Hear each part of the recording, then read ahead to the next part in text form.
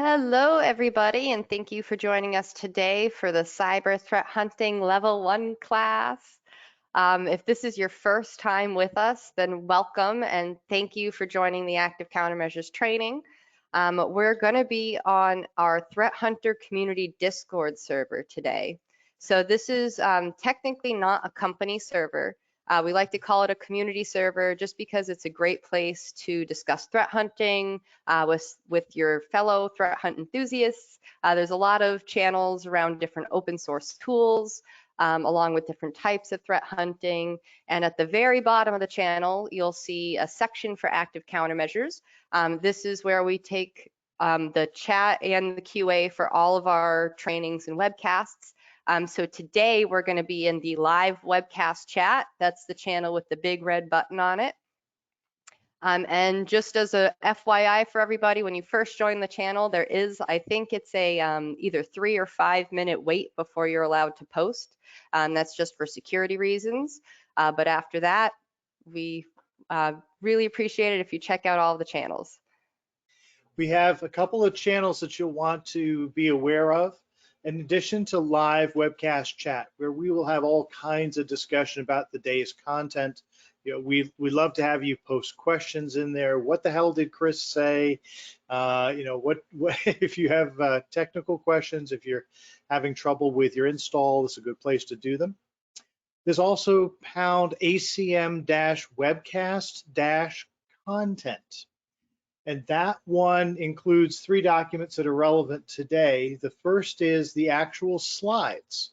We encourage you to pull that PDF down because when Chris is pointing at something on the screen and say, go here, it's a whole lot easier to click on the link in the PDF as opposed to try to click on the webcast. And I have done that way more times than I would like to admit. So the second one is that we've added a number of questions that show up regularly. So go ahead and pull down the frequently asked questions document. It's the most recent one at the moment in that channel. And the third is that we have had a number of people who said, look, I'm having trouble installing this locally, or I can't get VMware to work, or I have the wrong operating system, or I don't have enough memory. You've got a third choice, and this is to set out a cloud server on DigitalOcean. So there's a third document in there called Setting Up a Cloud Lab VM. If you pull that down, we walk you through step by step with screenshots of how to set up a virtual machine on DigitalOcean. And that's where you can do the entire lab for free, by the way. If you're a first-time DigitalOcean user, they give you a $100 credit. And that's enough to run that virtual machine for a couple of months. The $100 credit expires after 2 months, and make sure you read all the way to the end because I note that they will continue to charge you until you totally delete the virtual machine. I don't want anybody to be surprised 3 months from now, okay? Nah. Well, good morning, everybody. You, Keith. Glad to see everybody here. Looks like yeah, looks like we got numbers jumping in here, so woo. Good day and learn about some fun stuff. Oh yeah. And again, if this is your first time joining us, this is not the actual webcast yet. This is what we call pre-show banter and setup time. So if you have any questions about the VMs or the training in general, please feel free to ask them. And if not, then you can just sit back and watch us chat for the next about 15 minutes until we get started. A couple of people have asked who the odd-looking folk on the screen are. The one with the awesome, amazing, uber cool cat headset is, of course, our own webmistress, Shelby, and webmistress and webcast mistress, I suppose, is the better term. Is that right?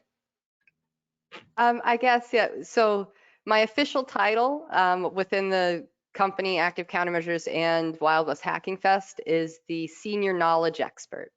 So that sounds so much more nice. I just love it. That's great. Yes, but I do a lot of the back end of things for the webcasts. So.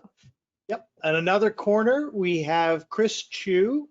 Chris is holding the company dog, and this is Lexi. who's a little sweetie. What's her breed again? She's a Shortky Poo. It's a Shih Tzu, Yorkie, and a toy poodle, and she is 8 months old now. Oh, Just got her first haircut. oh, No. that's great. She's going to be giving the presentation today. So if you have any technical questions, make sure you phrase them in dog. The gentleman in the awesome red hat, and who is that? The MAGA hat, Keith? I can't quite tell. Oh, no, that would be No, the I last just- thing I would wear. No, Porsche? no, it's a German No, it's football team. German football team, Stuttgart, a foosball team or soccer. Oh, I Nice. love it. What sad That's times we live Yeah. in when a red hat means that. That's a real sad VfB. statement. Yeah, and by the way, I thought I was the dog of the company, but I guess that's- No, I'm sorry. Not until you want to do the entire 4-hour presentation by barking. If you can do that, then you become the dog of the company. Yeah, yeah. Well, if And- I did that too often, my voice would become hoarse, right? And then I would be, Oh, Chris, can you take a minute and go and like beat him on the head softly with a pool noodle or something? yeah. Yeah, should it be, doesn't help. I should be banished for lame dad jokes. Yeah, there are too many of them That's around. the other Chris. Yeah, he's got the trophy for the dad jokes. Oh, yeah. Oh, that's true. yeah. See, we got a soccer fight going on already in Discord. Oh no, boy! Yeah, I we can't imagine Germans that know about our soccer team. Okay, so should I show the logo and maybe people can try to figure out what team it is? Oh, Where it it says is Stuttgart. There's Stuttgart on it. VfB Stuttgart. And then, well, the other sides are just advertisements, so that doesn't give it away. And then the last guy is the chief dork of active countermeasures. I'm Bill Stearns. I'm here to go spread as much chaos, panic, and misinformation as I can. And if I can do that, then it's been a successful day. Or a master of crappy little shell scripts. That's right. I have the business card to prove it. And you notice I substituted the word for crappy because I would not. Yes, want I to did. Bill, I think you are most known, at least in the active countermeasures world, for your Raspberry Pi webcast. Oh my, that's great. I love it. We were thinking about using that as an emergency backup communication tool in case services like mail and all the SaaS services that we use go down. We could set up Raspberry Pis at everybody's home, but then That's nobody awesome. actually get any work done. Hey, I have Yeah. one of yours right up here. You do? Oh, wonderful. There. Oh, well. There we go. For Yeah. anyone who doesn't know what we're talking about, a little while ago, I think almost a year ago at this point, Bill did a webcast called How to Build a Raspberry Pi as a Network Sensor. And it was a very awesome webcast that people are still enjoying to today. So Yep. And it was a good lesson for me. Whenever you're going to put instructions into a webcast, actually run them end to end on a fresh machine to make sure they all work. I learned the hard way that if I paste in some instructions on the Raspberry Pi from one source and I paste in some install instructions for Rita from another source and don't actually try them end to end, they will blow up. And in fact, at that time, Rita could not be installed on a Raspberry Pi at all. And it's a possibility now, but it's not a confirmed statement that it may be possible these days. There's some work that needs to be done on our end. nice. Well, and Rita does need a sufficient amount of resources, so. Yep, like a 64-bit OS, which is the big one. Yep. So maybe if you could like daisy chain a bunch of Raspberry Pis together, I mean. Glue, use the right glue and two 32-bit virtual machines become Yeah. one 64-bit. Yeah. Keith, you do not get to do processor design ever again. No, I'm sorry. no, I would fail miserably doing so. So we've got one special thing. Look, we know there are a lot of people who show up for these webcasts and they are, okay, I'm going to go in, I'm going to listen for, the time needed, and then I'm going to go off and I'm going to do something else. And I don't have any extra time to go and play, but I can make the time just for the webcast. And then there are the people that show up a half hour early every single time. And we love that. We get to chat about anything geeky that's going on. You take part, we get conversations going. It's wonderful. It really kind of gets the day going on a very positive note. And for everybody who shows up early and loves this kind of stuff, and this is the best part of the webcast, I want to go and pass along a t-shirt that was just for you. The guys over at the Spearfish General Store for Black Hills put together a t-shirt, and you have to go and take a look. This is I only show up for the pre-show banter t-shirt. And I think that will be a wonderful one to bring to Wild West Hacking Fest, or Wild West Hacking Fest Way West this year. And I hope you'll go and get a copy. I've got 2 shirts on the way, and they got them turned around in one day. That's awesome. Yes, and speaking of Wild West Hacking Fest Way West, for anyone who doesn't know this, we do have a conference coming up. It's going to be in person and virtual. So if you are ready to get back out there and want to see people again, we're going to be in person in Reno. It's going to be in June, and it's going to be a ton of fun. We got a lot of fun stuff planned. We've got an escape room. We've got a mechanical bull. So that's going to be awesome. And then it's also going to be a virtual conference as well. And we also have a lot of great stuff planned. We've got a swag bag lab that you're going to get if you've attended virtually. So either way you want to attend, there's going to be a lot of fun things to do. And I've gone ahead and shared the link to check out more information on that in both Discord and in GoToWebinar for everybody. Both Chris Brenton and I will be out there. Shelby, who else was? Oh yeah. Okay, great. Shelby Yeah. will be out there. You get to meet us and go and grill us on all the stuff that we haven't covered in the webcasts. We would love to see you there. If you feel more comfortable attending virtually, we're glad to have you come either way. So please sign up if you can. Oh yeah, lots of fun stuff going on no matter which way you choose to attend. But if you do attend in person, there is also the advanced threat hunt training happening that Chris is running. But that will be in person only. Got it. Bhuvan asked if we could reintroduce ourselves. It just came out a little bit late. That's no problem. Shelby has the awesome cat headphones on. Chris Chu has, she used to have a dog in her lap, but you can see her with the hexagon wall sculpture behind her. Keith has the awesome red hat for the best football team in the world, right?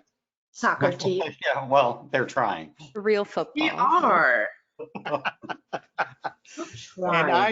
And I'm the chief dork. I'm Bill Stearns, and I'm hiding in the very dark cave somewhere in the middle of New Hampshire, trying to go and find a way out to where there's actual sunlight. We'll get there someday. Yeah, right. Yes, that's actually the one thing I want to ask everybody is where is everyone from? Like one of the things we love saying is happy time zone. I don't think we've said it yet today, but we say that because a lot of the people who join us, it's not, morning or afternoon or the 11 o'clock right now that it is for us. So it'd be awesome to see where people are coming from. Love the New England area. Oh yeah, Shane, I agree. New England born and raised, but moved to Florida a few years ago, and I gotta say, I don't miss the snow all that much, but it's definitely beautiful. In fact, everybody on the webcast used to live in New England. I'm the only one who's still here, and I think I'm the sole masochist left. All of the rest of you figured out that it's kind of nice to get up in the morning and walk out onto the lawn instead of walking out onto a freezing sheet of ice that is going to drop you like a rock. I don't know why people are attracted to that. That's just, I can't understand it. Right, yeah. Yeah, and in New Hampshire, are you currently in mud season or, after the melt? Okay. Yeah, the nice part is that it saves a whole lot of time teaching about the seasons when you're when you've got small kids, because there's mud season for 10 months, and then there's fall and winter, which are 1 month each. That's like August, Yeah. right? Yeah. Say again, please, Chris. And they say you got August. That's it. You got like winter and August. That's right. Yes. Yeah. Yeah, that's what I've always heard about New England. They have two seasons, winter and August. Yeah. And the nice thing is that as August approaches, you have to get the car warmed up because you've got like a 2-week window between when the last glacier pulls back and when the next glacier starts coming in. So if you don't get out to get gas and groceries, you're going to be really hungry around February. Well, we booked our room last night because we have a family reunion up in Pittsburgh, New Hampshire every year. So we're going to be up there third weekend of August. Awesome. Yeah. Fantastic. Well, looks like we got Berlin, Germany here, Hey, all right. New Hey. Zealand, Netherlands. My husband and I were just talking about the Netherlands being, I think it's the best country to live in or something like that. It's the top of the list. Yeah. I believe that. Yep. Well, and if anybody's from Munich, they're probably not going to like my hat. No. I visited Berlin at one point and took a tour, and the guy said the city motto is poor but sexy. And I think that's just awesome. Yep. That's great. Cool. Berlin is a really cool city. I lived there for about, I want to say 5 years, 6 years. What were you Awesome. doing at that time? I was working for the U.S. Army. Yep. Oh, wow. Yeah, but it is a really cool city. It's a city that never sleeps. Oh, yeah. If Yeah. you want to go, like, I mean, okay, that was back like in the 90s, late 80s, early 90s. I just gave away my age, didn't I? No, you Yeah, could have it's been like if you wanted to go to the disco at 7 o'clock in the morning, you went into the disco at 7 o'clock in the morning. Why wouldn't you? Why Now, come not? on, Yeah. seriously. Yeah, Yeah. it was fun. It was a fun city. It still is. It's a beautiful place. Yeah. Chaos Gonna- Monkey says he's from the south coast of the UK. I used to live down near Brighton, which is a little town named Port Slade, right off of the outside of Brighton. And I actually went back there. So I left in 1976. And when I left, Doctor Who was on TV fighting the Daleks. In 2006, I went back to teach a class. And when I was done with the class, I went back to the hotel room and took off my shoes and sat down for a few minutes to relax, turned on the TV, and sure enough, Doctor Who's still fighting the Daleks like I never left. That's awesome. Well, peeps, I need to get more coffee, so I'll be right back. Ready. Awesome. And I see we've got a few new people who have joined us, so I'm going to go over our spiel one more time. First off, this is not the actual threat hunt training yet. This is our pre-show banter and setup time. The actual threat hunt training will start just in a couple of minutes here. We are going to have a majority of the chat and the QA for today take place on our Discord server. So we have a Threat Hunter community Discord server. It is not technically a company server, but there is a section for active countermeasures on the server. Besides that, there's a lot of awesome channels for open source tools, different types of threat hunting. There's a job posting board as well. But at the very bottom, you'll see the active countermeasures section. And today we're going to be in the live webcast chat. It's the one with the big red button on it. I've gone ahead and shared the link to that in GoToWebinar for everybody who hasn't been on there yet. A few other things for today. You are going to receive a certificate of attendance via email tomorrow. And the other thing is the recording from today is going to be posted on the same page where you downloaded your labs from. And that actually brings me into a poll question that I want to toss out to everybody. So we've done a few of these trainings now. And sometimes when we've done these trainings, we have waited a few weeks to have the video come out, and it's come out and it's been edited. But we've also had a couple people who want to view it like the day after. So I'm going to toss out this question to everybody.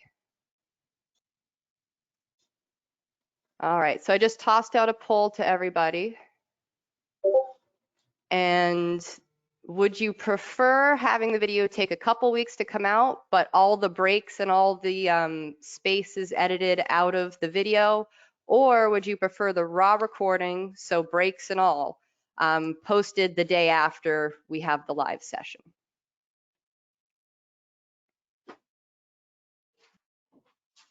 And I'm just going to leave it up for another couple minutes here.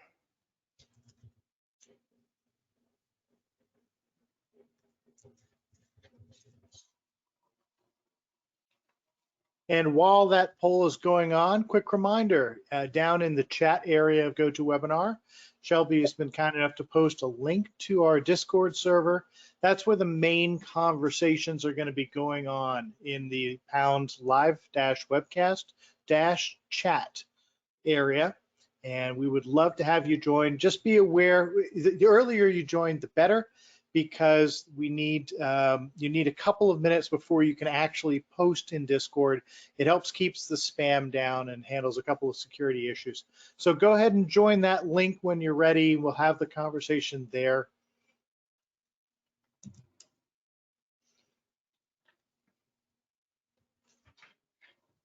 Gotta love when this kind of stuff happens too. So I'm seeing the poll is pretty much staying at like a 50-50 at this point. Teetering more on the raw recording, but a few people are making a good points in Discord about the full recording having good banter, and some of the breaks will usually have some good info in them as well. So, well, let's hope that let's hope that gets handled. yes.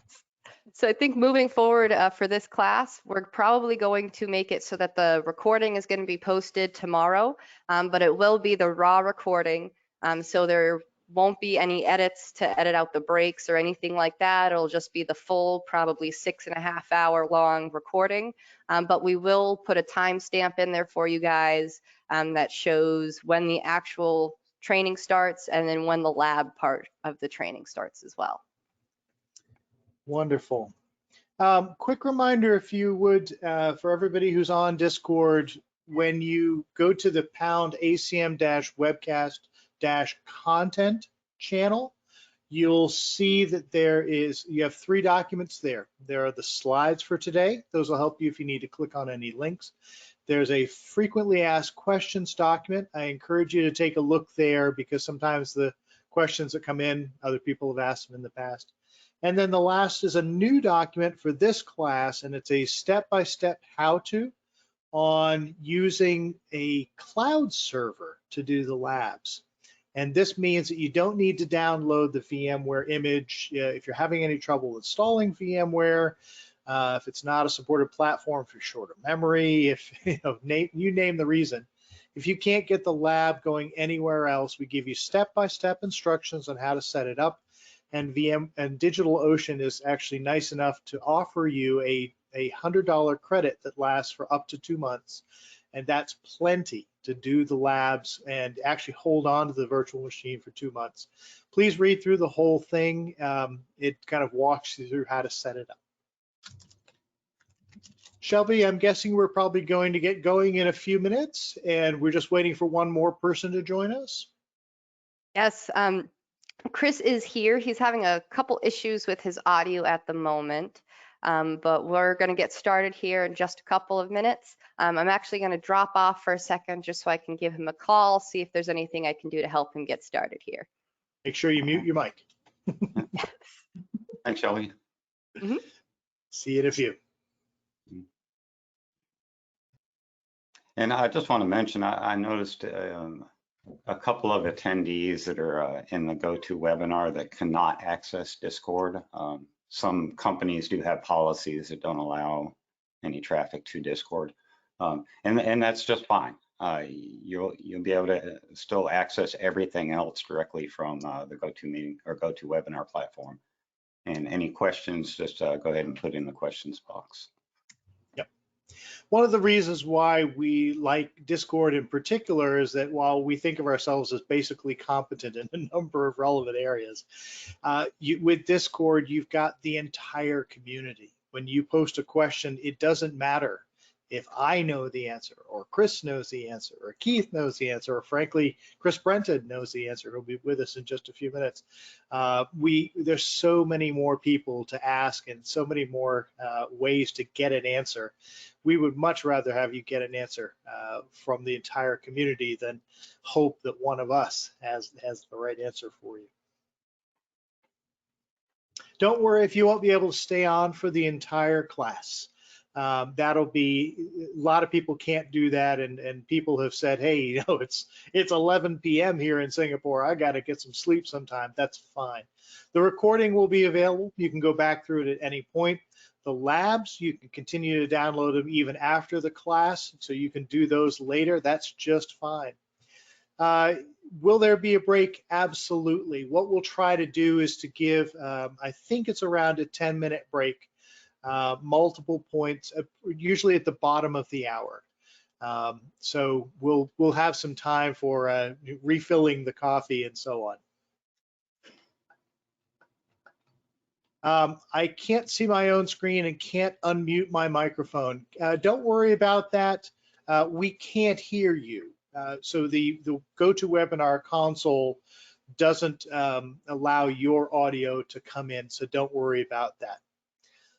Can't see my own screen. I'm not sure about that. You may have your GoToWebinar full screen, and so see if there's a way to stop it from being full screen. There will usually be a couple people who will ask, will we get a certificate? The answer is yes. That'll come out tomorrow to the email address under which you registered. And the fourth person to join us today, I'd like to welcome Ryan. Ryan is our video editor extraordinaire. He used to work for Spielberg, but Spielberg realized his talent was just too strong and said, you know, you're overshadowing me on all the Academy Awards. And so Ryan had to go on, and he's now working for us. That's a step down. Not true. Now, granted, it was Bart Spielberg, not Steven. Oh, okay. Well, Yeah. now. Always a technicality gets you. Exactly. Yeah, exactly. He used to be Bart Simpson, but then he got gay married. Okay. You can edit that out, Ryan, anytime. Like right now. Yeah, exactly. Where do I get the documents you mentioned? Excellent question. Over on Discord, there's a channel called #ACM-webcast-content. And the slides and the FAQ and the instructions on how to set up DigitalOcean as a cloud server are all in that channel. They're all PDF documents, and they are all safe to use. There's nothing malicious in there, but you're welcome to run them on a second machine if you're just that much of a security guy. All right. And it sounds like, Chris, you got your mic working, right? Are you just not able to? Yeah, so I have a choice. I can have a video feed or I can have an audio feed. It doesn't want to let me do both for some reason. Well, it's a good thing you don't like being on camera anyways, so. Yeah, so the audience choice is they can hear me or see me, and while neither one is a good choice, trust me that like hearing is better than seeing, so. All right, well, I'm making you presenters so that they can see your slides too. Cool.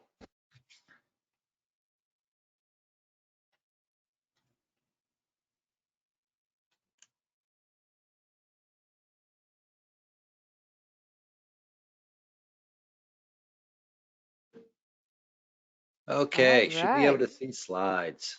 Yes, yes. All right, now that we have a Chris and we have slides, I think we're good to start the actual training. Sorry, Shelby. So I apologize. My timing was really off. So usually when I get this invite, the first hour is pre-show banter. So this is why I'm so late, and I apologize for that. So. Oh, that is totally fine. We did change things last time, so that's why there might have been some confusion. So for anyone who also doesn't know, this is a good point for people just joining us. This used to be a 4-hour course that we ran. So it used to be 11 until 4, with 11 to 12 being a setup hour. Then we decided to make this a 6-hour-long course. That way we could make more time for the labs. And because of that, we switched it to being an 11 to 5 o'clock course, doing only a half-hour of pre-show banter and setup. That way we're not making people sit down for a full 7 hours. So. Yeah. So Well, I on was that with note, Chris let's and take the most clueless person about what's going on and have them teach this class. Well, I'm with you, Chris, because I didn't real. That's why I showed up 2 minutes before the bell. Yeah. Cool. Yeah, All and right. Dog that can do it. Well, Let- let's let see. them We've got almost 800 people here, so yeah, let's get started. awesome. All Thank you, right, Chris. All right. we'll pop Well, off. Thanks, guys. Thank you, folks, for filling in while I was being an idiot. I appreciate it. All right. So I want to say thank you. This webcast is hosted by Active Countermeasures, but we definitely want to set a shout out to our partners, Black Hills and Wild West Hackenfest. We just, love working with everybody. So one of the questions I always get that I like to kind of handle right up front is, okay, I had fun in this. What do I do next? In other words, you go through the training, you go through the labs at the end, you feel like, yeah, okay, I got a lot out of this. I want to take it a little bit further. Where do you go from here? We've got some really good blog entries as well as webcasts that you might enjoy. One of the webcasts in particular, how to build a home lab. Another one, how to do network monitoring with the Raspberry Pi. Those are both really cool kind of add-ons to this because it allows you to take what you learn here, apply it to your home network, and just start running with it. It's a great way to kind of go through. I'm also doing some advanced threat hunter training, so that's the next level after this class. That's going to be at Wild West Hackenfest in June. So if you've had your shots, you feel like traveling, you want to come out, should be an awesome time. Now, you should have already downloaded the VM. If not, oops. But you might be, depending upon your bandwidth, you might be able to download it in time. Here's the login name and password for that. Fairly straightforward. So this will get you into the system. When you need to sudo anything, which I don't think any of the labs require you to, but if you need to sudo anything within the VM, use the password for that as well. You can either download the VM or download the install script. I like the install script because I tend to have so many systems running on my so many applications running on my system that even with 64 gigs of RAM, I tend to kind of butt my head on it a lot. So it's kind of nice to say, hey, Amazon or DigitalOcean or whoever, spin up a VM for me, and you can just run the install script on that VM and do all of the stuff out in the lab, and hey, life is good. So just a couple of options you have to go with. So logistics. So I'm going to have to tweak. So this slide will be different than what you downloaded in the PDF. It's the only change in the deck, but this is going to have to get tweaked again because, yeah, like I said, I completely disconnected on how long this was. I thought this was going to be compressed into 4 hours. We got 5. 5 is good. That gives us more time for doing the labs. But I'll probably go through and maybe in like the 3rd hour, we'll do the 20-minute break instead of at the 2nd hour. Just to kind of get us some motion going, and we should be well in the labs at that point anyway. So, but please use the Discord channel. There's a lot of good information that gets shared there, as well as just the ability to kind of chat about this afterwards. Also, there are lots of folks that are smarter than me that attend these webcasts. So a lot of times questions you ask, you not only get an answer from me, you can get an answer from others. Just helps to kind of get a more complete picture. So it's a great place to go hang out. Now, a lot of what I'm going to talk about bucks trends. In other words, if you go to any other training, and I know because I generated a lot of it out of SANS and stuff like that. If you go to any other training and you kind of talk about how do you find the bad guys, what are you taught? Well, you're taught collect logs from everywhere, centralize it, pattern match on it, generate alerts, and you'll catch the bad guys that way. Honest you will. It doesn't work, and we'll talk about why it doesn't work. So I am going to break the norm out of that, if you will, and say we need a different plan. We need an alternate solution. We're doing the same thing over and over again, and it isn't working. Maybe we need to try something different. It's real easy to kind of get caught up in cognitive bias with this, meaning that it's real easy to kind of keep falling back on what you've learned before, even though maybe that's not the best way to go about it. So I'm just asking, keep an open mind as we go through this. And we'll just kind of hopefully give you some better ideas on how to keep bad folks out of your network. So what do we do today? Well, I kind of described it briefly, right? Set up logging on all your systems, send it to a centralized location, run endpoint agents on everything. We tend to kind of focus on the endpoints and doing as much with that as we can. Typically, then what we'll do is, now that we have it all in a central location, let's write up signatures. What's a signature? Oh, it's just a pattern, right? Hey, if I see the character string PowerShell.exe get logged on any of my hosts, generate an alert, that's something I want to pay attention to. That's a great example of a signature. Of course, one of the biggest problems with signature is if I take your if I take your PowerShell executable and rename it to be something else, hey, you don't see alerts anymore. But we'll come back and we'll talk about that one a little bit more later. So this, centralize everything, write signatures around it, respond to alerts. This is the way we've tried to deal with this for years. And there's a number of limitations on this. First off, most logging is kind of based around syslog. Windows is a little different, but for everything else but Windows, syslog is kind of our underlying protocol. The biggest problem with syslog, and quite honestly, the biggest problem you get really on the Windows side too, is you don't really have a severity level of security, meaning that as an application writer, if I know that in a lot I want to generate that's going to get generated would be a security related, hey, this might be an indication that somebody overflowed the buffer on my application or something along those lines. There's no severity level for that. So I've got info level, I've got debug level, I've got all these different levels of logging that I can do, but we never broke out security. This is why we end up doing all that pattern matching. Because quite honestly, if we had a severity level of security that we could tag, you don't really need to pattern match anymore, because anything that was security related would already be tagged as such. Our whole reason for pattern matching is to try to figure out which of these, thousands, millions of log entries actually has something to do with security and which ones don't. So, there's no real standard around this, and everything does things differently. Go back 20 years and I was writing the centralized logging and alerting class for SANS. And one of the exercises I went through was trying to figure out what alerts should you be looking for? What log entries are actually interesting?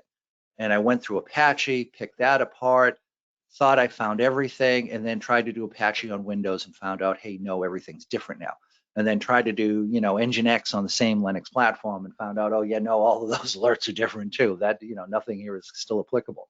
So it's this, just never ending, you're constantly fighting a battle trying to figure out what's interesting and what's not. And this concept of put everything on the endpoint, it's one of those things that when you hear it, it sounds good. But when you stop and think about it, you realize, yeah, no, it doesn't happen this way. Jack Rhysider has a great podcast called Darknet Diaries. If you're not listening to it yet, you need to. And if you go back to the last episode, not the, 2 episodes ago, the last one was really an ad for a company. But if you go to the one before that, he goes in and he was talking about, trying to catch things. And, one of his personal examples came out of finding malicious activity coming from an internal IP address and trying to relay that information to the internal team and having him tell them, oh no, that endpoint doesn't exist. We don't have any endpoint software on there, therefore that system isn't there. And he's trying to tell them, well, hey, we're seeing this data. I'm seeing it on the wire. There's definitely a system there. We kind of oversimplify the ability to try and get software on everything. Because really, at the end of the day, our endpoint agents are going to support certain platforms, like Windows and Mac and maybe Linux if we're really, really lucky, and that's about it. Well, what about our Cisco routers? What about the phones that people are bringing in? What about our industrial Internet of Things devices? Well, we can't run agents on any of that stuff. So that sometimes you can't even get log entries out of them, which is another problem with trying to centralize all of this. So going after the endpoint, yeah, it's a good idea to try to protect on the endpoint, absolutely. But you can't rely on it being 100% because there's always going to be stuff there that you can't collect from. We had a customer come through ACM. This is back in our alpha phase. They bought an AC Hunter. They deployed it on their network, which is our threat hunting tool. They came back about 2 days later and saying, hey, we think we're seeing something weird. Can you look at this with us? And we looked at it and said, oh, yeah, you're definitely looking at something that looks like it's an indicator of an attack or an indicator of 3 compromised systems calling back to a command and control server. They had 3 different IPs that were beaconing out. And one of the big giveaways was they were beaconing out on a regular basis and they were doing out to Guangzhou, China. And as you can probably guess, this company had no association with Guangzhou, China. You know, no field office there, no business partners, no nothing. They ran them down and found out they were 3 IP-based cameras that the facilities team had bought off of Amazon. So right out of the box, they were compromised, you know, by the vendor, which means even if they had a logging facility, which they didn't, but even if they did, the vendor isn't going to log that. So if you're relying on endpoint stuff to try and protect your network from this, it isn't working. You know, what were these 3 things, you know, what were these cameras doing? It looked like they were taking pictures of the inside of the facility and sending it off to Guangzhou, China. So again, without monitoring the network, they never would have caught that. If they had just focused on endpoint only, which, oh, by the way, prior to buying our tool, they did, which is why those cameras had been doing that for 3 months before it actually got caught. Your other issue is a failed open situation. By that, I mean, if I take a device and drop it on the wire and it's not centralized logging, it's still got internet access. So there's really no way to know how much of your environment you're collecting logs from at any given time. And like I said, and even when you are, you're pattern matching. I mean, this is 1990 antivirus technology we're talking about here. Hey, I saw this interesting event 3 years ago. Let me keep looking for it now. Well, here's the problem. Attackers are constantly evolving. So what was used against you a year ago, or what was even used against another company a month ago, isn't going to be what they do against you. So having signatures for that doesn't really matter. SolarWinds is probably a great example of that. You know, the Sunburst C2 channel that was being used, I can guarantee if you wrote signatures around that, you're never going to match on anything. Why? Because the malicious actors that did it are going to look at, oh, hey, we got detected. This is what people are looking for, so let's do something slightly different so we fly under that radar. So our signature matching, you know, it sounds good in principle, and I know I would love to have it work too, but consistently that just doesn't pan out. And a lot of this comes from the fact that this is really old technology. You know, centralized logging, pattern matching. I mean, you know, this is all out of like 1988, back when, you know, parachute pants was still a big thing. We need to evolve. We need to figure out, okay, this technology has its limitations. What is it good at? Let's keep using it for that. But what is it bad at? We need to find other ways. And one of the things it's bad at is actually detecting malicious actors when they drop on your network. Is there data showing this broken? Oh yeah, there's a lot of it. Now, when you start looking at the data, this is one of the things I ran across. There was a lot of folks claiming that the dwell time, the amount of time between when an attacker gets a beachhead on your network and when you actually detect that attack, that dwell time is going down, and it's going down quickly. Yay, we're doing better, right? That's what it looks like, because it's a smaller number, so therefore it must be better. Well, here's the problem. The problem is ransomware is skewing the numbers. What happens with ransomware? With ransomware, I get in, I encrypt your drives, and then I tell you I did it so that I can try and get you to pay me money. Well, what they're looking at is, well, we detected it now that the attackers told us they were on our network. No, no, that's not a detection, right? If I tell you I've done this, you didn't detect me. I gave it away. And I'm giving it away because I've already accomplished my goal, which is to encrypt all of your drives. So to me, that really skews these numbers, because if you think about it, if I'm doing a ransomware attack, I'm going to drop on your network, infect as many machines as I can, encrypt the drives, and let you know. So there may only be, you know, a day or two from when I first got that beachhead to where I'm going to notify you. Yay, we detected in 2 days. Well, no, not yay, because we're host. All of our drives are encrypted. So that tends to really skew these numbers. If you look at persistency, in other words, if you look at, no, the attacker's goal is to get on the network and stay there for a while, we're really not doing any better at detecting that stuff. So we've got one new tool, quote unquote, in our arsenal, which is, the attackers are letting us know they're on our network more often. But of course, by the time they do, it's too late anyway. But that is what's skewing a lot of these numbers. If you really if you pull that stuff out of the mix and look at it, we're actually in a lot of ways getting worse at self-detection. And it's not so much we're getting worse at self-detection. The attackers are moving faster than we are. They're getting better at hiding their tracks faster than we're getting better at detecting them. So we're falling behind, and that's where a lot of these delays are coming from. So is log review threat hunting? Absolutely not. I'll define threat hunting in just a little bit, but I have a lot of conversations with people that say, oh yeah, we threat hunt our network. And they usually talk about, yeah, we go through our centralized log and comb through the alerts, or, our endpoint detection software, we review those logs every day. That's not threat hunting. Basically, if it's something you were doing 3 years ago or more, it's not threat hunting, because threat hunting really is new. The whole concept of threat hunting and the process of doing it, this is brand new. So anybody who says, yeah, I've been doing it for years, you haven't. No, you haven't. The technology just wasn't quite there yet. There were some people doing it, 3-5 years ago, myself, John Strand, Bill, Keith, a few others on the call, and others. But it wasn't a common technique. It's certainly, let's see, how new is threat hunting? Threat hunting is so new, it's not a requirement in any of our security attestations yet. PCI doesn't require it. 2700 doesn't require it because it's still new. And for whatever reason, as security people, we tend to be kind of laggards adopting this stuff overall. So I wouldn't expect to see this as part of any standards, at least for the next 2 or 3 years. So what does threat hunting do? What's its goal in life? When you look at what we have today, all of our tools, techniques fall into one of two different categories. They're either protection-based. This is to keep the bad people out, like firewalls, like proxies, like two-factor authentication. And then our other set of tools are response tools. This is what we do once we know the bad people in, like incident handling, like cyber insurance. That's a good one. Public relations is another good one we tend to kind of overlook. This is all stuff that gets kicked into gear once we know the bad people are on the network. Our problem is pulling those two together. How do we figure out when our protections have failed and we need to go into response mode? And depending upon whose data you look at, it's anywhere on average from like 90 days to 2 years for us to catch persistent connections today. That's how big that gap is between those two circles.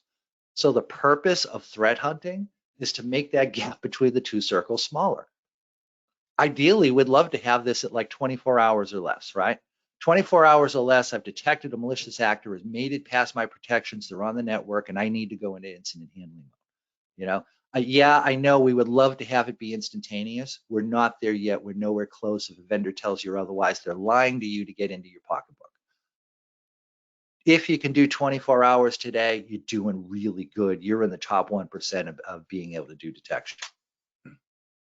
Well, what about threat intel feeds? Why can't we leverage those? Well, because threat intel feeds are kind of the same thing as the pattern matching in our logs. It's outdated technology that doesn't work anymore. This is another thing that kind of, mirrors the old-fashioned antivirus. We're pattern matching. We're saying, hey, this IP address used to attack somebody else, and now you should worry about it because it might attack you. Well, back when attackers wanted to do mass propagation, that made a lot of sense. Today, that's not their goal. Their goal is to get on your network and steal something that's worth money. It could be resources, it could be intellectual property, it could be personal information, it could be all sorts of information about your customers. It's something with value. Because it has value, they will make money off it. Because they will make money off it, that will fund their ability to customize the attack for you and only you. So the antivirus they drop on your network has never been seen anyplace else before. And more than likely, the command and control channel they're using against you won't be identical to anything they've ever used before, too. And certainly the IP addresses they're talking to on the internet, those will be totally different versus what they use for everybody else. You should feel special. They're customizing this experience just for you. They want to give you personalized service when they rip off your network. But that means we can't just pattern match on what everybody else is saying. And part of the problem is a lot of this stuff that ends up on Intel IP ban lists and Intel lists are bogus. It's, it really depends on the source. Some of these are created by, groups that do this for a living and folks that know how to kind of run down attrition and figure out, is this something I need to worry about or not? And hey, those lists are probably fairly accurate for the brief life period that they're good for. But a lot of these lists that are open source, anybody can submit. And what it comes down to is a lot of times it isn't that the IP address was malicious. It was the person that reported it was too stupid to figure out what was going on. This is a great example. So these are all reports that people have filed because Bing's bot was crawling their website to index it to order to be able to give back search results to people who go to Bing and do a search. And look at some of these comments. Ran all JavaScripts on page, showed up in Google Analytics. Yeah, that's what a bot does, Bing bot out of control, still attempting to hit my site even when banned. Well, yeah, okay, it's coming back again. The ban thing, I don't know, maybe they did it wrong, but you get the idea, right? This is a bot that goes out and crawls the internet in order to give data to Bing. This is what it's designed to do. It's not malicious. Now you can decide I don't want to be, indexable by Bing and ban them, and that's fine. But this isn't an attempt to take off your network and take out your network, and yet, it kind of gets recorded that way. And like I said, the life expectancy of the value of knowing an IP address was used in a malicious attack is pretty damn small today. I would say it's definitely less than a week, meaning that by the time you get that IP address, it probably has no value. And one of the things that bugs me in every feed that I've ever looked at is they'll tell me what IP address to ban, but they won't tell me how long it's been in their database for. See, this is giving me a date timestamp, and that sounds good, but this is actually when it was extracted out of the database, not when it was entered into the database. Because if I get a hit on an IP address as being potentially malicious, and that was put in the database yesterday, okay, I want to pay attention to that. If it was put in the database 6 months ago, I don't care about that. It's probably public space, and that IP address got recycled to somebody else by now anyway. So again, threat intel isn't going to really do this for us. And I know we really want to be able to set this up on alerts, right? Really want to be able to say, oh, hey, generate an alert anytime you see threat actors on my network, but it doesn't work. This is Suricata. Suricata is an awesome tool. Don't get me wrong. I used to be a Snort guy. I'm more of a Suricata guy. I think it's really good at what it does, but it's not very good at catching command and control channels. I took a data set that I ran through Suricata. Here's some of the things that have popped up. It said, oh, hey, somebody plugged in a USB drive. Oh, hey, somebody is going to a domain that's part of .cc, and they might be trying to pretend they're a .com. Well, okay, first of all, that's not what happened with that last one. But yeah, okay, kudos for at least trying. But what was in this data set was an Empire command and control channel, a DNS Cat2 command and control channel, and it gave absolutely no indications of those taking place. So again, our network-based intrusion detection systems, they're certainly useful, they've got their place, but they're not showing us everything. So, okay, we've got those protections and they're not working. I talked about threat hunting may be a way to solve this. So what should threat hunting be? If it's not checking alerts, what is it? It's a proactive validation of all of our systems. By that, I mean, I sit down today and I say, I am going to threat hunt my system, my network. I'm doing it today because I do this every Monday, or I do it every morning, or I do this whatever that period of time happens to be. It's not because I did or did not see an alert out of my endpoint software. It's not because I did or did not get a signature match out of my logging system. That doesn't mean an alert can't trigger this activity, but true threat hunting is something we're going to do without any perceived bias, meaning that I'm not going to make the assumption my network is okay. I'm going to do a thorough check in order to be able to validate that. The output of this is a compromise assessment. So if you think about, if you buy a used car, right, before your insurance company wants to cover it, one of the things they want to know is, do you have any dents in it, right? Because that's one of the things you might choose to claim. And if it had a dent when you bought it, No fair waiting a month and saying, oh, hey, somebody dinged me in the parking lot to try and get the insurance company to pay for it. No, no, no. You bought that car knowing that dent was there. That's not what insurance is supposed to be for. You're trying to game the system. Well, this is kind of the same type of thing, where we want to go through the entire network to see, hey, is there something here that we need to be concerned about? So what's the process of threat hunting? So so there's what it is in general concepts: a proactive search of the network, of every single device on that network, to see if there's any indications, command and control, heading back out to the internet. This is where we want to start. How do I do that? What do I do? What are my first steps type of thing?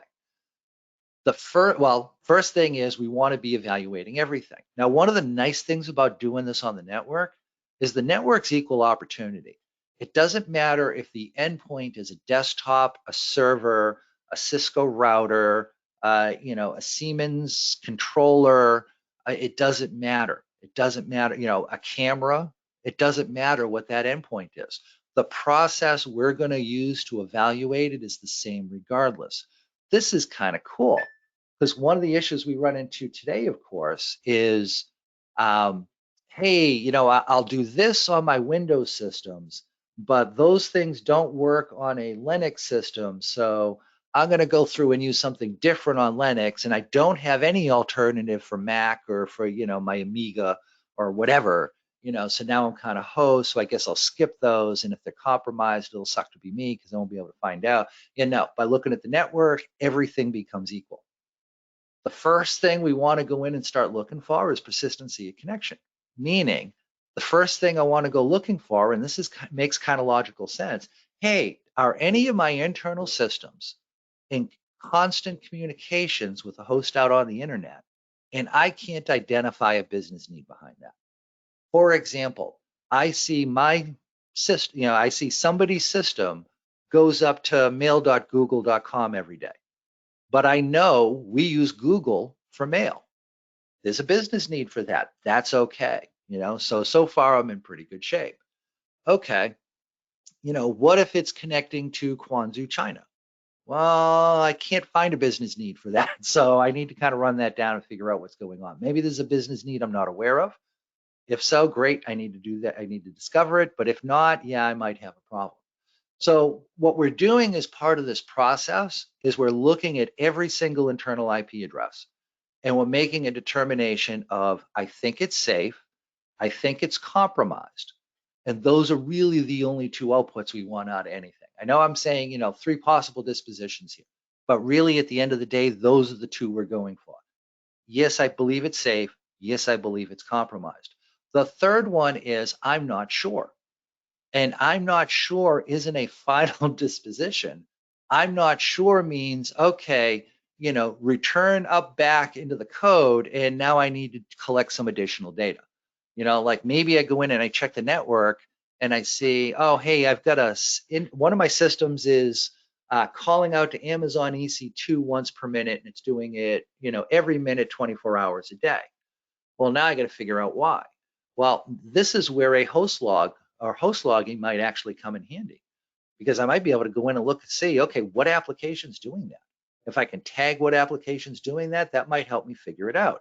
Hey, it's Slack doing that. Oh, we're a Slack shop. Okay, that makes sense. All right, not a problem. Oh, that's Netcat doing that. Oh, wait, my users don't run Netcat. Why is that happening? We might have a problem. We need to run it down. You get the idea. So like I said, start with the network, because this is going to give us our greatest level of visibility. This is going to give us the ability to go through and do a validation of every single system, not just the desktops. So what type of activity are we looking for? Like I said, persistency of connection. So that could take form a couple of different ways, but here's just one example. So don't worry about what this tool is. This internal IP address, this 192.168.99.51, is connecting to this IP address, 104.248.234.238. This graph on the bottom is describing the connection frequency. Every one of these bars is a 1 hour period of time. So from left to right, this is 24 hours. So my x-axis is time. My y-axis is quantity.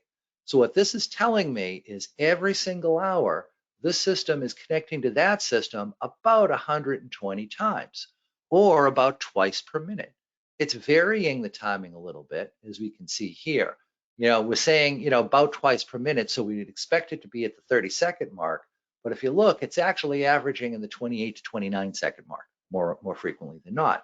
But hey, it's constantly in contact with that external system. So now I need to figure out why. Is there a business need here? If so, great, we're okay. If not, maybe not. And like I said, this is where our host logging might actually come in handy for us.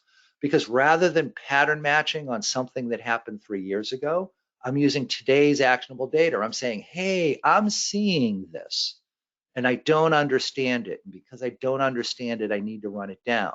If there's a business need behind it, great. I'll create an exception for it so I don't have to pay attention to it in the future. But for now, I need to solve this and figure out what's doing it. This is where host logging will come in handy. Because if I have a way to say, hey, I need to see what application was making these connections running on this internal IP to that external IP over this date time range that I'm analyzing. If I have that capability, well, now this becomes a whole lot easier, right? One of the things we can do is we can go in and we can write in a signature to look for PowerShell. But what we find is that, our security people use it, our IT administrators use it. We're going to have some level of false positives to deal with. Well, here, no false positives to worry about, right? It's doing something I don't understand and doesn't appear to have a business need behind it. It's an application I don't expect to be running on that system. The combination of those two means this is something I need to go in and pay attention to. So let's get in and talk about techniques. So how do we want to go about trying to identify command and control channels? It is a command and control channel. Command and control channel is, if you kind of think through the process of what an attacker does, right? They're going to get malware delivered to your network somehow. Typically, it's done by phishing. So they will send an email to someone that has some sort of content that tries to fool them into opening up that message. So it may, excuse me. So it might be an attachment. It might be a link off to a site on the internet. There'll be something in that email that once the user clicks it, that initiates the installation of malicious software on that system. Now, if that software has a simple purpose in life, it probably doesn't need to be controlled. Like if all it's going to do is just encrypt the drive, you don't need a command and control channel for that. We'll come back and talk about that one more a little bit later. But for most modern day attacks, where they don't understand the landscape on the inside of the network fully, it needs a command and control channel. It needs a way for a human to interact with it, to tell it what it needs to be able to do next. Think of it as like driving down the road, right? I could go in and I could try to program my car how to get from my house to the grocery store, but I'd probably crash in the first quarter mile, right? Because sometimes the road might shift 3 inches to the left and I just don't even think about that. I just do it when I'm driving. So if I try to program that in, the first slight variance in the road, bang, I'm gonna hit something. What if a cat runs across the road? Well, the brakes are gonna have to be initiated in the spot where they're usually not initiated, right? So to pre-program with a lot of variables in play is really hard. The easiest way is just put a person behind it. So now that person can see, oh, hey, here's something that wasn't expected. Here's a way to go in and kind of deal with that. So that's what our command and control channel is for. It gives the attacker the ability to issue commands on that system. They've just compromised on your internal network. So how do we find that? Well, one of the easiest ways to find it is to start monitoring all the traffic going to and from the internet. It's not going to be a firewall log. I'll tell you that right off the bat. It is not going to be a firewall log. Firewalls really aren't designed to be high fidelity logging devices. They just don't give you enough detail. That isn't very helpful. So we're going to need to do something else. You can do full packet captures. That's the way people have done it classically. I prefer to use Zeek. Zeek is an awesome tool if you've never worked with it before. If you haven't, you will today. What Zeek does is Zeek is kind of like a PCAP, but in a terser format, meaning that I can, Zeke goes through, looks at all the stuff about the packet that would be interesting to us as security people, and throws away everything else. The nice thing about that is it uses about 1/20th the storage. The other nice thing about that is because it's already been compacted down, going through and processing that data, searching it, indexing it, that type of thing goes much, much faster than if I was trying to do it with full PCAP. You want high fidelity. So 5-minute captures aren't going to tell you much. Sunburst was beaconing, the command and control channel they were using was beaconing every 15 minutes plus or minus 10%. So that was about a 90-second variance in there. If you're monitoring a 5-minute period of time, you're not going to catch sunburst, right? Because it may or may not even go off in that 5 minutes. If you're monitoring a 20-minute period of time, you're still not going to catch sunburst because it's going to go off once, maybe twice if you get the timing right, and that's it. And 2 connections really isn't enough to figure out that that's a persistent connection. So we want better fidelity than that. Absolute bare bones minimum 12 hours of data. Ideally, you want to be using 24 hours. If you work for a 3-letter government agency that you can't tell your family you actually work for, you probably want a week's worth of data to process because you are handling data with a high enough value to make it worthwhile to a nation state to come in and maybe beacon once per day, and that's about it. And if you don't have a week's worth of data, you're not going to be able to catch that. So again, how much data we need to capture kind of varies depending upon the value of the data we're responsible for protecting. But a good rule of thumb for most organizations is you want to go for 24 hours. Might be more than that if you have, super secret stuff you're dealing with. But for most of us, 24 hours is going to get us in the right ballpark. And the first thing to go looking for is that persistency of connection. So that might be that internal system opens up a communication channel to a host out on the internet. So TCP 3-packet handshake goes by and it just leaves that connection open all the time. It might be like we were seeing in the earlier slide. Hey, every 30 seconds, just call out to that server and say, hey, do you have anything for me to do? Has the attacker queued up any commands? Yes or no? That's persistency of connection. So that's the first thing we want to go looking for. So if we have systems that like send a couple of packets back and forth over like a 30-second period of time and then stop to never communicate with that external IP again, yeah, now that's not persistency. We don't need to worry about that. What we're worried about is, hey, it looks like this system seems to feel like it needs to talk to that host out on the internet all the time. That's the stuff we want to focus in on first. The next thing we want to focus in on is abnormal protocol behavior. What do I mean by that? I got a couple of examples in the slides, but just to give you one common example. This is probably the time you'll see it most frequently. You'll see traffic going to TCP 443 on a system out on the internet. That's the port used by HTTPS. So that's normally secure web traffic, which means I expect to see an SSL or a TLS handshake there, right? Because the way HTTPS works is the client sends an SSL client hello packet out to the server server sends back its hello packet, and those hello packets just basically say, hey, here's the algorithms I want to use for data privacy and for authentication. And then the server will respond with its hello packet that says, okay, out of the stuff you say you support, here's where we intersect. Here's what we should use. And then the server will also send a copy of its digital certificate so that the client has a copy of the public key for that server. That needs to happen every single time an SSL TLS channel gets established. So what if I see my internal system connecting to a host out on the internet and they're doing it fairly frequently, and I never see an SSL hello packet go by? Well, that tells me that's not SSL. Well, why are they using the port normally associated with encrypted web traffic if it's not encrypted web traffic? And typically that just means, yeah, they're just tunneling data out through that port. So that would be abnormal protocol behavior. It's TCP 443. That's the well-known port for HTTPS. I expect that to be encrypted web traffic, and it turns out it's not. It's something else. That makes it worth paying attention to. The next 2 bullet items are interchangeable, and it really depends on your environment. So I'll look for persistency first, abnormal protocol behavior, and then what I do next depends. I say check the reputation of the external IP address. That's what you want to do if you have horrible data and telemetry on your internal network. Try this test at work. go to your IT team and say, hey, I'm seeing some suspicious traffic associated with this IP address, and pick an IP address that's out of the DHCP range that your environment uses. How long does it take the IT team to tell you what that system is? If it's like a minute or less, you're in good shape. Go investigate the internal system first. If they can't tell you an answer to that question for like 2 hours, go to external IP address first, because that'll be easy. It's actually easier to find out what's going on with an IP not on your network than it is to find out about the one inside your network.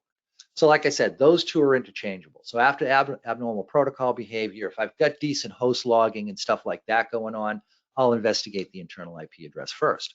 If I don't, yeah, I'll jump to the external IP address. Once I've gone through those 4 steps, persistency of connection, abnormal protocol behavior, reputation, and usage of the external as well as the internal IP, now I need to go through and kind of figure out, all right, is there a business need for this type of communication?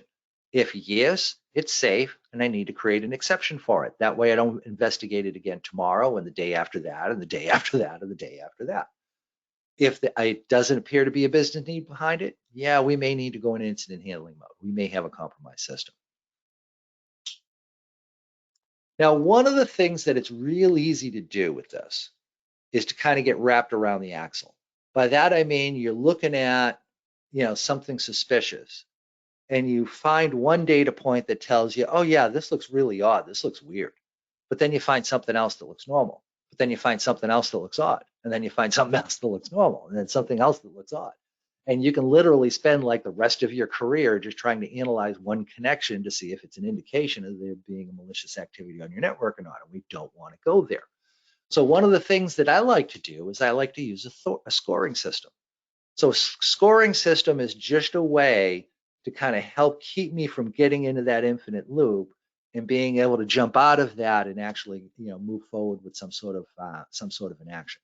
So for example, I might say my scale is 0 to 100, where 0 is I am positive that system is safe, and 100 is I am positive that system's compromised.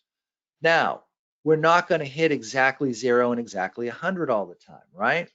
So we probably want a buffer in there. So we may want to say, hey, if the score is between 0 and 30, I'm going to assume that's the same safe system and move off to the next one. I may further say, hey, if the score is 90 to 100, that entire range is enough to say I need to go into incident handling mode. Well, what about everything between 30 and 90? What do I do?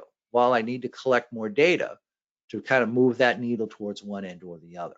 And I want to identify major modifiers and minor modifiers. What's a major modifier? Major modifier would be something like persistency of connection. Hey, I'm seeing this internal system beacon to that external IP address once per minute, and it looks like it's varying the time it's using to call out in an effort to try and hide its tracks. Oh yeah, that's worth like 80, 90 points, right? Yeah, maybe 85 points. That's enough to look at it and say, oh yeah, I am really suspicious now. What's a minor modifier? A minor modifier might be something like, hey, the way it's negotiating its TLS connection is different versus all my other desktop systems.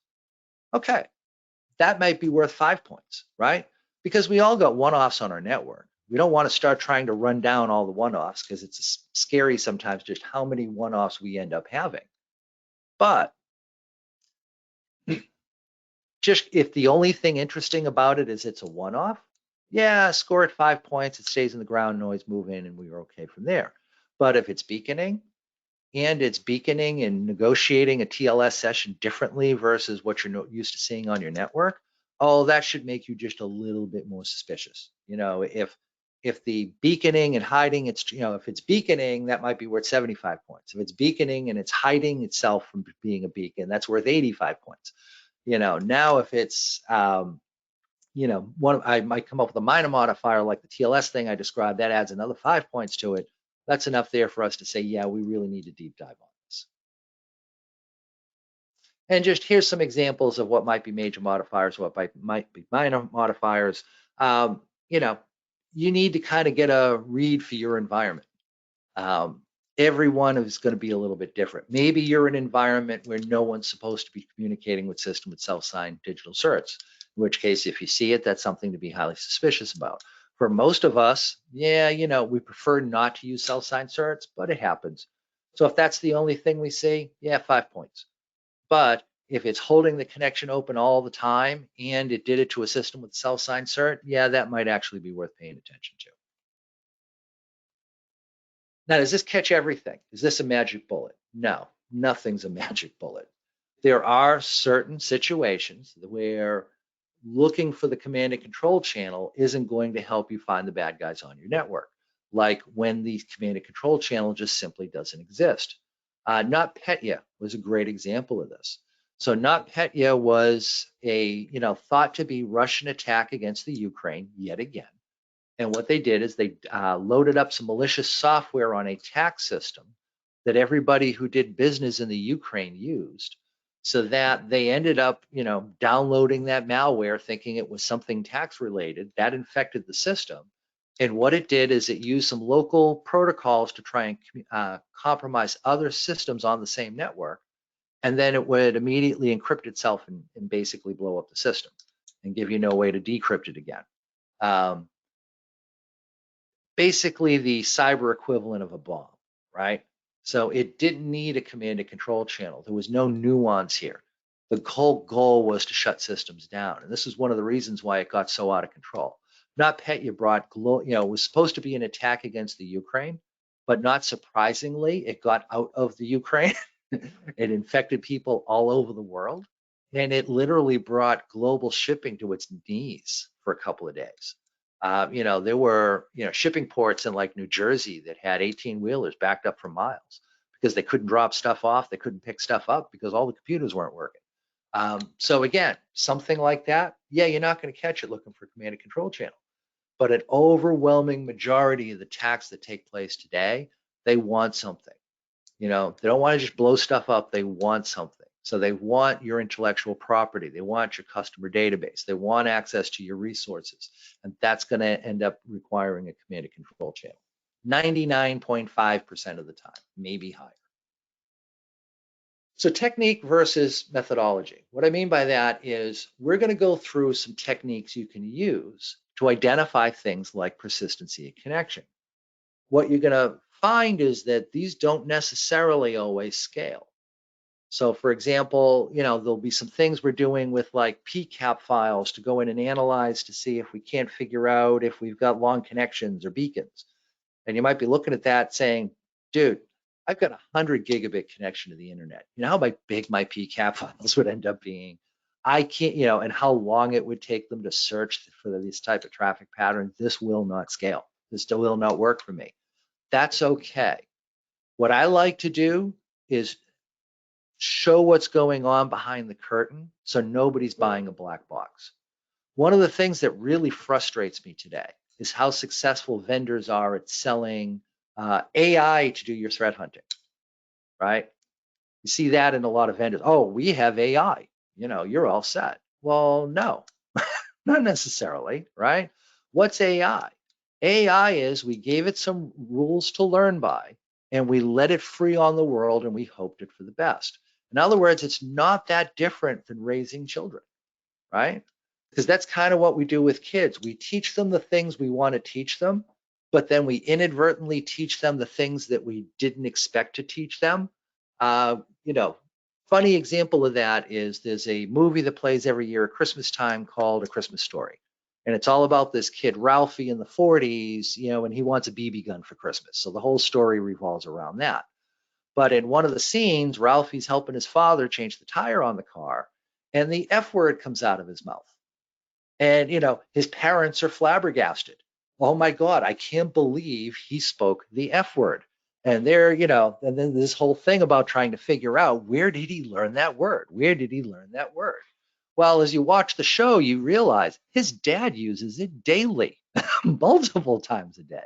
So he didn't intend to teach him the F word, but hey, it kind of happened that way. And then the kid ended up using it in that context. That's what could happen with AI if we don't really understand the structure and how it works. And I think we're in a position today where we have some successes and we have a lot of failures, and all the failures don't necessarily get recorded. What do I mean by that? A lot of folks may remember, what was it? Taya and You, I think, was Microsoft's chatbot from about 6-7 years ago. Now think about this. This was a bot that was designed to converse with people via Twitter. How long have we studied conversations for? 150,000 years? So we've had a lot of knowledge and technology we've built up around that for over the years, right? We've needed to deal with communication for 150,000 years now. So it's something we've worked on very, very highly. So you would think if there's one thing we should be able to do is it's to create a bot that can talk to people, right? Because communication is what we do and always have as a species. Well, what happened with their chatbot? In 16 hours, they had to take it offline. And then it was offline for about a month. And then they tried putting it back online again. And then that time they had to take it offline within 4 hours. Why? Because it turned into the most racist, sexist voice you have ever heard in your life. Some of the things that was coming out of Microsoft chatbot was like, oh my God, are you kidding me? Things like the Holocaust is a myth or a lie or some bullshit like that. It was also, like all feminists should effing die and burn in hell or something like that. I mean, some of the things that chatbot was saying was like, whoa. And, and I don't have, sensitive ears. And even for me, it was kind of like, whoa. And this was Microsoft. They're kind of good at writing software. And it was implementing AI around a technology communication that as a race, we kind of understand. And they still couldn't get it right. So now let's apply AI to hunting for threats on a network, which is all relatively new technology, and what could possibly go wrong. So, the whole AI thing, yeah, I know it sounds really good. And I know we want it to work, right? Because, oh, hey, you're just saying that that'll, it's like self-driving cars, right? Oh, the car will do the driving and I don't have to deal. Oh, that sounds awesome to me. Some people don't like driving. So let's just let car deal with it. Well, yeah, okay, that's great, right up until it doesn't work. And there's always edge cases that, pop up that we didn't expect. Security is the same type of thing. So the reason I'm talking you through this stuff is to kind of understand what needs to happen underneath the hood of this software in order for this stuff to work effectively. And with that said, it is the top of the hour. So let's take a 10-minute break. And after that 10-minute break, we'll come on and we will keep on from here.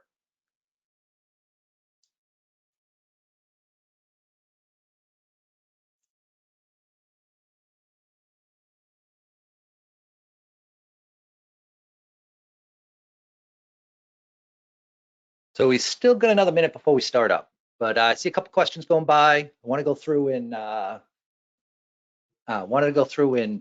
just kind of chat through them. Somebody was asking, I missed what C2 stands for. So C2 is short for command and control. That is the methodology that an attacker uses to go through and control a system that they've compromised on the network. Typically, it's by having that internal system call out to what is referred to as a command and control server. That's just a server that goes and queues up the commands for the attacker. And we'll talk more about that as we go through. Had another very long question that was kind of talking about, hey, is there a way to kind of talk to folks about this stuff?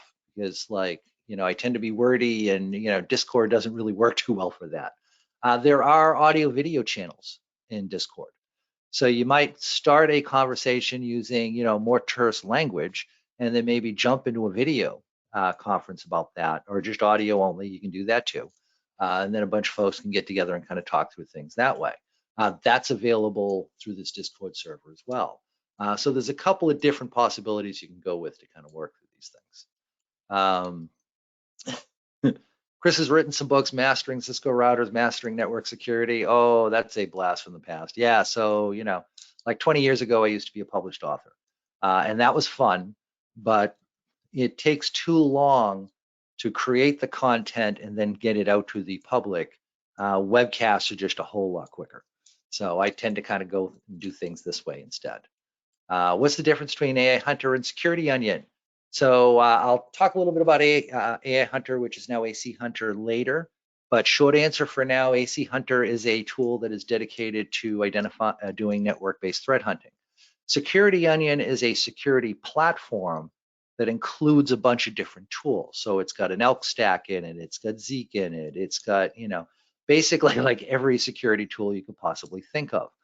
It tends to run a couple of versions old in the operating system, and part of the reason for that is so hard to get all that stuff to work together and be stable.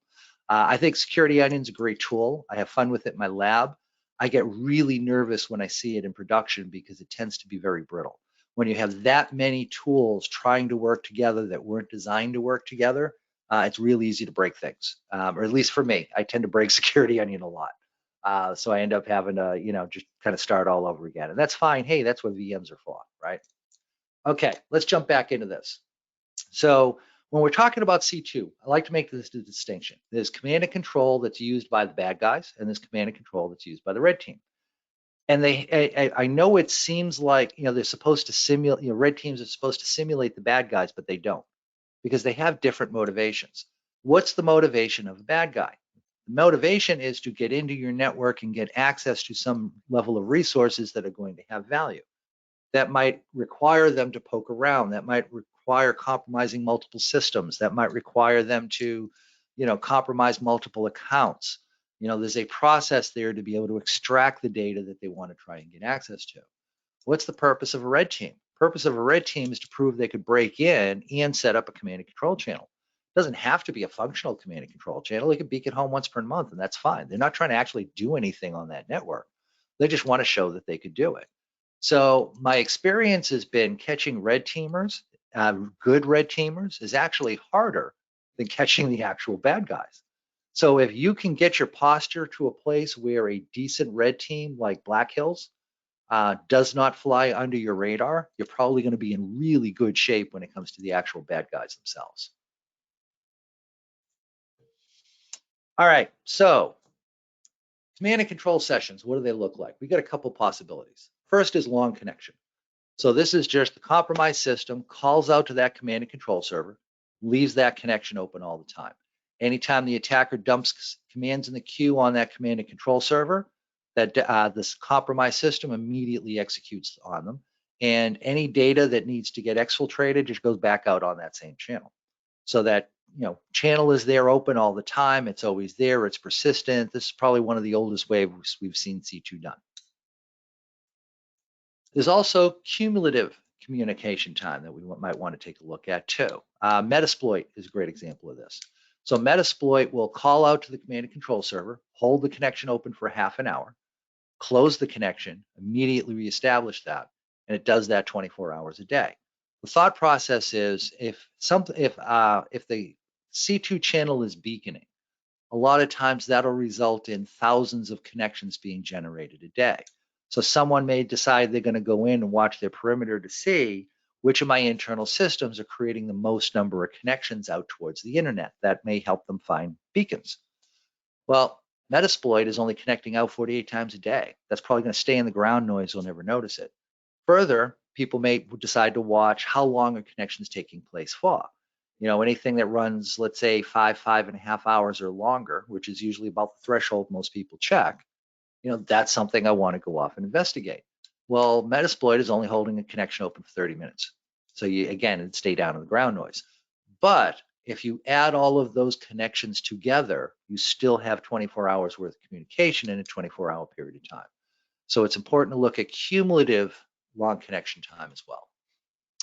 And Wireshark and T-Shark can produce these results for you, although I will say they're not completely accurate. So this output here, what Wireshark does is it looks for what's the first instance in the PCAP of when I saw those two systems talking to each other. What's the last instance? So let's say I have a system that connects to another system and communicates for 50 milliseconds and then closes the connection. And then 23.5 hours later, it does the same thing. It creates a connection, talks for 50 milliseconds, and then closes the connection. Well, total communication time between those two sessions is only 100 milliseconds. But Wireshark will log that as a 23.5-hour connection. To me, that's wrong, or at least it's not accurate for the type of things that we're doing. So you can pull this type of data out of Wireshark, and it'll at least get you started in the right direction. But keep in mind, it's not going to be 100% accurate. Even if you go in and you look at it, if you look at it at an IP level, if you look at it at a TCP level, you still run into problems like that. So here we're on the TCP tab. So what it's going to do is this will give you accurate data unless the source port gets reused. So let's say I use the source port 2000 and then 23.5 hours later, I use the source port 2000 again. Wireshark's going to log that as a 23.5 hour connection, even though, again, maybe it was only actually 100 milliseconds worth of communications. So you'll get data, but it won't be 100% accurate out of Wireshark. T-Shark, same type of thing. It's using the same type of process to go through and vet the data. So you're going to get the same level as inaccuracies. It's not going to give you an accurate reading as BroZeek will. Because BroZeek actually records the duration for each individual session, and that gives you that data to go in and work with. What you're looking at here is what's called the con.log file. So BroZeek has a bunch of log files it creates. The main one is con.log. Con.log records every single connection that's seen, regardless of whether it's TCP, UDP, or whatever the case may be. It always includes a unique ID number, this number that you're looking at here. This allows you to cross-reference it with other log files that gets created. So for example, let's say this connection was HTTP data. Well, there'll be a recording for it as well in the http.log file that'll have all the HTTP details with it. What if it was a DHCP lease request? Well, you guessed it, there's a DHCP.log file, and it records all the DHCP traffic in that. So con.log is usually your first place to start because that is everything in it. And then things get broken down into more granular detail based on the type of application that's in use. So with Zeek, I can go through and I can do, I can look at, individual duration of communication time, or I could even go in and kind of add those up. Let me talk through this command a little bit because we'll be working with stuff like this more later. So I'm saying cat con.log. So what that's going to do is that's the equivalent of the type command on Windows. That's just going to list all the contents out. And if all I typed was this, it'd just spew it all out on the screen. But instead I'm saying pipe it through a second command, which is brocut. So brocut, Zeek cut. So first off, what's the difference between BroZeek? Bro is what the tool used to be called. Zeek is what the tool is called now. Depending upon what version of Linux you're running, it may be called Bro, it may be called Zeek. They're both the same. There's really not much functionally difference between the two of them. Zeek is newer than Bro, so it's got a few new tweaks to it. But the syntax is the same and everything else. So let's say I had a newer version of the software and it's called Zeek. Instead of saying Bro cut, I just say Zeek cut. Then what I do is identify the fields that I want to see. Up here is all my field identifiers. So TS is the timestamp. This is when it was seen on the network. UID is the unique ID number. This nomenclature here is how they specify source IP address. This is source port. This is destination IP. This is destination port. So these are just all my field headers. Well, I can go through a brocut and say, hey, don't show me all the data. I only want to see these specific fields. And in this case here, I'm saying, show me the source IP address, the destination IP address, and the duration of the communications between them. Now, if I just went through and sorted that highest to lowest, that would show me my longest duration connections. But I want to look at this from a cumulative time perspective. So here's what I do. I sort that data so all communications between the same IP addresses all end up, stashed together line by line. Then I'm saying grep-v-. What does that do? So grep is a tool that allows me to pattern match within a file. So I can say grep space Chris space a file name. And if any of those lines have the character string Chris in it, it'll print those lines out for me. Pretty straightforward.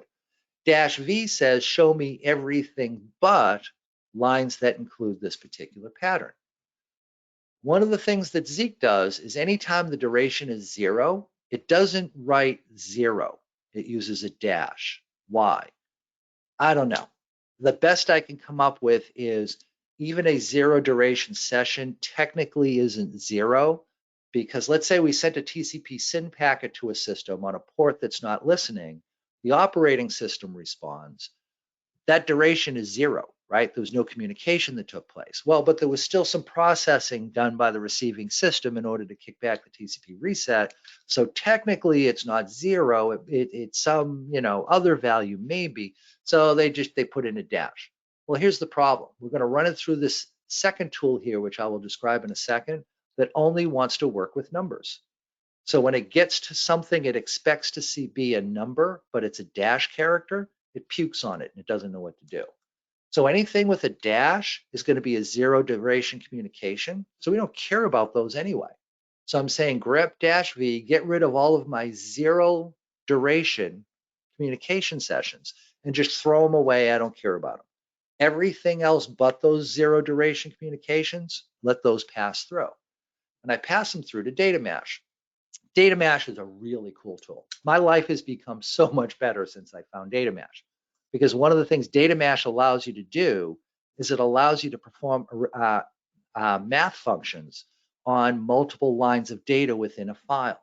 So I can go through and do things like, hey, look for the smallest value, look for the largest value, give me the mean, give me the average. There's all sorts of cool stuff like that you can do. So here's what I'm doing here. I'm telling data mash anytime -G, anytime columns 1 and 2 match, meaning the source IP address and the destination IP address are the same, add the value in the third column. So let's say I have 5 connections between 2 different IP addresses. It would simply go through, add up the duration of those 5 connections, and print one line that has the sum of the duration for the 5 connections total. So I'm only getting one line per connection between each IP pair, and I'm seeing the total amount of time they're in communication with each other. Then I'm piping it through sort. Normally sort is going to start trying to sort over on the left-hand side. -K3 says, I want to sort on the third field. So this is field 1, my source IP. This is field 2, my destination IP. 3 is duration. So I'm saying sort on the duration field, -RN. Do a reverse sort, largest to smallest, and those are numeric values, don't handle them as characters. And then I'm piping it through head. Head just says, hey, show me the first 10 lines worth of output. So that's what this command does here. Well, this is kind of cool, right? Because if I've got Zeek monitoring my network and it's collecting data, I could have it run from, let's say, midnight to midnight every day. And then at 1 o'clock in the morning, I have a script that gets kicked off and it parses through the Zeek data and runs this command for me.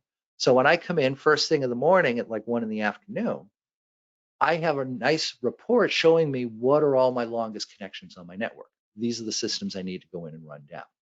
So again, kind of cool. Well, can I get that duration time off of my firewalls?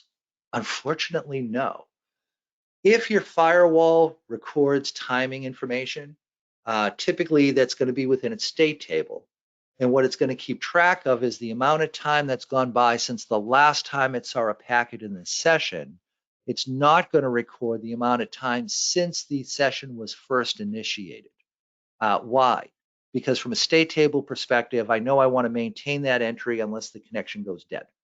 So I'm going to monitor and say, hey, if I don't see any packets go back and forth for an hour, I'll assume it's a dead session and just kill it and pull it out of my state table. So I don't care when the session started. All I care about is whether it's paused for more than an hour. If it's paused for more than an hour, I'm going to kill it. So that timing doesn't do us any good for trying to check long connections. Excuse me. There are some tools that'll give us that type of output, but they're very rare. So, okay, so that's long connections. What about beacons? We've already started talking about beacons, right? And I described this, but this kind of gives you a visual to work with. So as an attacker, I compromise this system, right? I do a phishing attack. I get them to load some malware up on it that the endpoint software doesn't detect. Great, I'm off to a good start. But now I need some way to control that system. I can't connect to it directly because there's a firewall in the way. And this probably has private addressing, which I can't get to across the internet.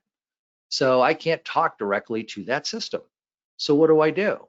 Well, the way I set up a command and control channel is I load up software on the system that says, hey, once that malware's been established on that box, here's what I want you to do. I want you to call out to this system on the internet, my command and control server, and just connect to it, let's say once per minute, and say, hey, do you have anything for me to do? And if the answer is no, it'll go back to sleep.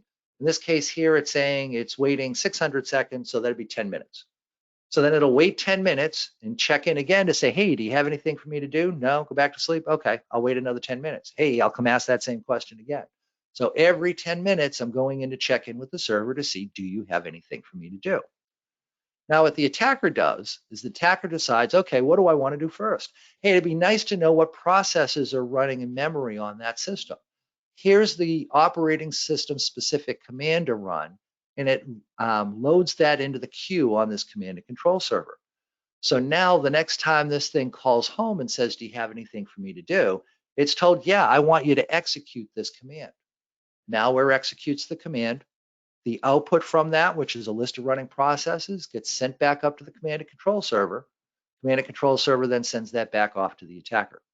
So the attacker never directly connects to the compromised system. It works through this intermediary here on the internet, referred to as a command and control server or a C2 server.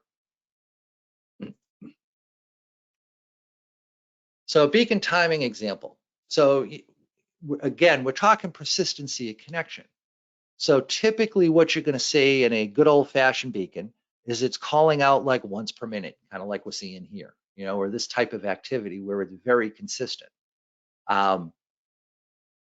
There are false positives for this. I'll come back and talk about it later. But, you know, in essence, this is what a beacon is. Call out on some regular basis, check in with that command and control server, and see if there's any commands to execute. If there's not, sleep for some period of time and then connect back up and do it again.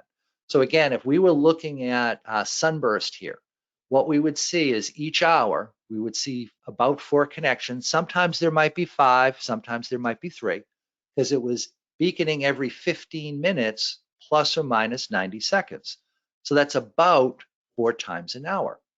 And they're varying the timing as they go. If the timing's getting varied, that's usually a pretty good indication that it's a malicious beacon. It's something you need to worry about. But again, you know, being able to graph this stuff over a long period of time, like 24 hours, really helps you figure out, is there persistency here or not? Because you can't just look at connection quantity, right? There might be 40, let's say we're talking 48 connections, okay? 48 connections that take place in 10 seconds and then nothing else for 24 hours, that's not persistency. That's a busy session. But 48 connections fairly evenly spread out at half-hour intervals, oh, that is persistency of connection. So again, to be able to have a graph like this just makes it easier to visualize what's going on. You can also tag beacons based on session size the majority of the time. So as an attacker, it might be a good idea letting it talk to a C2 in random intervals. Yes, absolutely it is. Most attackers do that today. It is referred to as jitter, and I will talk about that in just a moment. So when we go looking for 2 metrics we can look at. One is timing, and we've been talking about that. But the one I haven't talked about is session size. So think back, actually, I'll flip back. Think back to this here, right? So the system's calling out saying, hey, do you have anything for me to do? No, go back to sleep. Hey, do you have anything for me to do? No, go back to sleep. And it's doing it every 10 minutes. Most likely, the attacker is not going to have a command waiting in queue every 10 minutes, right? There's going to be some number of those, like when the attacker's sleeping, that there just isn't a command in the queue. So it's told, go back to sleep and don't worry about it. That's going to have a certain size associated with it. And it's typically, if I take all my data, so let's say I take all my connections over a 24-hour period of time, and I sort them based on session size, and then I add up how many instances I get of each, whichever one happens most frequently, that's going to be my heartbeat. That's going to be my, do you have anything for me to do? No, go back to sleep. Do you have anything for me to do? No, go back to sleep. So I can go through and I can kind of ID how much data gets sent for my heartbeat just based on looking at how often does that data size happen. So what you're looking at in this chart is my x-axis is size. This is how many bytes was in a unique session. My y-axis is quantity of sessions. So this is how many sessions used that specific size. So this was an example of a beacon that was going off, I think like once a second or something like that. It was a fairly busy beacon. So again, because it's going off once per second, there isn't always a command in the queue. So about 108,000 times, There was no command waiting for it. This is my heartbeat. Why am I making such a big deal about this? I'm making such a big deal about this because you're going to find stuff like this. What's that? That's a data session that the attacker, the compromised system called home and said, do you have anything for me to do? And it was told yes.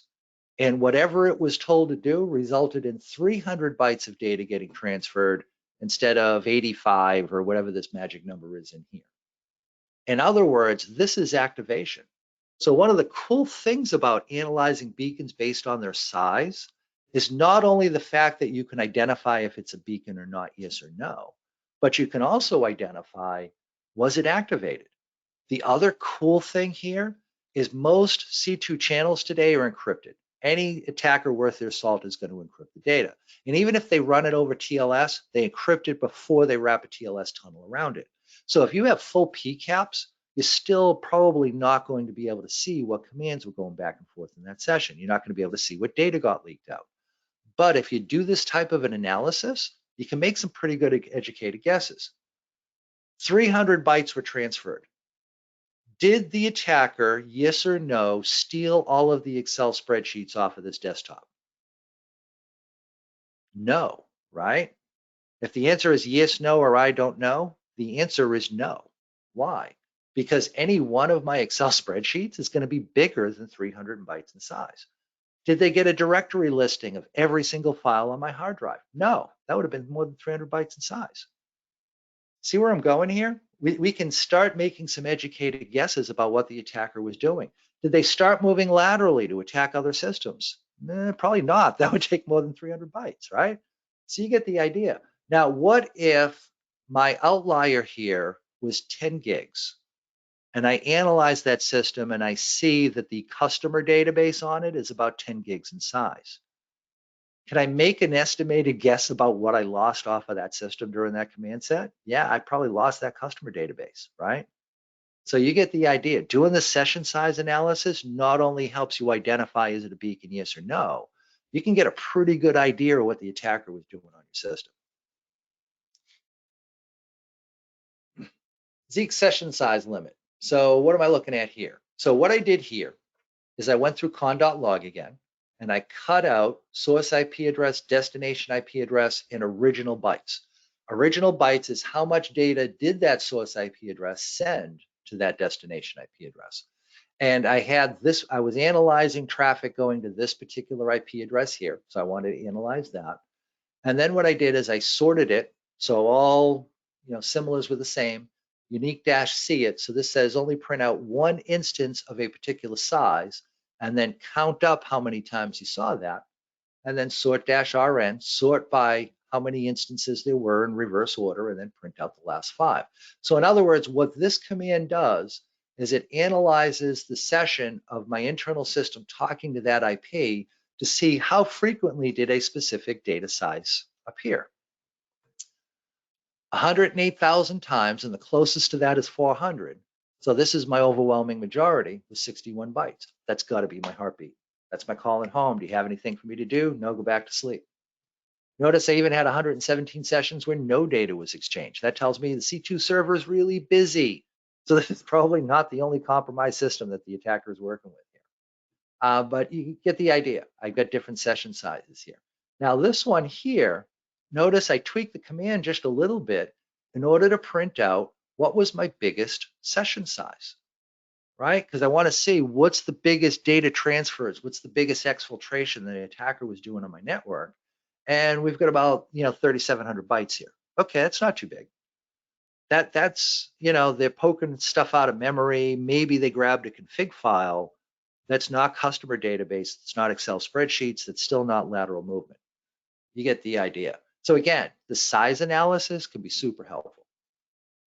Now, someone who was asking about, hey, as a bad guy, wouldn't it make sense for me to change my timing? Yes, it would. And in fact, for me, if I see a beacon going off at an absolute interval, it goes off once per minute, goes off once every 10 seconds. To me, there's a 50-50 chance that that might be malicious or that might be a false positive, meaning that might just be some software that's, there's a business need for that just happens to communicate in a beacon type fashion.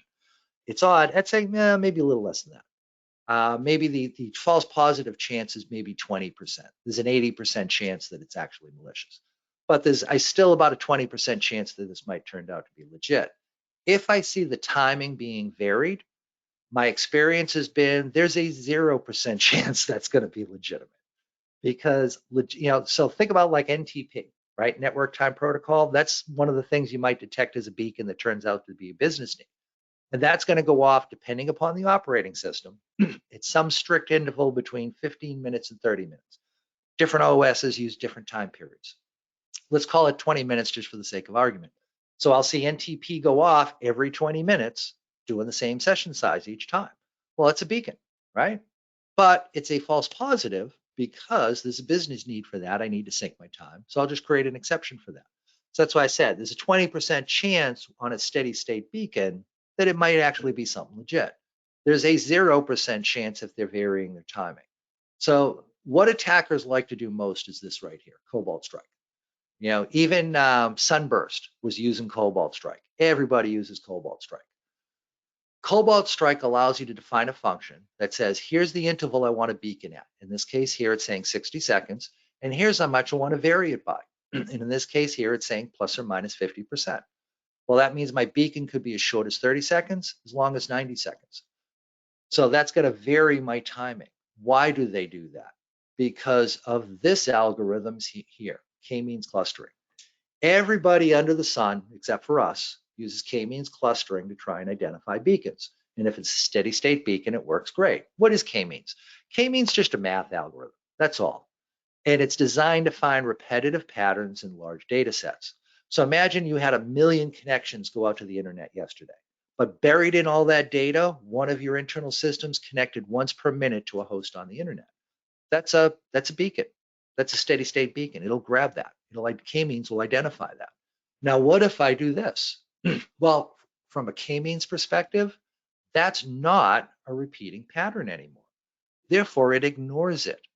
So if you're relying on k-means to catch beacons on your network, the only thing you're going to catch is false positives and attackers that are just out of date because most of them have moved on to jitter, at least over the last year and a half or so. So yeah, to me, when I see a signal that's being varied, that tells me, yeah, this is something I need to pay attention to. Well, if it's varying like that, how do you catch it? Well, you can still dump it into time buckets, right? This here, beacon once per minute plus or minus 50%. So it could be as short as 30, as long as 90 seconds. That's still going to be about 60 beacons an hour. It's still going to be about 120 beacons every 2 hours. So here's what I do. I take my 24 hours worth of data, I carve it up into 12 equal chunks of 2 hours each. I add up how often were connections made. If it's about 120 times consistently across all 12 data points, hey, that's a flat line, that's a beacon. That's something I got to worry about, right? So again, by working with large amounts of data, we can actually normalize out a lot of this jitter activity and still detect these things, which is kind of cool. And here's another example. So I love this beacon, which I know is a weird thing to say, but hey, we got to give some level of props to the people that are writing the bad stuff or we wouldn't have a job. But I talked about Cobalt Strike and how everybody uses that, right? So, beacon once per minute plus or minus 50%. When you graph that here, when you look at how often was each time interval selected, with Cobalt Strike, you end up what looks like a bell curve. Just because random isn't as random as you think, you're going to pick time intervals closer to the median more often than not. So closer to 60 seconds versus 30 seconds or 90 seconds at either extreme, you end up with what looks like a bell curve here. Well, look at this. That's not a bell curve.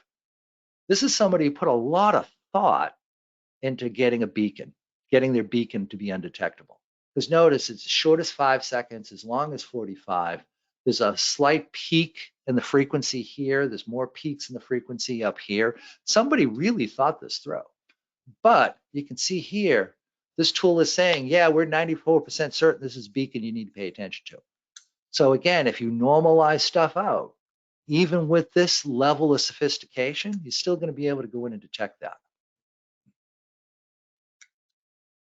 So working around jitter, like I said, bigger buckets, longer time intervals, average things out. It means we got to work with more data, but hey, if that's what we got to do, that's what we got to do. It's better than just trying to stick our head in the sand and ignore the problem.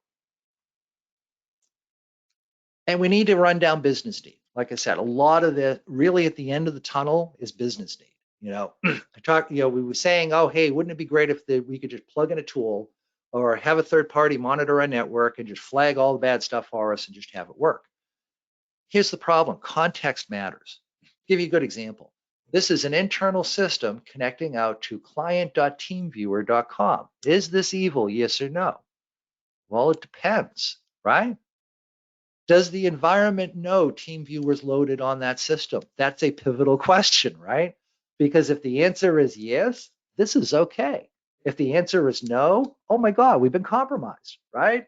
And it's all a matter of context. So this is a perfect example of that. We had a hunt we did a couple of years ago where we went in and we said, do you have TeamViewer running? And they said, yeah, we have it running on these 2 systems. Well, guess what? We found it running on like 14 different systems.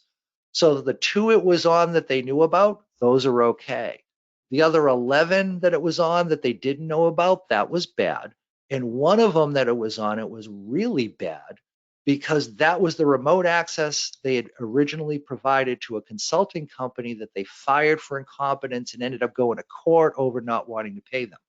So there was a lot of bad blood between them. So this company they had bad blood with because they didn't want to pay them and went through court, they still had remote access to their network and nobody realized it. Ouch, I hate it when that happens. So again, business need matters. Potential false positives, yeah, there's some things you might run into that look suspicious because of the persistency of connection, but it's easy to go in and create exceptions for these. Basically, here's how threat hunting works. The first time you sit down and you go through your network data, you're going to find a ton of stuff. And you're going to have to go through it line by line and figure out, is there a business need, yes or no?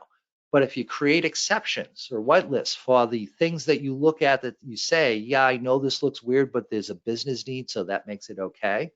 And you pull those out of your data. If it takes you 6 hours to do your threat hunt the first time you sit down to do it, the second time it's probably going to take you 3 hours.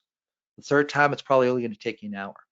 Every day you do it after that, it's probably only going to take you 15 minutes because you've pulled out all of the noise stuff already. The only thing you need to go in and focus in on are things that now look bad that didn't look bad in the past. Well, if it looks bad now, but it didn't used to, hey, it's probably compromised now, right? That's something worth paying attention to. So again, if we follow this process I'm describing, yeah, it's going to be a little arduous the first, maybe the second time we do it, but it's going to start getting a whole lot simpler after that. Okay, so detection techniques. So we talked about going after looking at persistency. You also want to look at things like, unexpected protocols, unaccepted application usage. So things like, hey, I don't expect Chrome Remote Desktop to be running in my environment. Oh, looky, it is. This is a good example. Modbus. Yeah, no, this is being used by IoT. That should not be going across my internet perimeter. If it is, yeah, that's something I got to go and pay attention to. So again, think about what protocols it doesn't make business sense to share out towards the internet. And if you see those, yeah, those are worth paying attention to. Also pay attention to, like I said, tunneling. So it's HTTPS, TCP 443. I expect that to start with an SSL negotiation, and it does not. That's something that's worth paying attention to. Now, I want to distinguish, this is not the same thing as like running SSH on a non-standard port. A lot of folks do that. I do that. I do that because I get tired of all the script kiddies in my logs. It doesn't mean you don't have to lock down SSH. Yes, you do. You still want to make sure you're using public-private keys and all of that, and root shouldn't be able to log in remotely. You still want to do all your best practices. But if I tell SSH, listen on port 10,022 instead of its default port of 22, that just means all the script kiddies are bagging away all the day long, filling up my log entries. Just gives me less data to go through. Now, if somebody bangs on my SSH server, I know I need to pay attention to them because, hey, they found it on that alternate port, right? That makes them a little bit craftier. That makes them worth paying attention to. So that type of stuff, we're not worried about that. The reason we're worried about unexpected application on a well-known port is because it's an indication that somebody's trying to tunnel data out of our environment. And, so we want to make sure the right apps are on the right ports. How do we do that? Again, Zeek's a great tool for that. Zeek understands 50 plus different applications. So it'll look at the traffic going to TCP 443 and say, hey, I saw an SSL negotiation, you're good.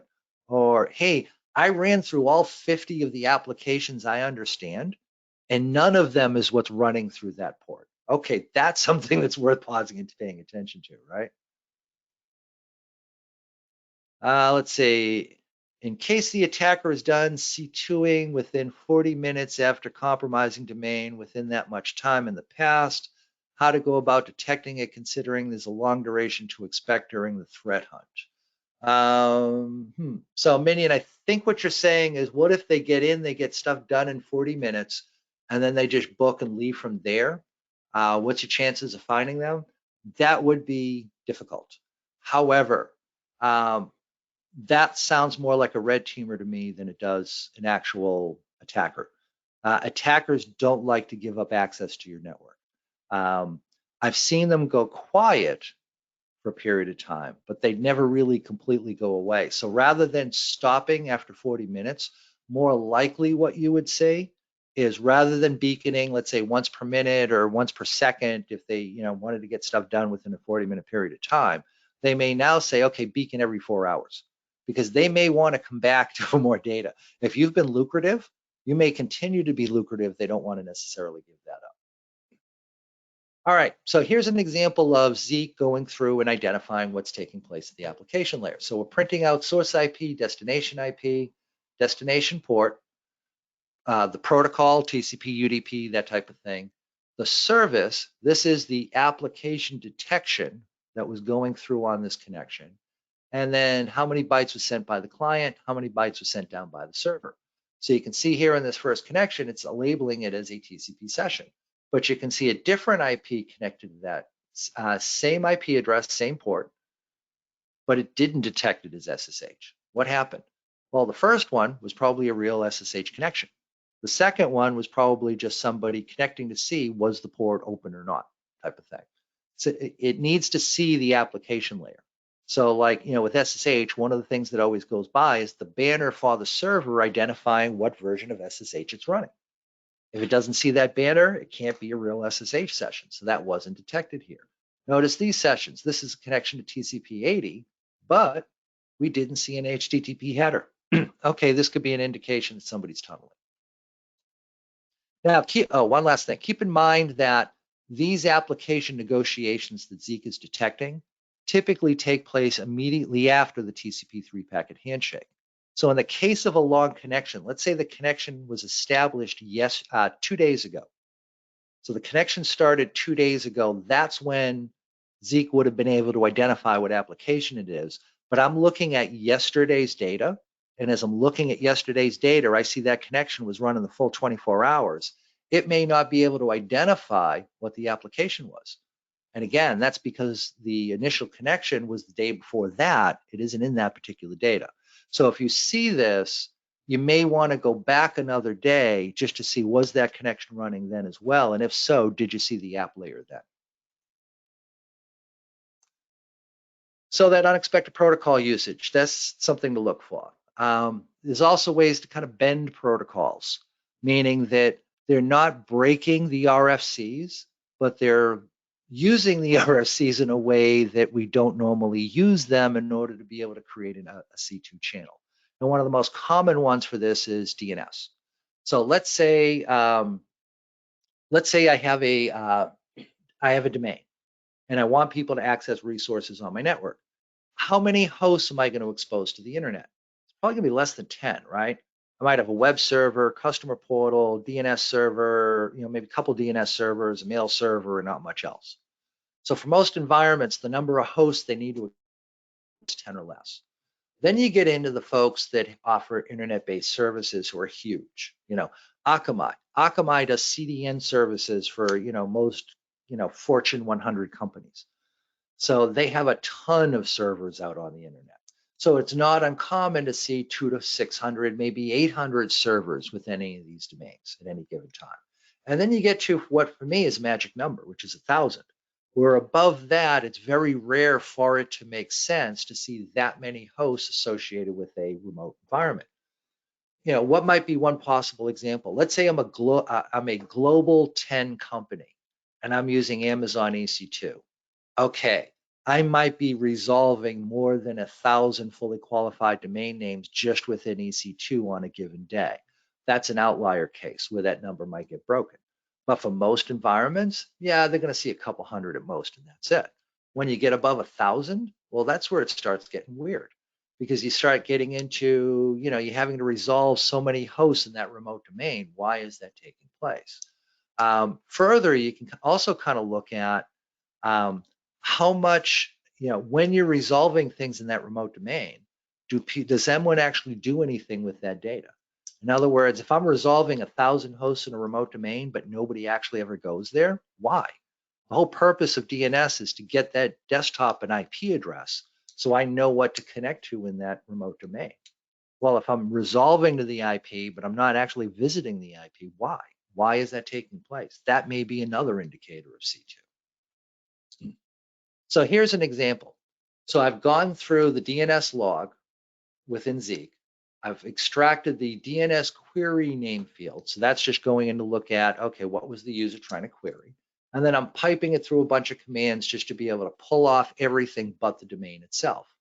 So what this is showing me is for Amazon, for Akamai, I'm seeing, you know, 100, 125 different hosts got resolved in that domain.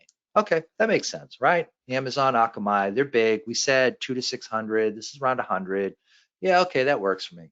And then I got this outlier at the top, r-1x.com. Okay, I've never heard of that domain before. And I had to, and we resolved 62,000 plus hosts within that domain over the previous 24 hours. Huh, that's really odd, right? That's an awful lot of hosts to be resolving. Why? Especially for a domain we've never heard of.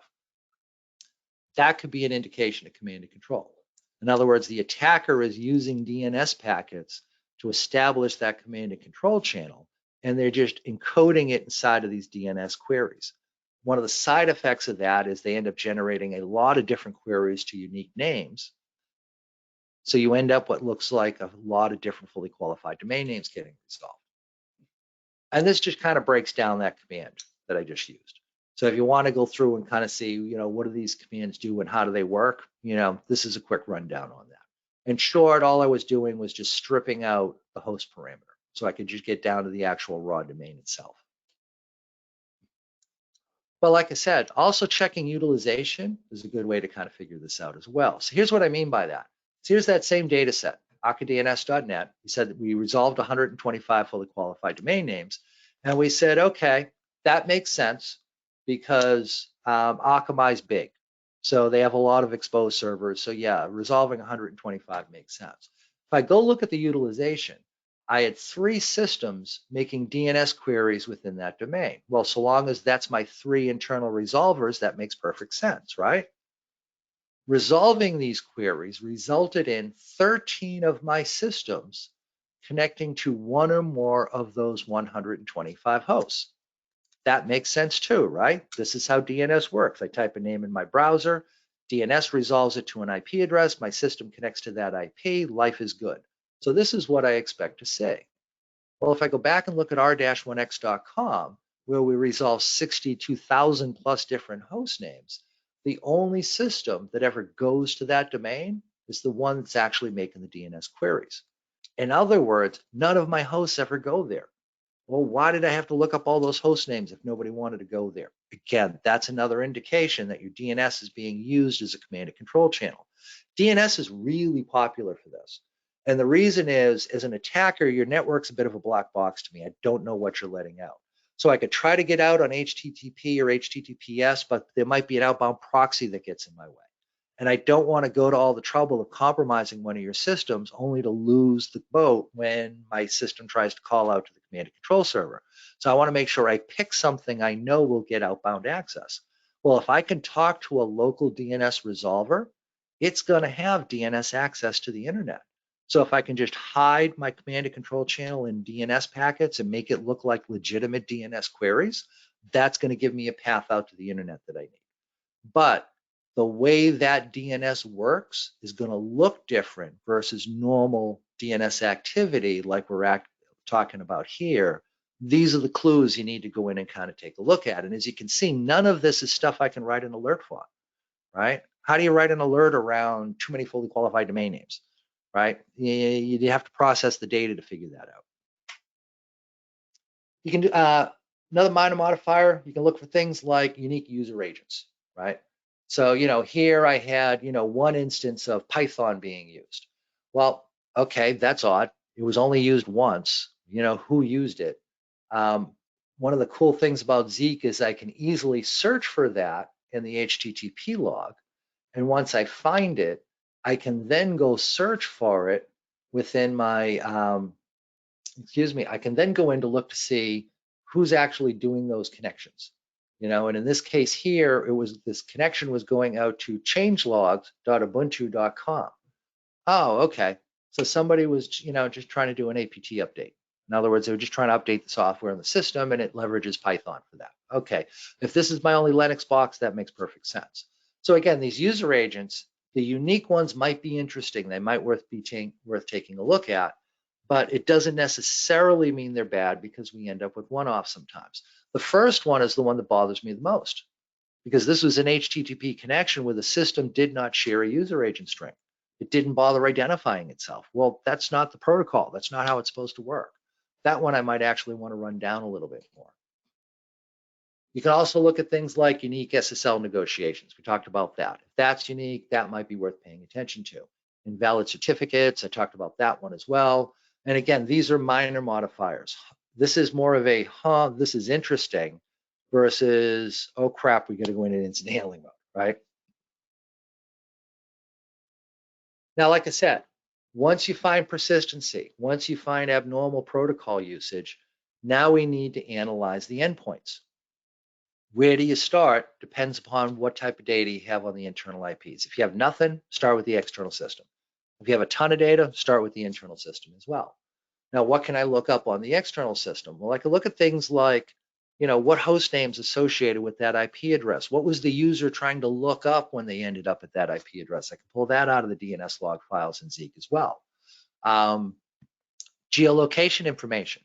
Hey, it's located in Moscow, Russia, and I don't have a business partner there. That might be a warning. That's something worth paying attention to, right?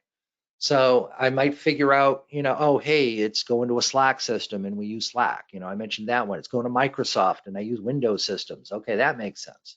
So again, a lot of this is just trying to run down what was the business need behind the connection. I can leverage threat intel lists. Like I said, this is not my first choice, but it doesn't hurt to do a quick search. Sometimes you get lucky. And sometimes they can share information that you didn't already know about. Like Abuse IPDB will show you things like the history. And I don't have it in here. It'll show you things like the history of the hosts that have been associated with that IP address. So if it comes up and it looks like a Microsoft address, but then you look in the history and you see, oh yeah, but last month that was, honestimnotevil.ru. Yeah, no. Microsoft keeps their address to themselves. They only use their own addresses for this stuff. Everything that's been associated with that should be some sort of Microsoft domain. So the fact that it used to be outside of Microsoft a month ago, that should give me reason to pause. So you might find stuff like that going through and looking it up. Your internal system, which you find there, really depends upon the internal system itself. You've got a bunch of different possibilities for ways to kind of run that down. And this is a great time to leverage internal logging, meaning that I talked about logging might not be the best way to find the threat actors, but now that we've ID'd suspicious activity on our network, having host level logging to help us run down that problem could be super helpful. And one of the best tools for doing this, if you're in the Windows environment, Sysmon. Sysmon's a free tool available from Microsoft that you can go through when you can record anything about the activity taking place in the box. You can record every process that gets launched, file permission changes, you name it. But the one I like to focus on is ID event 3s, because those are applications that created a network connection. So think about this. If somebody breaks into that system, it's going to be over an open socket on that box, right? That's an app talking on the network. If that system creates a command and control channel that's going across the network, if that system tries to move laterally and break into other systems, that's going to create a network connection. So recording what software is making those network connections can be really helpful, and it helps to cut out a lot of the noise. If you record everything, you burn through your disk space and nothing flat, and your queries run slow as hell because you're recording everything. But if you focus on the stuff that's really going to be helpful to you, like what applications talk on the network, that might not give you 100% of what you need, but it's at least going to get you in the right direction, allow you to go through and make some good determinations about what's going on. And then you can increase the level of logging later if you need to, if something bad is actually happening on that box. And we've got an open source project called Beaker that works that way. So what Beaker does is it deploys Sysmon onto your endpoints, collects that data up. So now let's say I am looking at my network traffic and I see this IP address is connecting to that IP address at a very frequent beacon interval. I can say, jump into Beaker and I can say, hey, show me what application was running on that box that connected to that IP. And in this case here, oh, hey, look, it's Notepad. Oh, it's just Notepad, not a big deal. Oh, no, wait. Notepad doesn't open up network connections. This is a problem. Somebody's got something on our system that shouldn't be there. We need to run this down ASAP. Now, we're only looking at network connections, right? Because we're collecting that Sysmon ID3 data. So we won't see everything, but this will at least get us in the right direction. But I have system logs. Yeah, this is a good time to go through and use them. So what's next? Assign points, like we were talking about, that scale. If it's 90 or above, you need to go in incident handling mode. If it's 30 or below, yeah, okay, maybe we create an exception for this so it doesn't show up in later runs. All right, and with that said, it is break time. So it is 2 minutes after the top of the hour. This is going to be a 10-minute break. Our next break will be for 20 minutes. So at 12 minutes past the top of the hour, we'll pick up from here and keep going. Talk to folks in a little bit.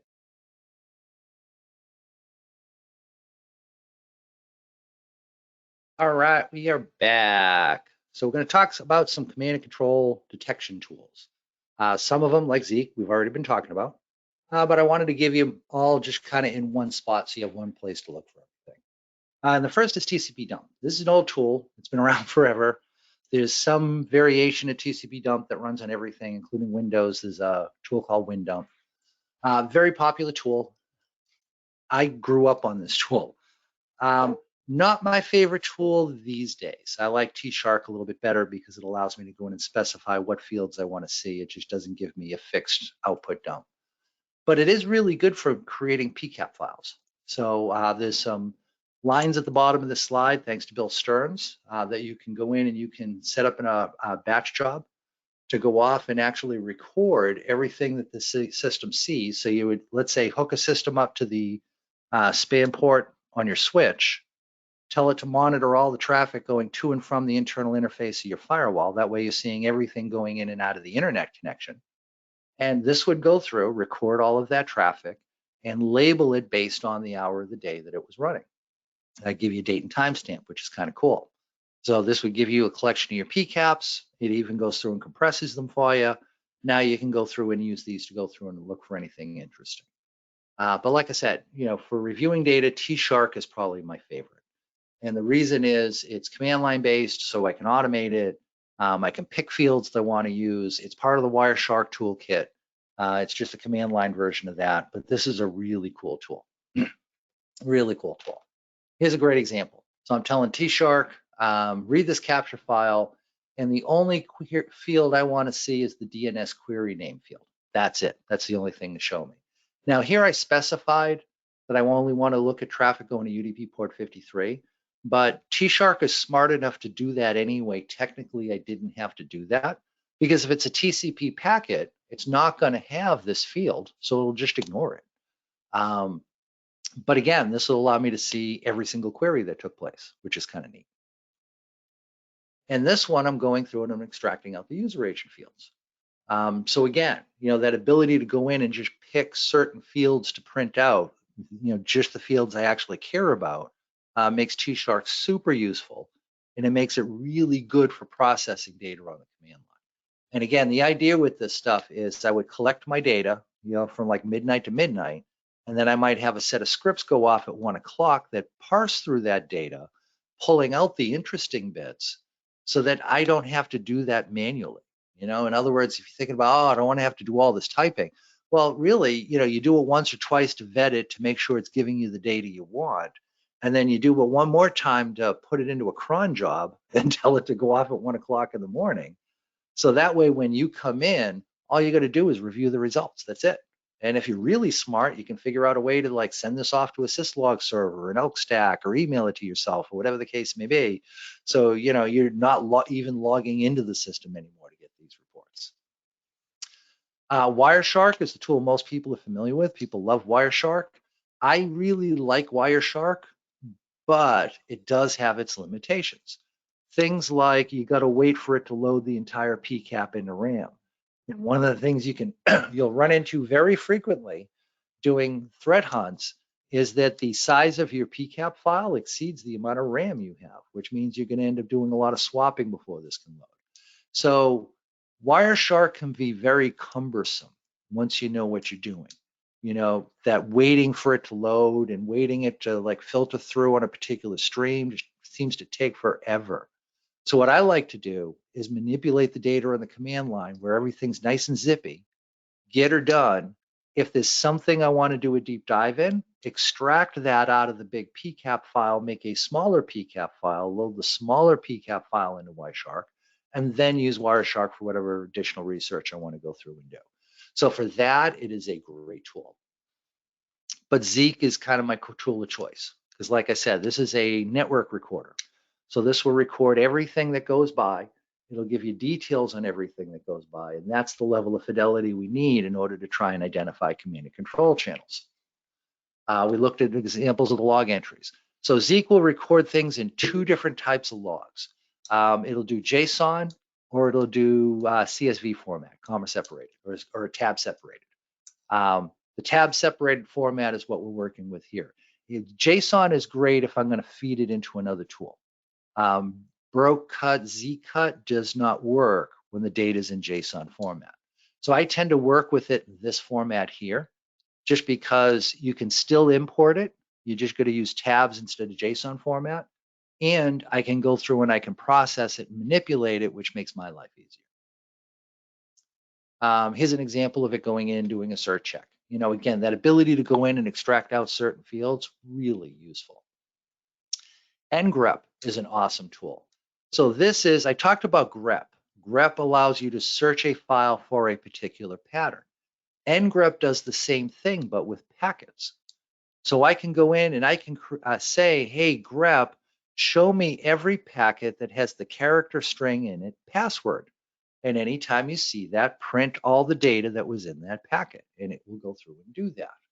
A couple of useful command line switches. One is -I to read in a capture file. Most tools use -r, and grep's a little bit different. Whatever, it's just the nomenclature they use. -q quiet. One of the things ngrep will do is if you feed it into a PCAP and tell it to look for something, every time it checks a packet and it does not have the sequence you were looking for, it prints out a pound symbol. Well, what you end up with is pound symbols that just fill up your screen, and any data you were interested in just zips by. And yeah, it's good for debugging to make sure everything's working the way you expect. It's not very good for actual usage. So normally when you run ngrep, you're going to want to use that -q switch so you don't get all those pound symbols getting printed out. But here's an example of it. So I'm saying -q, don't print out the pound symbols, -I, read this file. And I want you to look for the character string admin with a capital A. Yes, it is case sensitive unless I use the proper command line switches. And then I'm pumping it through head saying, print out the first 15 lines of output. ngrep comes back and says, okay, as input, I'm reading that file, and here's what I'm trying to look to match. So you can see, is it because you can use regular expressions for your matches here too. So seeing what you're matching on kind of makes sure that it's actually looking for what you wanted it to look for. And notice in this case here, it tagged administrator, which included that admin string with the capital A. So it printed out that packet. Down here, here's the response to that with administrator with capital A. So again, I'm getting to see all of those hits. Data mesh, I talked about this. This is great for processing data. I used to use the R-based tools, but quite honestly, I find data mesh a little bit easier to work with. And it's got a little bit more flexibility to it too. So this is kind of my personal tool of choice, but it's great for manipulating data on the command line. You know, and some examples of that. So I showed you data mesh earlier, and I was doing a long connection, cumulative communication time. And this shows an example of that. Here I've got two instances of .104 talking to .11, the first time for 41 seconds, the second time for 31 seconds. And by pumping it through data mesh, it'll add those two values together to come up with 73. So that's kind of what I want to say, right? If I want to see how much time was those two systems in contact with each other over those 24 hours, I don't necessarily want it broken out into unique sessions. I want it all combined in together. You know, this makes it a whole lot easier to go through and see. Rita is our open source tool that is designed specifically for finding command and control channels. We're going to go through and do some of this manually in the command line using Zeek and stuff like that. And then we're also going to go in and we're going to use Rita, because I want you to see this is what it takes to do it on your own. And these are the problems you'll run into, and here are your limitations. And then this is what the experience is like doing the same thing with Rita. And Rita just makes it a whole lot simpler. Rita uses the same detection engine as our commercial tool. We've got 24, 28, 30 something patents. I don't know, I lost track. But we've got a lot of patents around the way that we detect beacon channels and command and control versus the way everybody else does it. All of that technology is in the open source product Rita as well. Our biggest reason for patenting it is because if someone else patented it, they can tell you you can't use that. But we patented it, put it in our open source tool, and now everybody gets to use this. Because at the end of the day, it's about helping folks find the bad guys, not just about making money, right? One of the cool things about Rita is Rita will score the beacon. So this looks really bad because this was in a test environment, but normally anything that scores like a 0.8 or higher is probably worth taking a double check on to see if it is business need behind it or not. But as far as like figuring out is something a beacon or not, all you really need to look at is the score. There's a lot of debug information off here on the right, but the fields that matter, the score, the source IP address, the destination IP address, then we get the number of connections that took place, and then the average number of bytes that were getting transferred. Those are really the fields you care about, because those are the ones that might have an impact on it. So I said anything that scores a 0.8 or higher is worth taking a look at. What if I have a 0.75, but the average byte transfer was 5 megabytes? I'm going to want to look at that, right? Yeah, the beacon score is a little slow, but it's moving a lot of data. So I want to make extra sure that, yeah, there's a business need behind that connection. Check for C2 over DNS. Rita makes this really simple as well. It goes through and it'll show you, here's the domain you were querying. Here's how many unique hosts you looked up in that domain. Here's how many actual queries took place. The number of queries, that's kind of helpful just for troubleshooting. It's the number of hosts in that domain we really care about the most. Passer is another open source tool that we have. Passer is pretty cool when you're really horrible at keeping track of what's going on in your internal environment. Because Passer, you can just plug in your backbone, let it monitor what's going on. And it starts reporting all this really cool information. It'll tell you like, you know, what operating systems are there. It'll tell you what applications that are running. It'll tell you what ports are open on all your internal systems, who's talking to who. It's a really great way to kind of sanity check from a network level what's going on within your environment. And again, that tool is open source as well. The Majestic 1 million, I see a lot of folks use this, and there's some validity to it. The thought process is, hey, if you see malicious traffic going to a system that is listed in the top 1 million websites on the internet, it's probably not malicious. And I'd say that's true 97% of the time. Sometimes these systems get compromised, and sometimes they've been forced to host malicious content. Not because the owner of the server willingly wanted to, it was because somebody busted the box on them. So, you know, you can do this. There's some validity to that idea. That's not one of my personal fallbacks. Threat intel feeds, we talked about this. Sometimes they can be a little helpful. I would not use this to identify what I need to pay attention to on my network, but if I've already found something I know I need to pay attention to, this might be some additional data that's helpful to me. And some of the possible threat intel feeds you can use, I gave you links to be able to get to each of them. And now we get to have some fun, yay. So this is my favorite part of the class because I get to talk less and you folks get to go in and do things. So get your VM up and running. If you downloaded the VM, just get that loaded. If you ran the install script, you should have had that run already. But we're going to go through and we're going to do a bunch of labs. And I've used a consistent format through all of these labs. Here's what we do. I go through and I describe a problem. Here's a problem you need to solve, like find all the long connections on the network. Here's I'll tell you what capture file to use. Find the longest 5 connections in this capture file. I might tell you something like that. Now, if you're good at this and you've been doing this for a while, use that data and just go for it. In other words, look at that problem, figure out how to solve it for yourself and just run. Now, let's say you're newer at this. Let's say, well, Chris, I sat through one of your other webcasts. I kind of have an idea of this, and I know what you want me to look for when you say look for the top 5 long connections, but I don't remember all the command line switches, and I don't exactly know how to do it. That's okay. For you folks, there's a hint slide. Go look at the hints.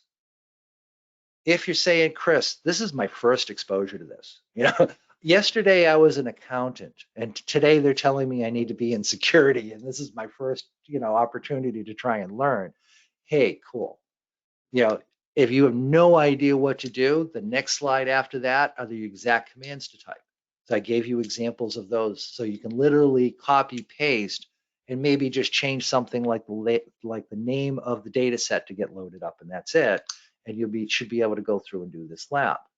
If that still is kind of beyond where you're at right now, after that, I have the solutions. So again, to kind of review, here's your login information. So you got that handy.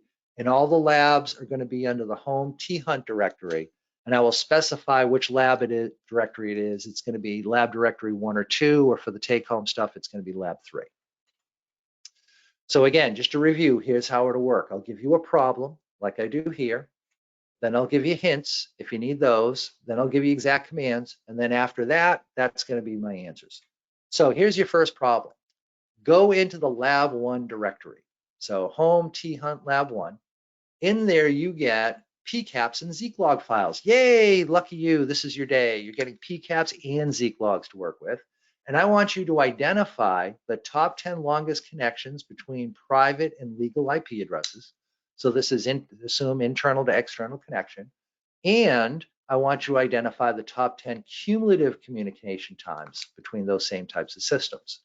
Now, it sounded good. Hey, you got pcaps and zeek logs, but that poses your first problem, right? Which should you use? Should you use pcaps or should you use zeek logs?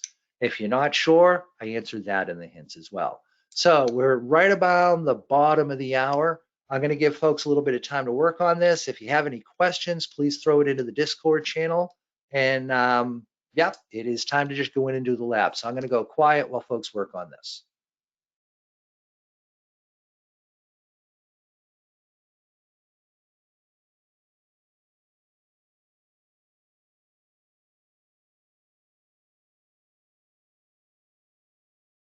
So a question come in, we will have access to the labs after the webinar. Yes, grab that VM and you will have the access to these labs as long as you have that VM in your possession.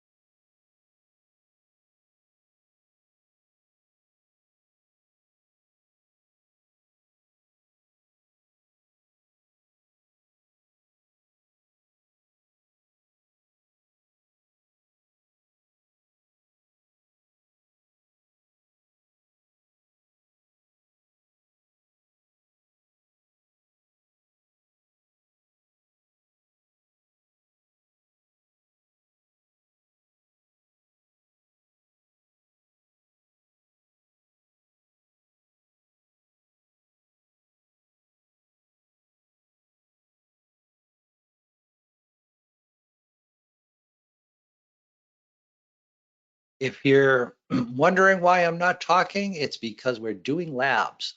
So for yay, you don't even have to listen to me. You get to go in and kind of play with the data. So maybe another 5-6 minutes, I'll start talking again a little bit.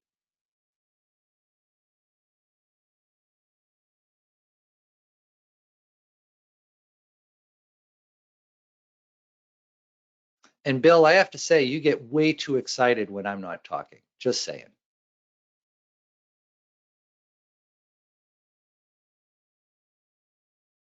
It's a sense of peace that falls over the land.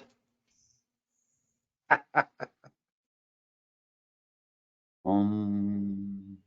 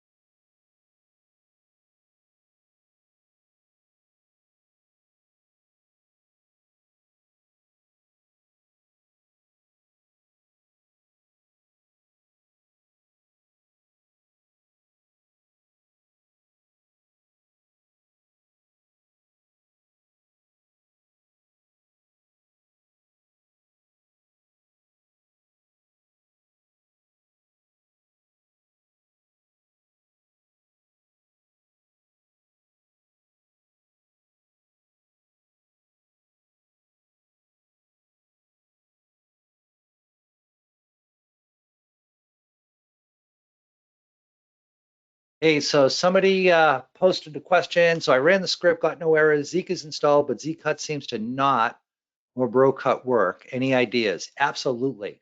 Log out, log back in. So one of the things the Zeek install does is it modifies your path statement to be able to find BroCut or Zcut, and that will not take effect until the next time you log in. So just disconnect, reconnect. You should be good to go from there. The command should work just fine. Your other possibility is specify the absolute path every time you want to run it. But oh God, that's just like extra typing, and we don't want to have to do that. So log out, log in. That's the easiest way to deal.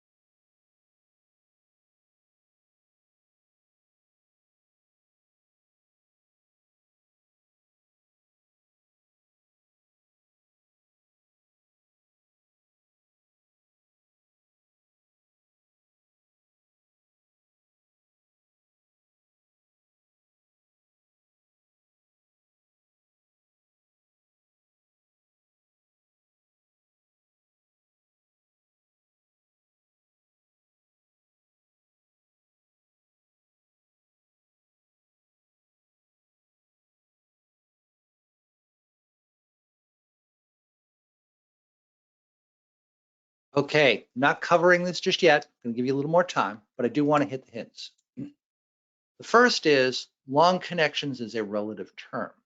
By that, I mean, you want to go in and look for the longest connections, right? Well, how long is that capture file? If the capture file is 24 hours long, then hey, we'd like to find connection. We specifically want to look for connections that come close to that 24 hours in length. But what if this is only a half-hour capture file? Well, then I kind of misled you, right? Because if it's only a half-hour capture file, you might find some connections that were a half-hour length, but that's not really long enough to worry about. So what? Now what? So one of the things you may want to do is get in the habit of looking at, hey, so how long is this capture file? Now, PCAPs don't record duration information. So if you try to get this data out of PCAPs, you're going to have to figure out a way to generate it yourself. And oh my God, that's going to be a pain in the backside on the command line. But Zeek does record that information. We saw that with that duration field in the con.log file. So that might be an easier way to go.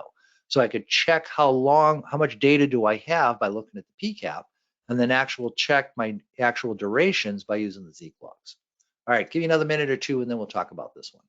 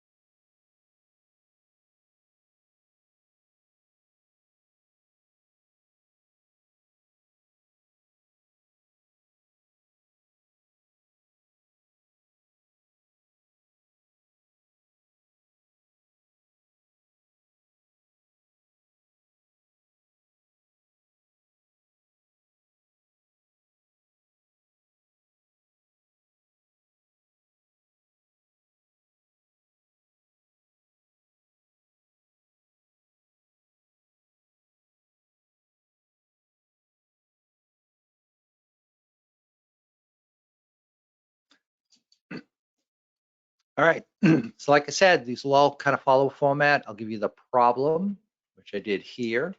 I'll give you hints, which I did here. And like I said, if you're still stuck, especially if you're new at this, no foul, like just jump into the commands and then, copy paste and kind of go at it from there. And that's totally cool. But I gave you the commands to go through and kind of use here. Now, sometimes you look at this stuff and you're like, look at this command. Bah! What's going on here, right? Look at all the pipe characters. How messy can I get? Let's see, there's 1, 2, 3, 4, 5, 6, 7 different commands all being executed at once. What does all this mean? Here's what you do. Type the whole thing out, hit enter, right? Then what you do is you hit up arrow, pull this command back, and delete everything up to the first slash. So the only thing you're looking at is cat con.log. Okay, what does that do, right? So hit enter on that, watch all the data fly by on the screen, but you'll see what the output looks like.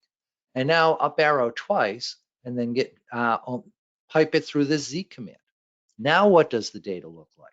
Now what are you looking at? Okay, great. Now what happens when I add sort in on top of that? What happens when I add in these grep commands after that? What happens when it runs through data mesh? So you can step through these commands one at a time to see what impact did that command have on the data that's being produced. And at least for me, sometimes that helps me kind of wrap my brain around exactly what's going on. All right. So like I said, we can use PCAP to kind of figure out time frame. We really want to work with the Zeek logs to kind of figure out the duration because it has that duration field, which is nice and easy to use. So that probably makes the most sense. So if I type in this command, less space dash capital S space con.log, that's going to show me the contents of con.log. Excuse me, actually try this first, less space con.log. When you do that, you're going to get a copy of the con.log file. You'll see the contents of it, but it's all going to be mixed up and it's going to be kind of hard to read. What dash S says is, hey, institute these tabs to space everything out so it's a little bit easier to follow. Now, things don't line up exactly. You know, here's my destination IP address, and that's actually located over here, so it doesn't fall directly under the column identifier, but this is still a whole lot easier to read. So dash S can be a good way to go through and kind of view this stuff. All right, so how do we figure out how much data we have here? Well, if I go to my PCAP file, I can run it through caps info, and that will tell me how long was this capture file run for. So if I just type in cap infos space the name of the trace file, it'll print out a ton of information. You know, what was the packet rate and stuff like that. If I only want to take a look at the timing information, I can type this in. Dash A goes through and tells me, I believe it's the duration. I think E is my start time, U is my last time, or I might have that backwards. But in any case, each one of these switches is printing out one of these pieces of information, including my duration time. 86,400 seconds is 24 hours. So we're 2 seconds shy, just a little, second and a half shy of a full 24 hours worth of data here. Okay, that's pretty good. So we know we got 24 hours to work with. Now, cap infos doesn't always work with very, very large PCAP files. And I don't know exactly where its barrier is, and it might be different on different platforms, but I know I've had like some 75 gig PCAP files I was working with, and cap infos just pukes on it, and it's just too big for it to process. Try this command down the bottom instead. What this will do is this will extract out the first packet in that file and the last packet in the file, give you the date timestamp for each, and now you can go in and look at that to figure out, you know, how much time do I have here to work with. But we know in this case we got 24 hours, so we're going to be looking for stuff that comes close to that 24 hours. So here I catted out con.log, I piped it through zcut, and I said, look, show me the source IP, that's this column, destination IP, that's that column, and the duration, which will end up being the third column. Then I said sort space dash K3. So sort will sort all the data line by line, but it normally will start sorting on the left-hand side of the screen. I don't want to sort on the IP address. I want to sort on the duration. So I said dash K3. K3 means the third field. This is field 1. This is field 2. Duration is field 3. Dash RN, do a reverse order sort. Biggest numbers before smaller numbers. And N says that's a numeric value. Process it as a number, not as a set of characters. That way my largest number will definitely end up at the top. And my largest number is 86,389. Well, we said 86,400 is 24 hours. That's 11 seconds shy of that, 10 and a half, really. So that, yeah, this connection's going on all day long.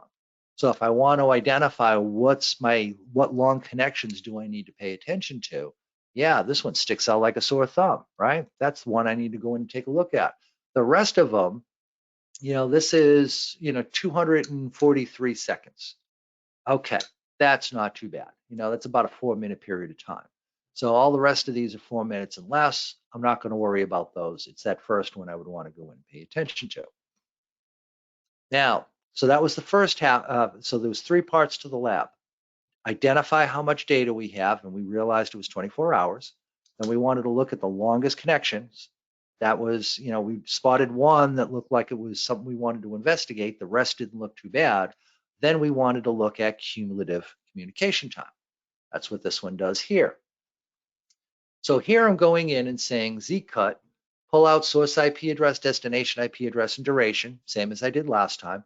I'm sorting it Notice I didn't do the dash K3. I just said sort. So sort is going to put same IP addresses all next to each other. So when the source IP and the destination IP address is the same, those will end up one line right after the other. Then I said grep dash v dash. Remember we said sometimes duration is 0 and they don't write a 0, they use a dash. Data mash can't process that. It looks at that and says, hey, I need a numeric value, and that's not a numeric value. So it'll puke and it won't give you all the data out. So we need to remove those lines. And since there's 0 duration connections, we don't care about them anyway. So grep dash v show me everything but lines that have this dash character in it, which will be lines that have a 0 duration.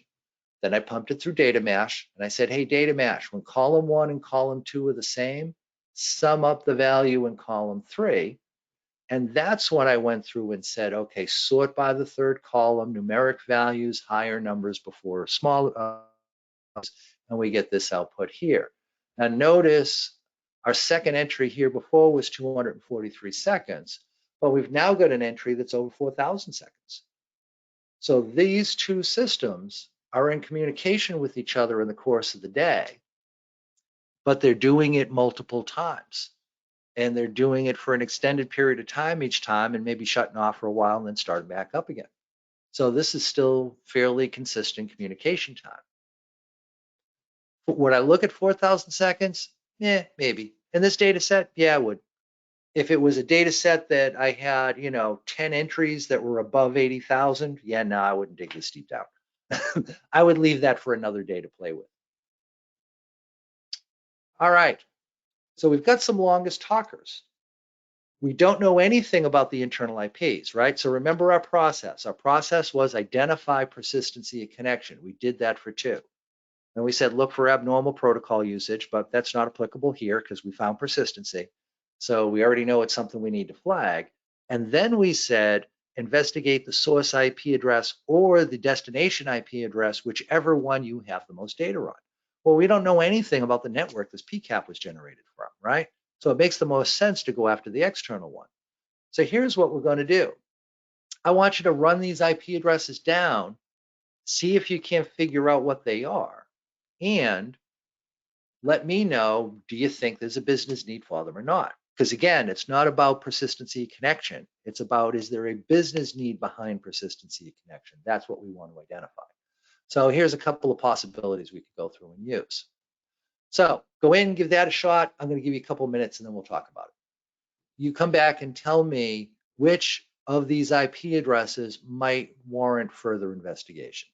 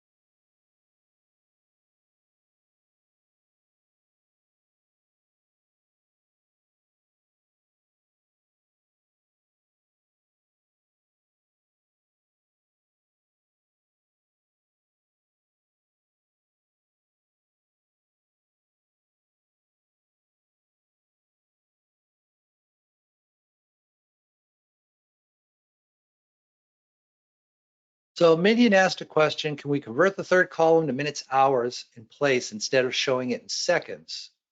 I know how I can do that with some bash foo, but some easier method flag to a command. So could you do it?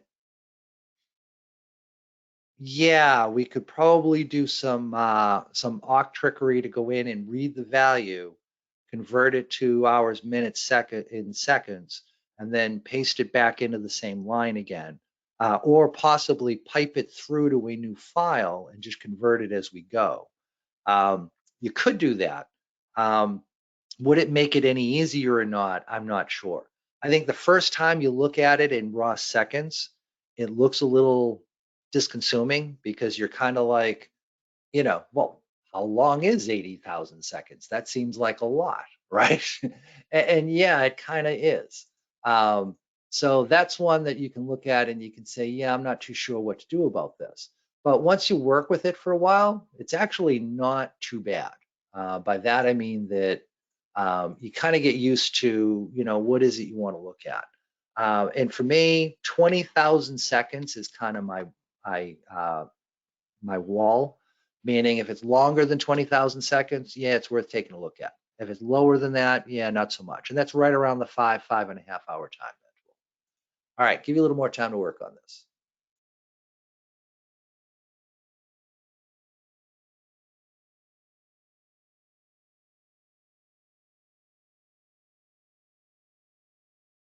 Hey, the other thing I wanted to point out was Rob Gun 4 pointed out a website, explainshell.com.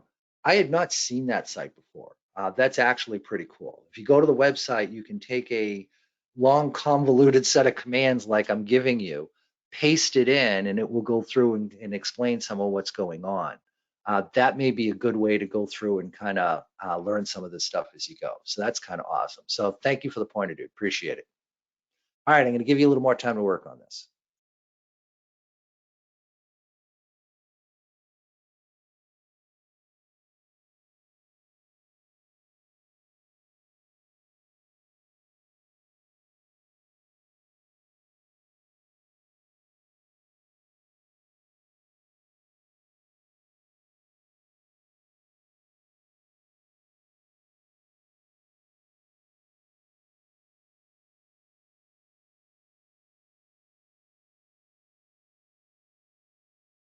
And it sounds like we may have brought down threat crowd. I hate it when that happens. Yeah, they may think we're a DOS. Yeah, we're not too bad. There's only like 700 people here. Come on, they should be able to handle that. Give me a break. It's not a big deal. So yeah, if you're having trouble getting the threat crowd, try again very quickly. In fact, script it so that you're trying every 10 milliseconds. Yeah, that will help with the problem. I am totally kidding. All right, let's talk about this one a little bit because we got our 20-minute break coming up, and I want to stage the next lab before we go to break. So we talked about these are the two IP addresses we think are interesting. What can you find out about them? One of the possibilities is just run the host command against them to see what comes back. So if I do a host lookup on it, does it actually point at anything? And when I do a host lookup on the 167 address, that comes back as demo1.ahhosted.com. That's actually active countermeasures, us, the folks that are putting on this webinar. So if you're a business partner of ours and you see that connection and you understand what it's doing, oh yeah, this is okay. Now this would become something we whitelist later. When I look up the second one, it comes back and says I don't have anything associated with that. Did I have it in here? No, I didn't have it in here, but because I didn't mention it. But another good trick is to use grep to search for this IP address in the DNS.log file. One of the things that might be helpful is to see what was the user trying to get to when they went to this IP address. The DNS.log file should have that. If it doesn't, it's one of a couple of possibilities. Possibility number one, the connection was generated on the previous day. We talked about that. This is 24-hour capture. The DNS lookup might have been yesterday. This was a 24-hour long connection, so chances are that lookup was actually done yesterday, so DNS.log might not have anything in it. The other possibility is that somebody might be using DNS over TLS to do the lookups, and then they're going out to the site. That's a possibility. If you have that going on in your environment, stop it now. I know a lot of folks say, oh, DNS over TLS, privacy, isn't it awesome? Yeah, in some extreme cases, maybe. But for the most part, not so much. DNS over TLS, really what it's about is about a bunch of browser vendors saying, wow, it really sucks that the cable companies get to see every place our users go. I wish we could do that. Oh, I know. Let's tunnel their DNS traffic back to us. Then we get to see what they're trying to access, and we can sell it instead of the cable modem companies. And we'll call it a privacy feature. Yeah, that's it. Because hey, once you connect, once you do that lookup, you're connecting to the IP address you wanted to go to anyway. Your ISP or whoever's monitoring is still going to see that. They're still going to know where you're going. So really, the only thing DNS over TLS does is it makes our lives more difficult, because a lot of our security techniques kind of revolve around being able to see the DNS queries that people do. So yeah, that TLS over DNS, not my favorite. Or excuse me, DNS over TLS, not my favorite.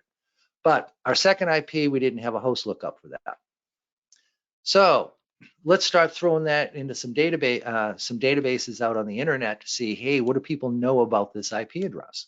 Well, it looks like it's associated with Microsoft's data center. Okay.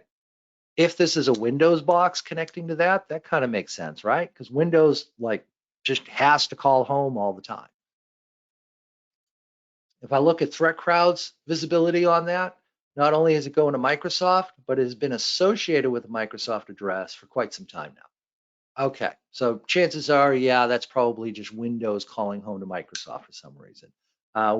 Message bus is probably the most likely, or notification service is probably the most likely candidate there. So our longest connection seems to be the business partner talking to ACM. The second one looks like it's Windows, maybe going to an update server. So neither one of these appear to be malicious, even though it's a long connection. Once we ran down business need, didn't look so bad. So in which case we'd probably want to create an exception for these so they don't show up later. All right, so we're about to take a 20-minute break, but I want to set this up so folks know what to do. So if they want to work on it over break, they can. Here's what we're going to do. We're going to work with the same files we used in the last lab. So we're still in that lab one directory. I want you to identify which internal IPs are connecting to external IP addresses most frequently. In other words, we want to go in and look to see, do we have any beaconing taking place? We need to start somewhere. We don't want to analyze every single connection pair. That will take us forever. So one of the places to start is to simply look at it and say, hey, which internal IP connects to external IPs most frequently? If there was a couple of thousand connections in a day, that might be a beacon that's worth going in and doing further analysis. So go in and do that check. If you find IP pair sets where there were more than 1,000 connections in a day, go in and do an analysis based on the session size. Remember I was showing you that with T-Shark a little bit earlier? And look to see, does this look like beacon activity? Do you see consistency in the data session size? So that is the lab. It is now 1 minute after the top of the hour. At 20 minutes after the top of the hour, we will pick up from here and keep going. So I will give you more time to do this lab when we come back, but if you want to get a jump start on it, please feel free to. Talk to folks in 20 minutes.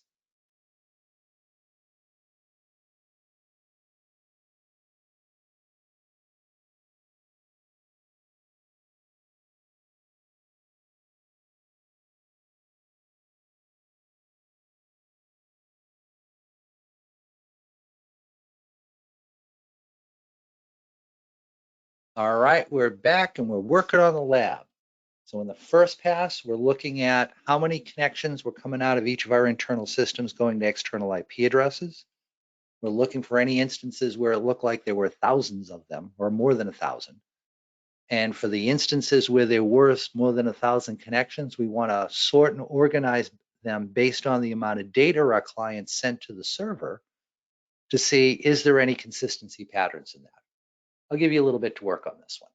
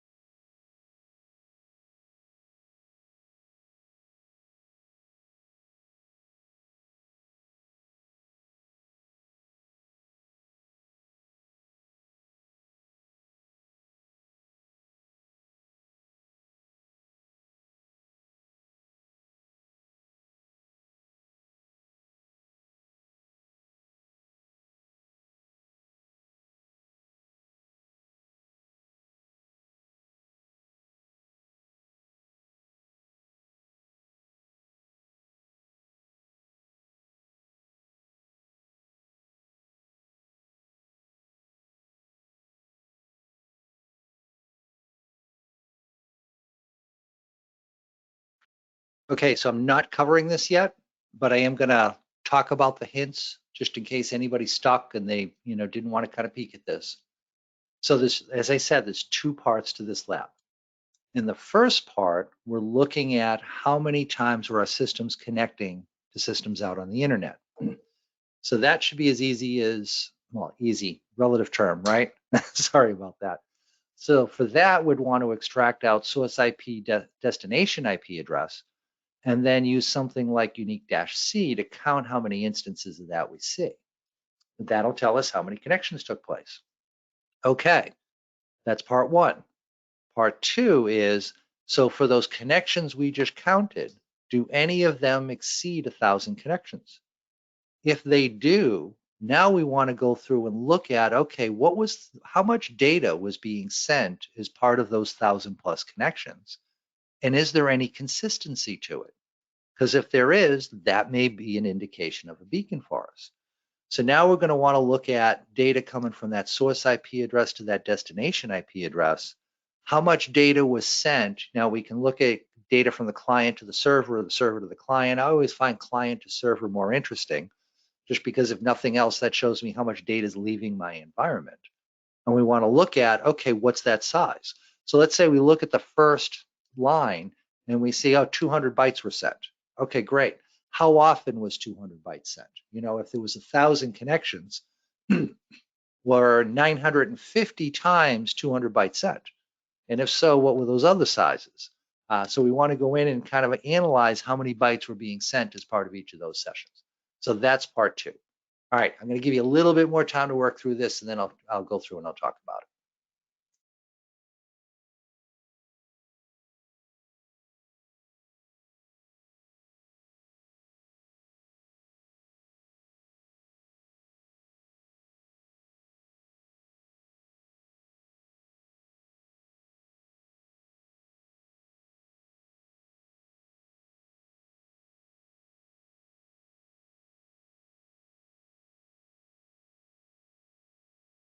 Hey, Minion, given you've been up for over 24 hours and it's now the middle of the night in your time zone, if you have any questions coming out of this, DM me on Discord. I will happily answer any questions you have. So I don't want you to feel like you miss anything or the ability to ask any questions. I'm giving you direct access to me because, oh my God, if you've been up for 24 hours and you're still sitting in on wanting to do this, I want to support that any way I can. So yeah, dude, you can ask me anything after this if you decide you want to get some sleep. All right, a little more time and then we'll talk more about this.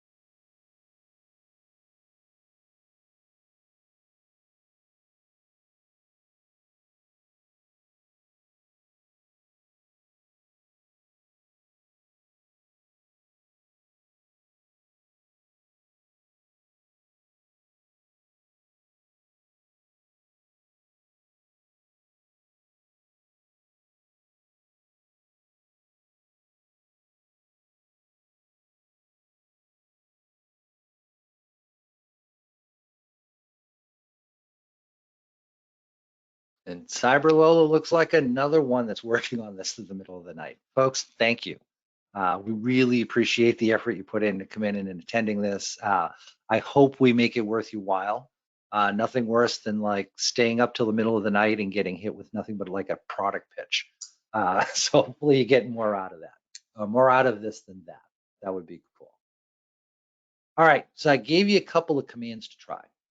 And the second one, so I wanted you to find an IP address that looked like it might be connecting more than 1,000 times in a 24-hour period of time. Does that exist? Well, the second command kind of gives it away, right? Because in the second command, I'm actually grepping for this internal IP address, that external IP address. So that kind of tells you, hey, that's probably one of the ones we're going to be interested in, right? So yeah, the commands, peeking at the commands could also kind of help you through this a little bit. But let's kind of talk this one through. So I said cat con.log, pipe it through zcut, and I'm looking at the source IP address and the destination IP address. Those are the only two fields I need. Then I'm going to sort them. So every time one IP address the same source and IP address connected to each other, those will all get lumped together, one line after another. That way they're all combined. Unique-C then goes through those and says, okay, here's how many times I'm seeing this IP address talking to that IP address. And then I'm going to count it and only print one line of output. And in this case here, this internal IP connected to that external IP 3,011 times. Then I said sort-rn. Sort, I didn't use K, so we're going to sort from the very beginning. And we're saying reverse sort, biggest number first, and N, this is a numeric value. Don't sort it just based on as being a string of characters. And piping it through head just says only show me the first 10 lines of output. I don't care about anything after that. So if I look, I have one connection set that exceeds that 1,000 connections in a 24-hour period of time that we talked about, and that's it. Everything else is 336 connections or less.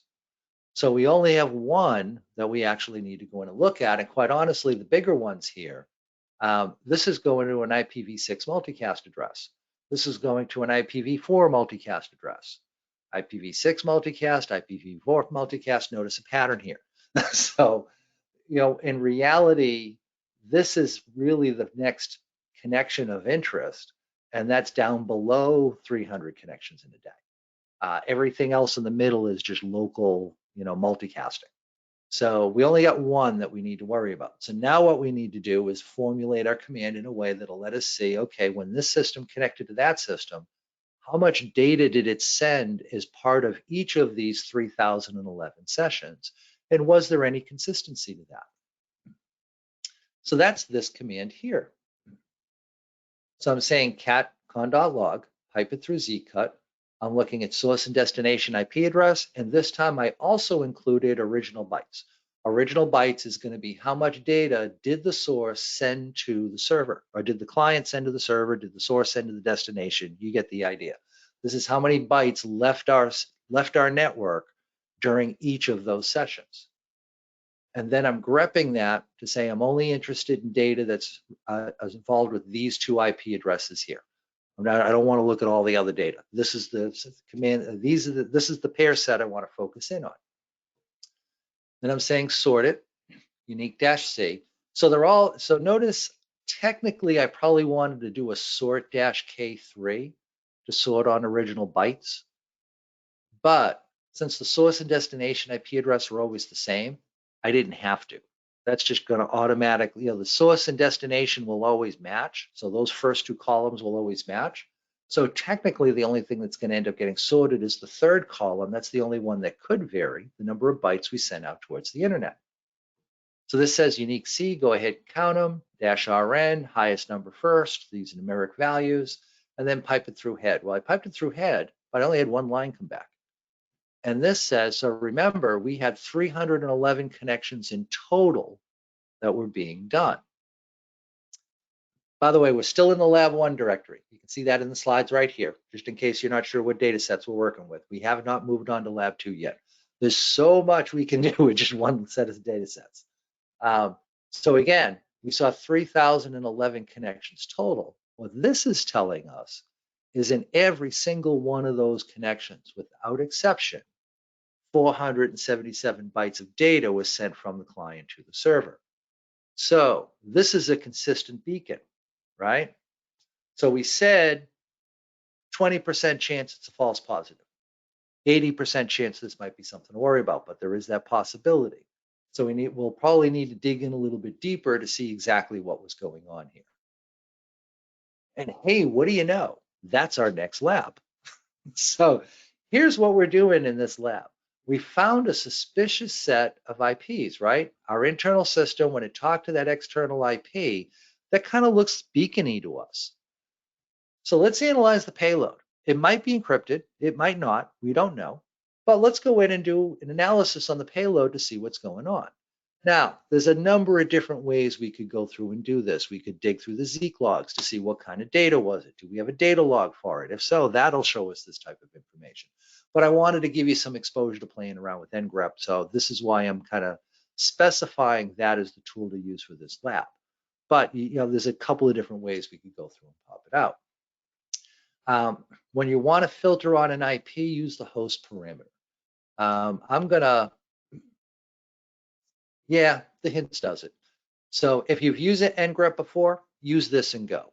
If you've never used ngrep before, it's not cheating looking at the hints to figure out syntax, because you need to be able to tell it, hey, I'm only interested in traffic associated with these two IPs. And that wasn't something I really covered in the content yet, but it is in the hints and it is in the commands that are after that. So let me give you a little bit to work through this, and we'll go through and we'll talk about it.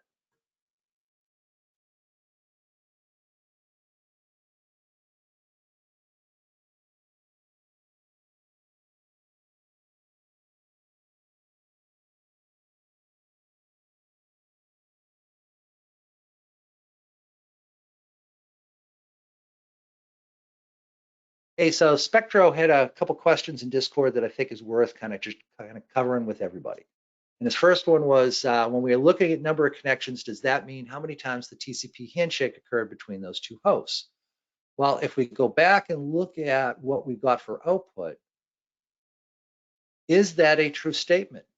We don't know, right? Because one of the things we didn't look at is this a TCP session? This could have been a UDP session, could have been ICMP, could have been GRE. So we don't know what protocol was used. We haven't actually looked at that yet, although we'll get an answer to that in the next lab. Now, with that said, if we assume this was a TCP session, then yes, we would have had a TCP 3-packet handshake take place 3,011 times. There'd be an established state of data getting transferred 3,011 times. And then there'd be some way to terminate that connection, typically a FINAC exchange, although sometimes, especially with TLS, you'll see a reset ACK go by instead to kill the session. That's another possibility. But yeah, this would have been 3,011 complete unique sessions that took place. Follow-up question was, all right, now for what we are currently looking at, each of those connections shared 477 bytes, close. Each of these 3,011 sessions, the client, the source IP, sent that number of bytes to the destination IP. We did not look at how many bytes came back from the server. It would be the combination of the two that would describe the number of bytes exchanged between the two. If we wanted to look at that, we could say RESP underscore bytes, add that as another field we want to print out here at the end, and then run this command. And now at the output here, we would get how many bytes the client sent to the server, and would have another field here identifying how many bytes the server sent to the client.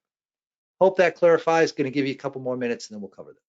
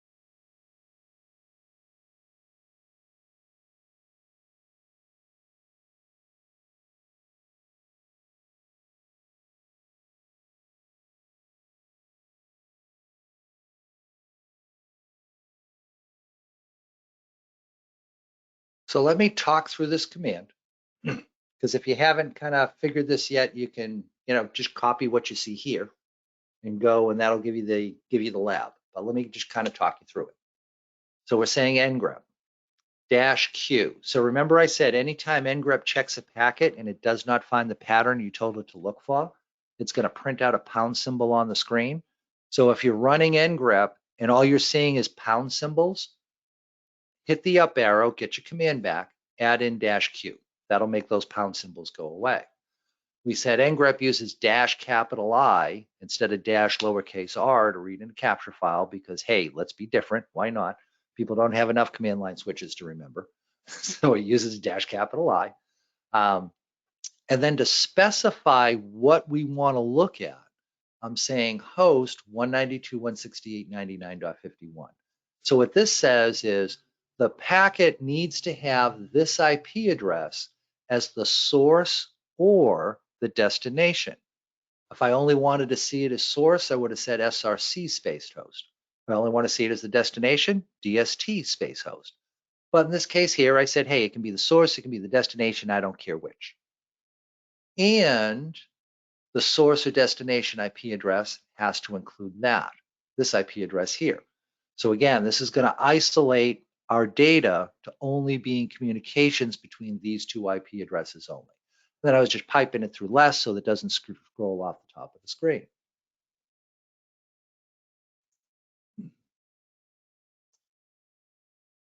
A couple of folks are saying they have audio problems. I apologize for that. I don't know if that's in my end or if that's in the GoToMeeting end.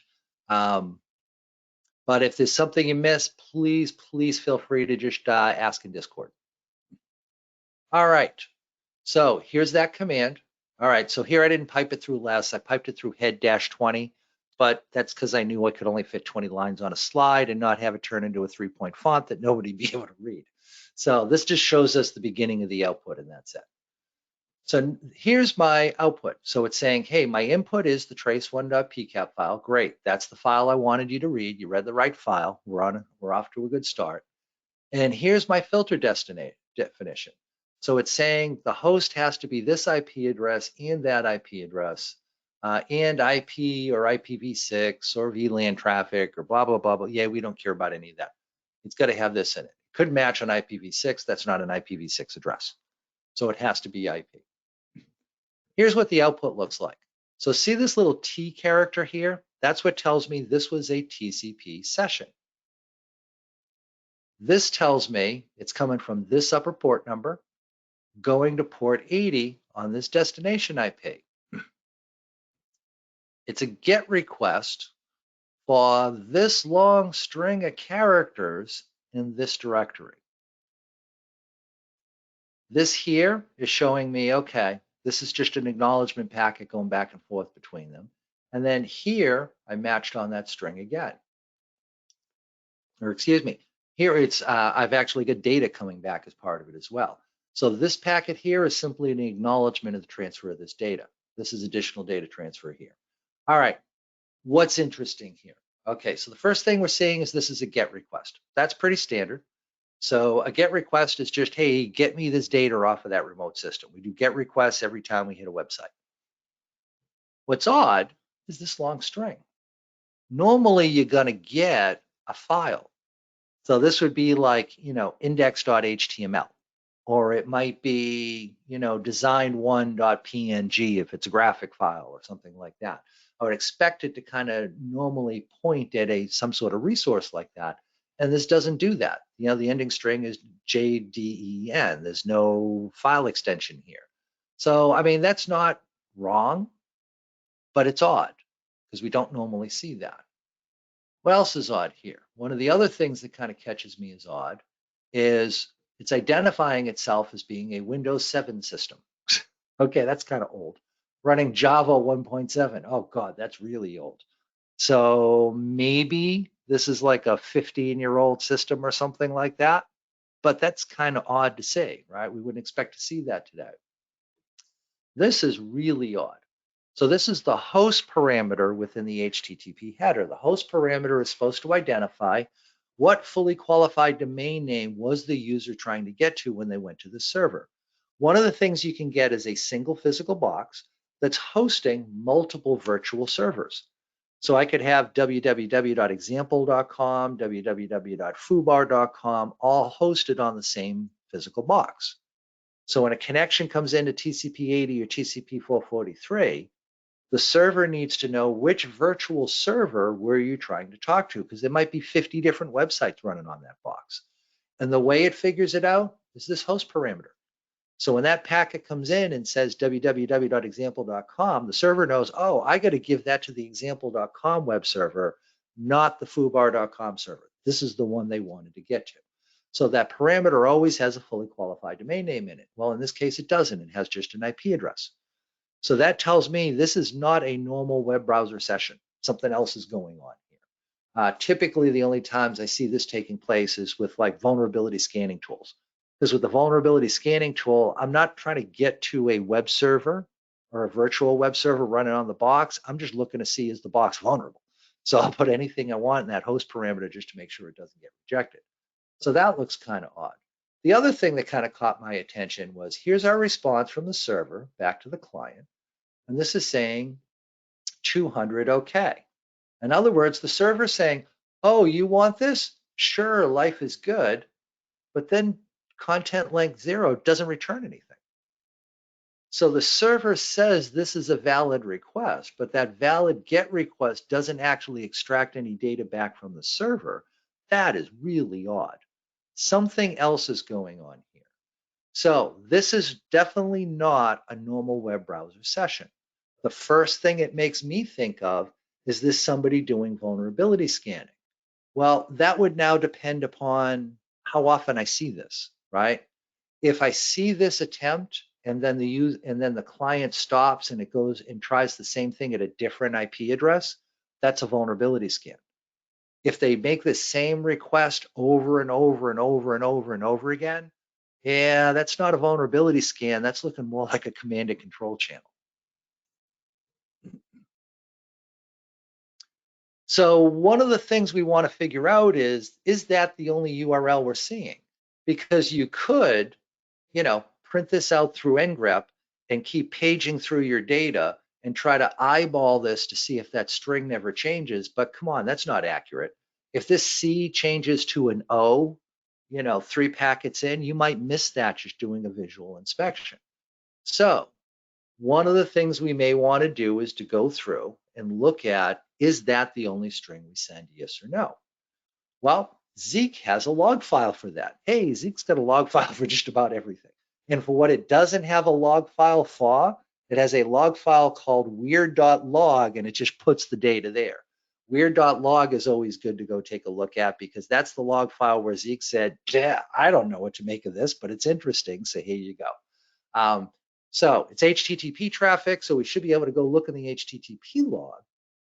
But we want to take a look and see, is this the only URI that's being requested from that external host? So we'll need to go into http.log. We'll need to extract out the URI string, and then we'll need to go through and come up with a way to unique see it to see how many different instances of different URIs am I getting. All right, this is your next lab. So I'll give you a little bit of time to go through this. Any questions, throw it in the comments. And Boston accent activated. Yeah, okay. So I'm originally from Massachusetts, New Hampshire, Vermont area. I've been in Florida for a couple of years now, but right, over yonder at all my language yet. So yeah, I still got a little bit of the Boston thing going on. So yeah, you're definitely hearing that. All right, let me give you a little bit to work through this.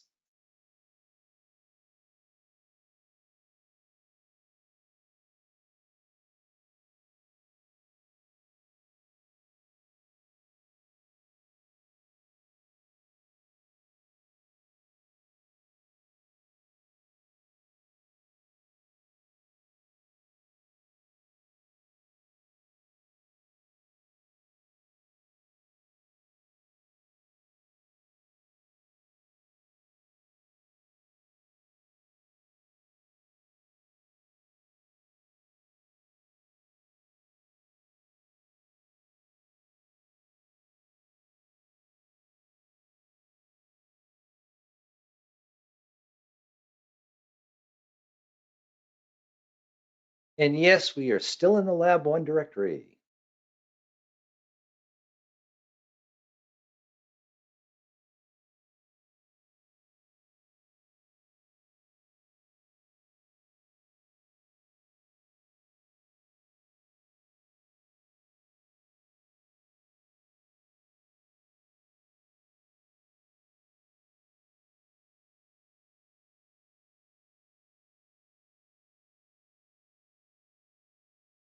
So I got the hints up for you. One clue, there's a reason why I have quotes around this string. It may be an interesting string to use when you're Z cutting stuff out. Also, this here, sort unique sort, oh, that's our mantra. You know, a lot of this data, you'll notice we're doing some variation off of sort unique sort all the time. It's just the way it works. All right, give you a little more time and then we'll cover it.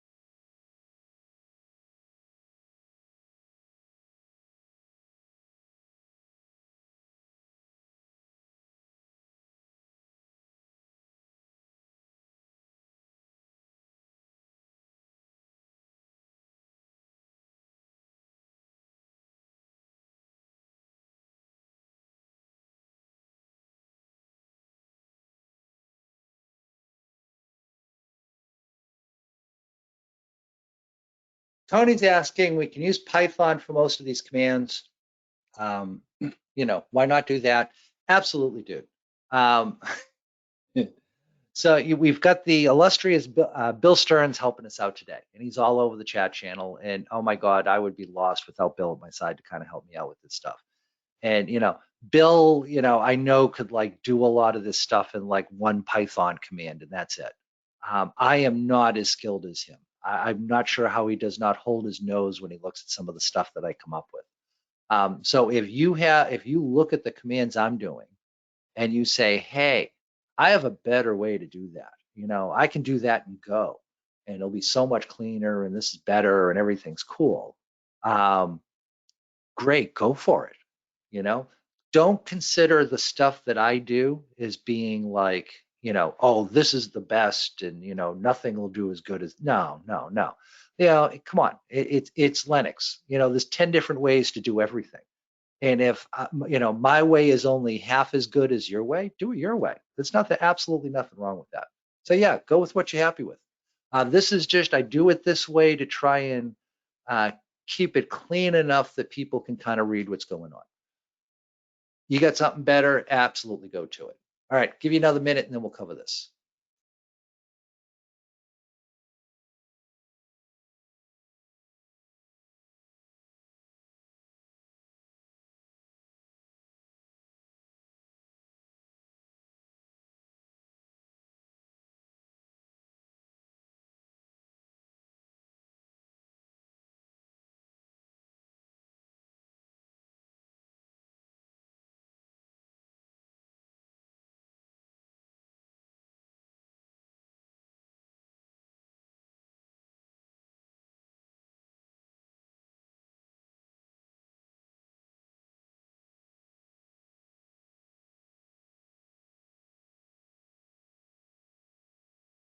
All right, so let's cover this one. So I'm saying cat http.log. Notice a pattern here, right? One variation of that is if you're running Zeek. So with Zeek, we're processing a PCAP file in each of these labs. So Zeek will only create one con.log file, one http.log file, etc. If you have Zeek listening on the wire, it's going to create a unique file every hour. And further, it will go through and it will compress it. Hey, Bill, can you do me a favor? Ashu keeps hitting me up on DM to try and find out the login name and password for the VM. Can you please just throw that in the chat channel so he has it, and in case anybody else needs it, it's there too. Thanks, dude. I would appreciate it. Or if anybody Sheldon, could throw in the credentials, that would be awesome. So, excuse me. So yeah. So if you're running it live, Zeek will actually compress up all the log files for you automatically, and it'll create one per hour. If I'm working with compressed log files, I'll want to use zcat, zcat, instead of the cat command, because zcat will automatically uncompress it on the file, then list things out. Just a little helpful tip if you start running Zeek live. So we're catting out the http.log file, we're piping it through zcut, and we're printing out source IP address, destination IP address, and the URI. Now, the only reason we're really printing out source and destination IP is because we want to be able to grep out the IP addresses that we're actually interested in. Now, I just grepped out the destination IP. Technically, I should have grepped the source IP address too, but I knew this source IP address was the only one talking to this destination IP address, thus I did it this particular way. Then I ran it through sort, unique see it to count it, sort-rn, we all know what that means now, and look what we got, 3,011 times. Every single one of these connections always have this URI string. So it's sending the same URI string over and over and over and over and over again. So this is not a vulnerability scan. This has to be some sort of command and control channel. Now, so there are all the connections are the same. We looked at the HTTP header and we talked about like the host field looks weird. The user agent string of being Windows 7 look, suspicious at best. This really looks like something bad. Now, how do we find out what bad it is in order to try and figure out how to clean things up? Well, you need to kind of look at what's going on and pick out things that are somewhat unique and maybe start doing some Google searching on that. So for example, that directory string looked kind of interesting to me. So I went in and just started Googling that, and that came back and told me, oh, hey, that's Fiesta. And here's some information on that so you know what binaries to go looking for and that type of thing. Cool. All right, so all of the stuff we've done so far has been in the lab 1 directory. Now you need to move to the lab 2 directory. So you can do a cd space .. lab 2, and that'll move you up out of the lab 1 directory and back down into the lab 2 directory all in one command. And when you go in there and kind of poke around, you'll see you get some data to work with. Here's what I want you to do. I want you to check to see if we may have C2 over DNS within this file. So remember what C2 over DNS looked like. That was a lot of fully qualified domain names being resolved in a domain, especially one that I don't recognize. So this will be the one that we want to go in and look for. Anything with more than 1,000 hosts within that remote domain is going to be considered suspect. That's going to be something we want to go in and pay attention to. So here's your lab. This command, I will say, is kind of complex. So it's not cheating if you go to if you realize, oh, this is what I want to do, and this is what we need to extract it, and then you just go look at the command that I gave you, copy paste, and go through and do it that way. If you end up doing that, that's totally cool, because like I said, this is a fairly long command. But with that said, it is the top of the hour. Let's take a 10-minute break, and then we'll jump in and keep going with this lab.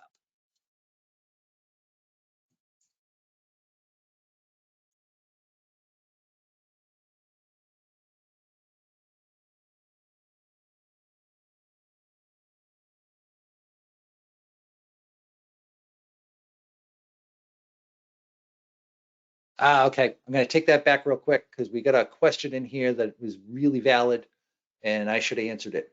So it says, I have a question. What tool was used to generate the files in the lab 1 folder? and I wasn't clear on this. So the PCAP file was just a live capture. So we ran a tool to capture the packets going back and forth. That's where the PCAP file came from. All of these log files, this is Zeek. So I went in and I said Zeek space -R, read that packet capture file, and then just let Zeek go off and do its thing. And Zeek will go through and create all these log files.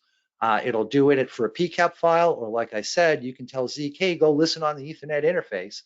And if that's hooked up to a span port on your switch to see all the traffic going back and forth, you'll get the same type of log files off of all the data on your network. So that's where these data logs came from. Okay, give you about 8 more minutes, and then we'll jump in and do, actually, yeah, no, I'm still talking. So 12 minutes after the top of the hour, I'll go in and start talking about this one a little bit more.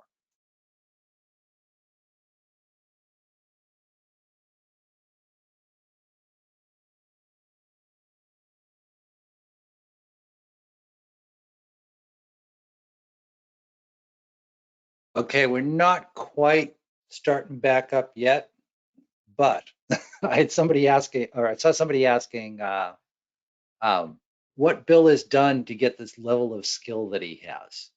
One of the places you can look, www.stearns.org. That'll give you an idea of where Bill's skills come from. He's got a ton of applications that he's written that are up there. I will say the defining moment for me was Bill and I were working for an organization that got bought out by another, and the one coming in wanted to like own everything you ever thought of. It's an evil red company I'm sure everybody's heard of that will go unnamed, but they're just very draconian in the way they do things. Very kind of lagger mentality. But one of the things they wanted to know is what applications did you write before you got here that we can't try and claim as being ours. Bill had over 1,000 applications he needed to clear. I don't remember the exact number. I just remember it was well over 1,000. And of course, old-fashioned company, they wanted it in paper format, so it's a stack. Yeah, that's what Bill brings to the table. Bill's my guy that I can say to Bill, hey, it'd be kind of neat if we could do X. And like 2 a.m., he's got a working demo. It's one of those types of deals. So that's why Bill's in here. Oh, and Bill's saying, oh, it was only 1,003. So, I'm exaggerating saying it was over 1,000 because it was only 3 over 1,000 applications that he needed to clear. Yeah, that's it. When I met Bill, he was back working on, what was it? Let's see, what was before IP chains? Whatever the original filtering was in the old 2X kernel in Linux, Bill was involved with that stuff. So yeah, he's been at this for a while. He's been at this stuff for a while. And Denton Lama sounds like Oracle. I will neither confirm or deny that comment. All right, so I gave you a lab. We jumped to this right when we went to break. So some people may have needed to go get a drink, bio break, let the pet out, whatever the case may be. So I'm just going to give you another minute or two, and then I'll kind of start talking this through. I did mention that the syntax for this is pretty complicated. And I'll talk you through this in just another minute.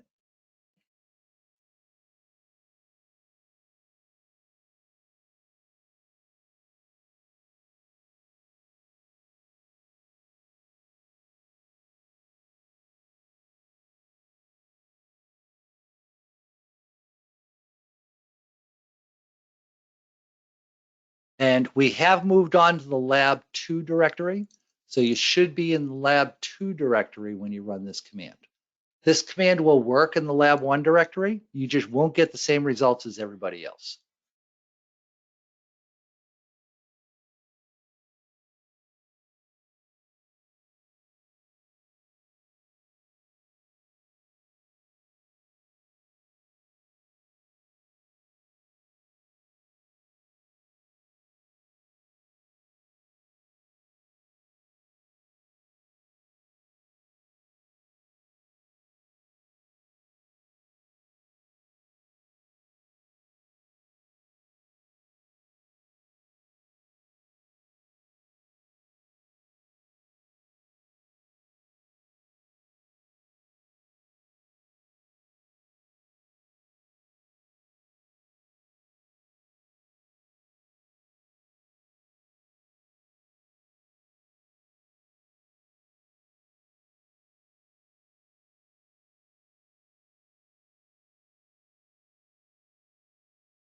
Okay, let me talk you through this command. So we're catting dns.log. So that's just going to spew out all the contents. And then we're saying zcut, the only field I care about is the query field. So this is what was the person trying to look up in their DNS query that they sent out. Then I'm sorting them. So all the queries that are the same will all be one right after another. And then I'm saying unique. So notice I didn't count them. We're interested in the number of unique fully qualified domain names, not the number of actual queries that took place. So if I wanted to see raw query count, I wouldn't do this. But what I wanted to see was unique number of queries. So if somebody looked up a.example.com 10 times, I don't care. All I care about is they looked up a.example.com. That's one fully qualified domain name that they queried. So we're just piping it through unique. Now this is where it gets a little weird.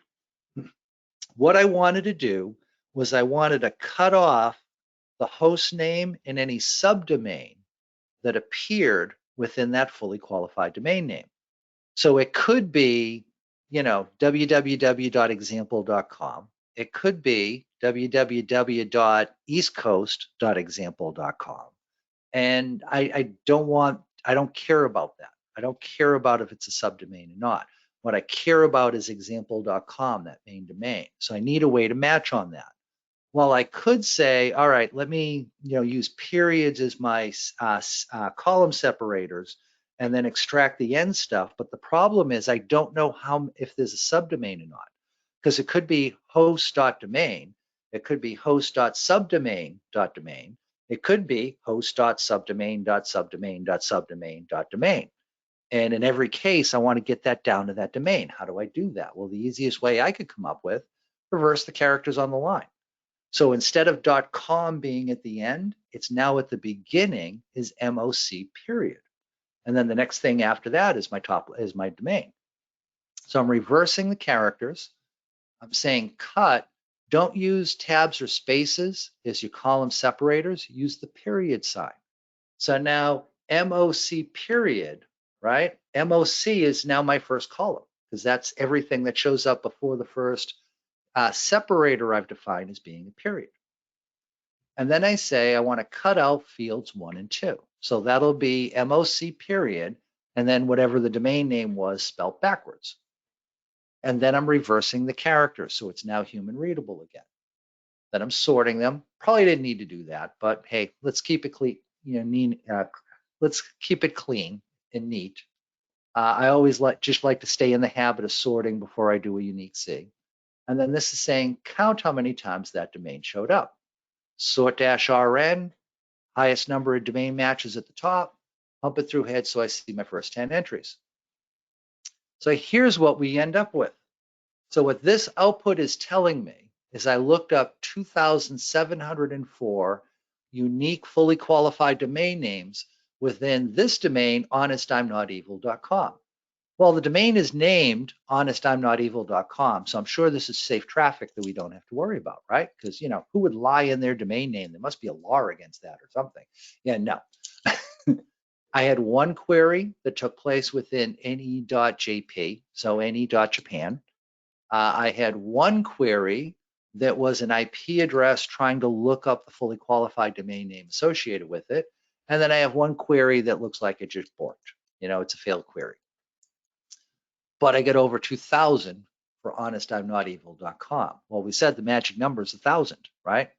So think about this. Here's a domain we've never heard of before, and we resolved 2,000 plus fully qualified domain names in it.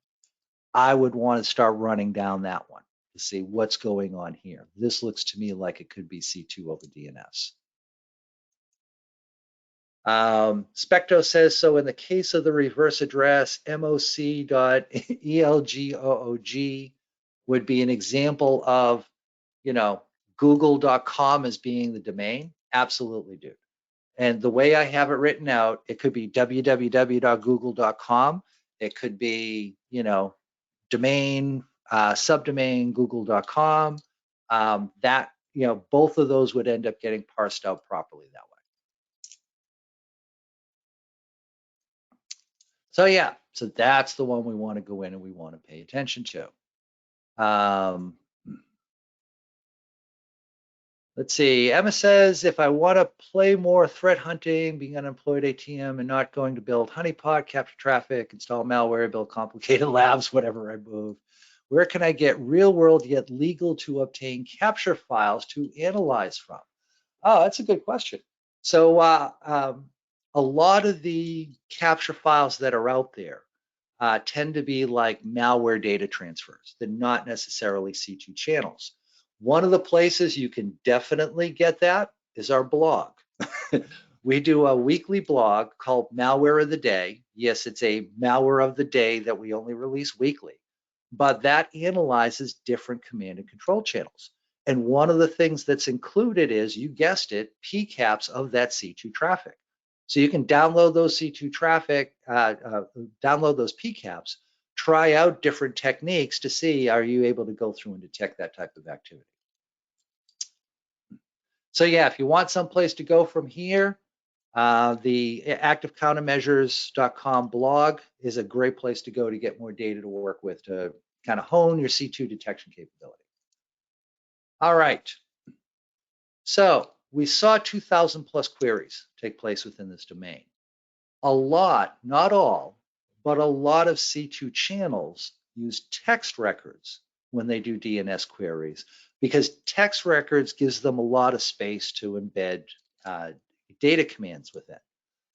So one of the things I kind of like to ask myself is are these text records? Or are there some other record type that maybe I just don't expect to see? In other words, if these are all A record queries, maybe this is a false positive. It might be that oddball 0.001% of the time where, this is just something odd nobody expected to see. So if these are all A record queries, meaning I have the host name, I want to look up an IP address, we might actually be okay.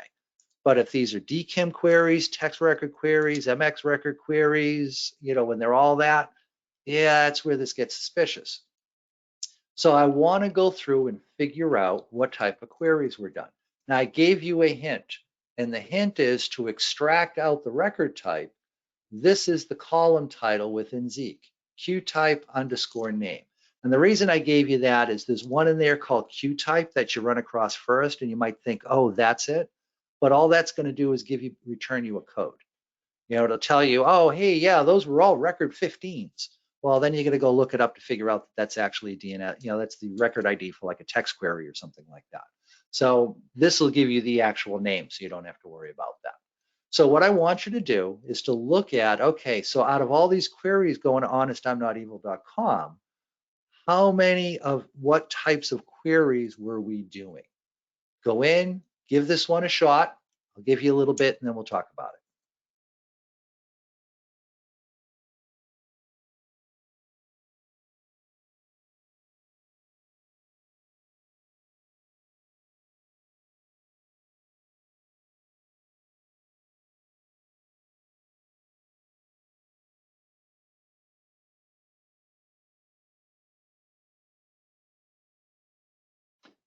So we had a comment.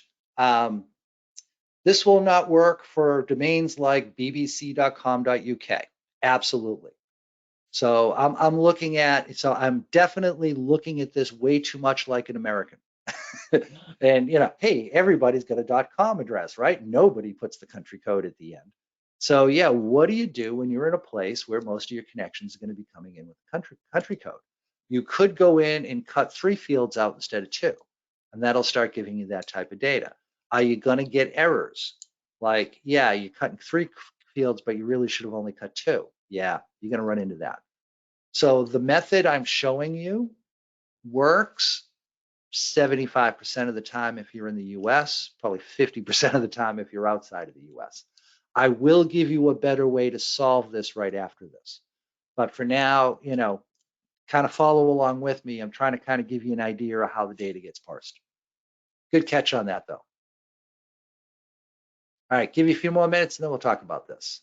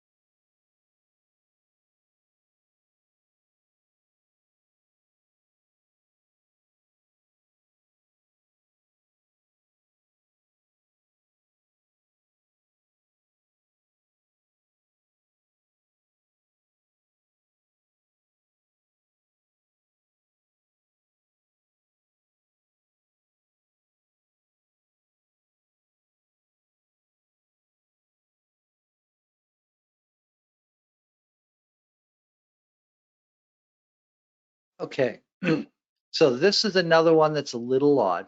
So I want to toss the command up here for you just in case. Just in case you kind of don't want folks getting frustrated going through this. So let me kind of talk through the command. I'll give you another minute or two, and then we'll go through and we'll cover this one. So again, catting DNS.log. We're working with DNS information. This is the best place to find it.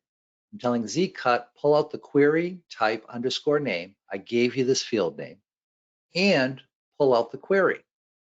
Then I'm saying grep honestimnotevil.com, honestimnotevil.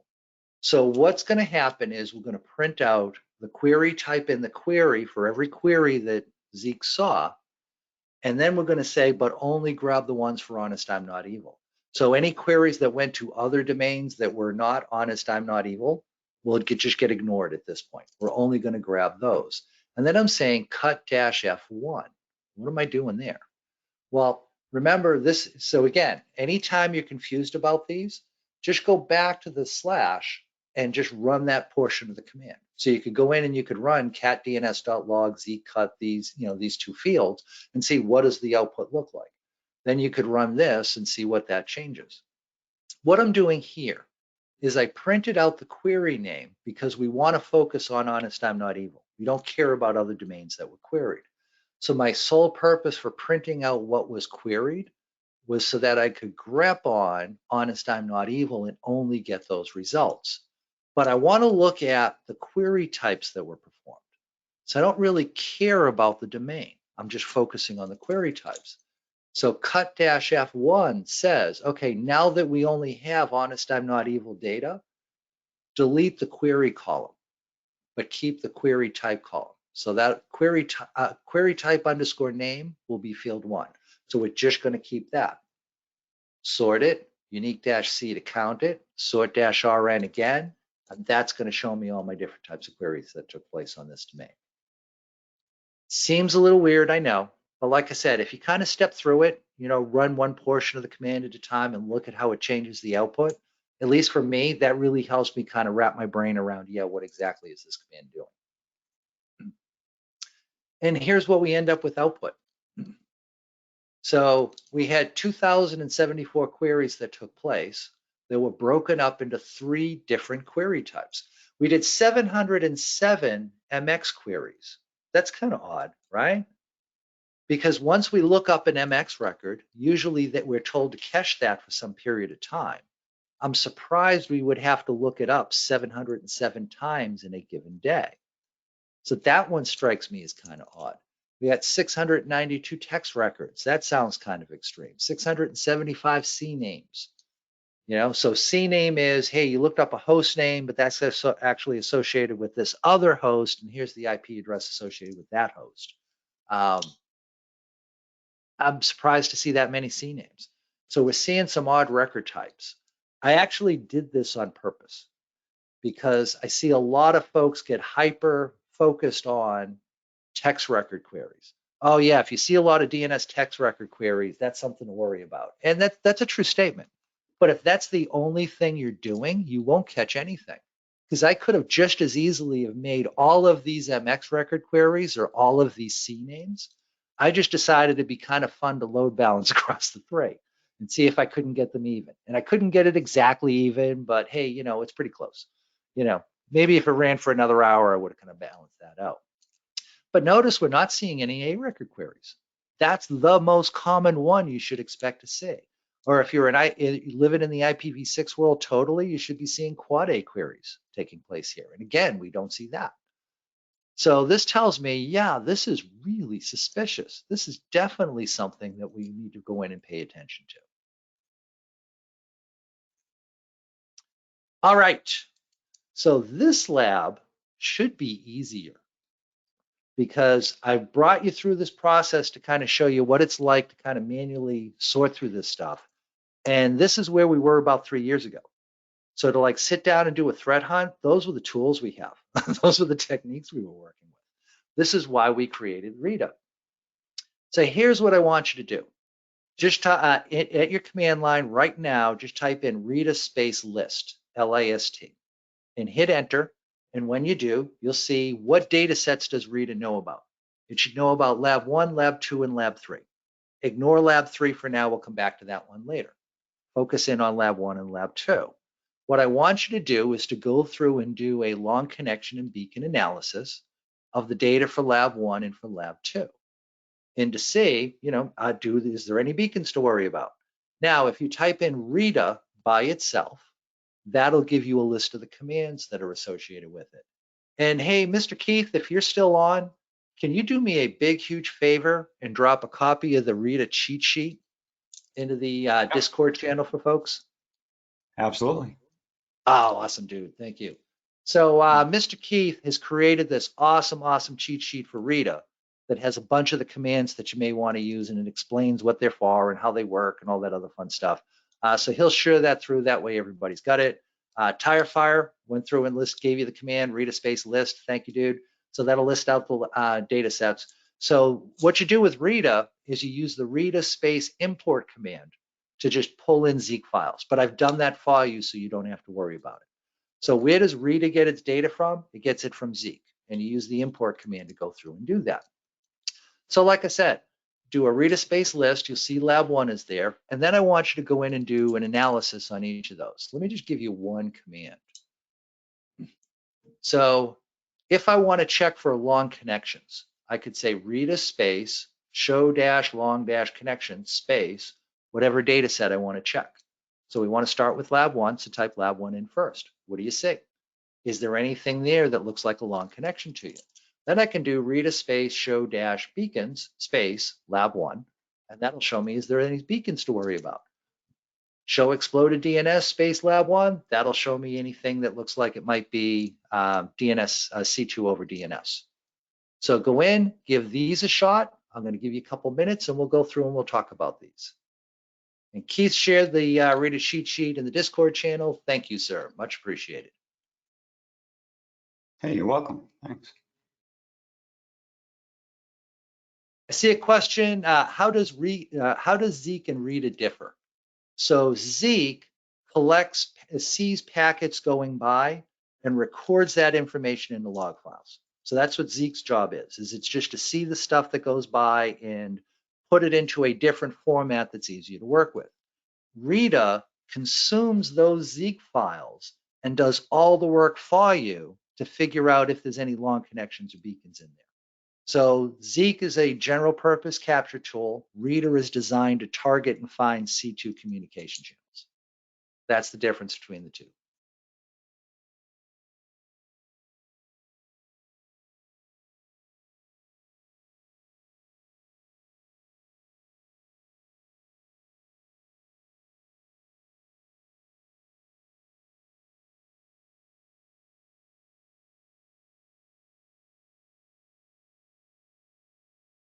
See, a question asking, where did the name Rita come from? So Rita is the brainchild of John Strand, my partner with Active Countermeasures. Rita was the name of his mom. If you're not familiar with his mom, there's a great story. I've seen a couple of write-ups on the internet, different articles, but there's a really good Darknet Diaries episode that it's something in the title is something along the lines of like pen testing a penitentiary, where John tells the story of his mom being a red teamer and dropping malware in a penitentiary that had hired them to go in and do a pen test. And yes, his mom was that cool. Unfortunately, John's mom passed cancer. So Rita is basically a tribute to her. Keith shared the link to the article. I highly recommend listening to that. It's a really good episode. But I knew John's mom. She was very, very cool people. We do miss her. But yeah, Rita is a legacy to her. So that's where the name came from.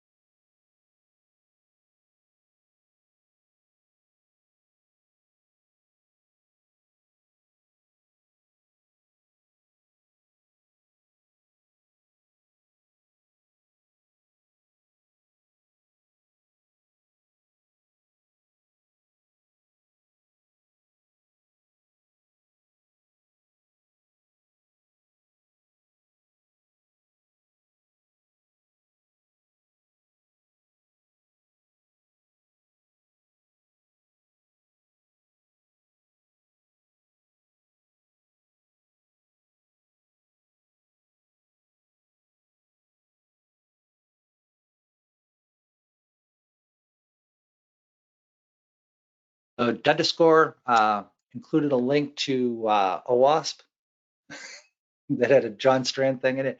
OWASP is an awesome organization. It's a 501c, they're nonprofit. They do some really good work. They could put some great information out there.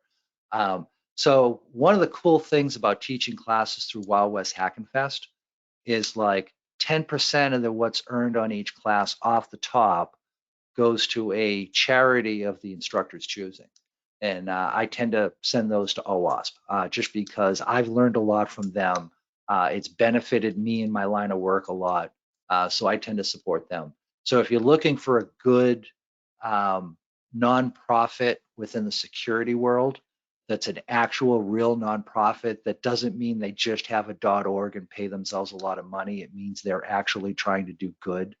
OWASP is a great organization for that. So just tossing that out there. All right, another minute and I'll cover this.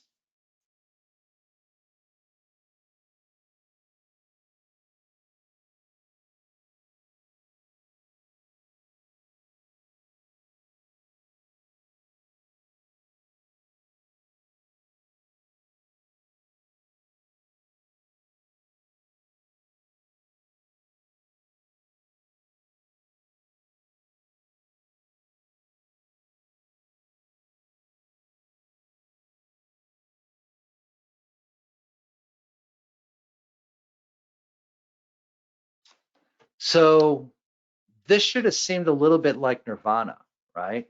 Because remember what we did with trying to detect beacons? We went through the data. We said, okay, let's check to see if anybody has more than 1,000 connections, and then we can do a size analysis, but a time analysis is just too hard. Rita does all that for you. Note the second hit here, right? So remember I said anything that's like a 0.8 or higher is something worth taking a look at. So this connection going to this IP address, there was only 72 of them over this 24-hour period of time. Yet Rita's saying, hey, that's kind of a beacon signal. That may be something worth paying attention to. Well, with our manual process where we're looking for 1,000 connections or more just to even consider whether it's a beacon or not, we'd never catch that. So one of the nice things about Reader is because it does all the hard stuff for you, it not only parses out the stuff you would find yourself, it'll even find things that, quite honestly, you just don't have the bandwidth to go looking for yourself. So when we go in and we analyze lab one, so I said Rita space, long connection space, lab one, pipe it through head. I ended up with one connection here that was a long connection, but we knew about that, right? But this was a whole lot easier than all the kind of, digging through Zeek logs and everything that we did before. And it's telling me what port it's going to, and it's telling me, hey, I didn't see an application layer that I recognized. So that's some helpful information to kind of figure out, is this something I need to worry about or not?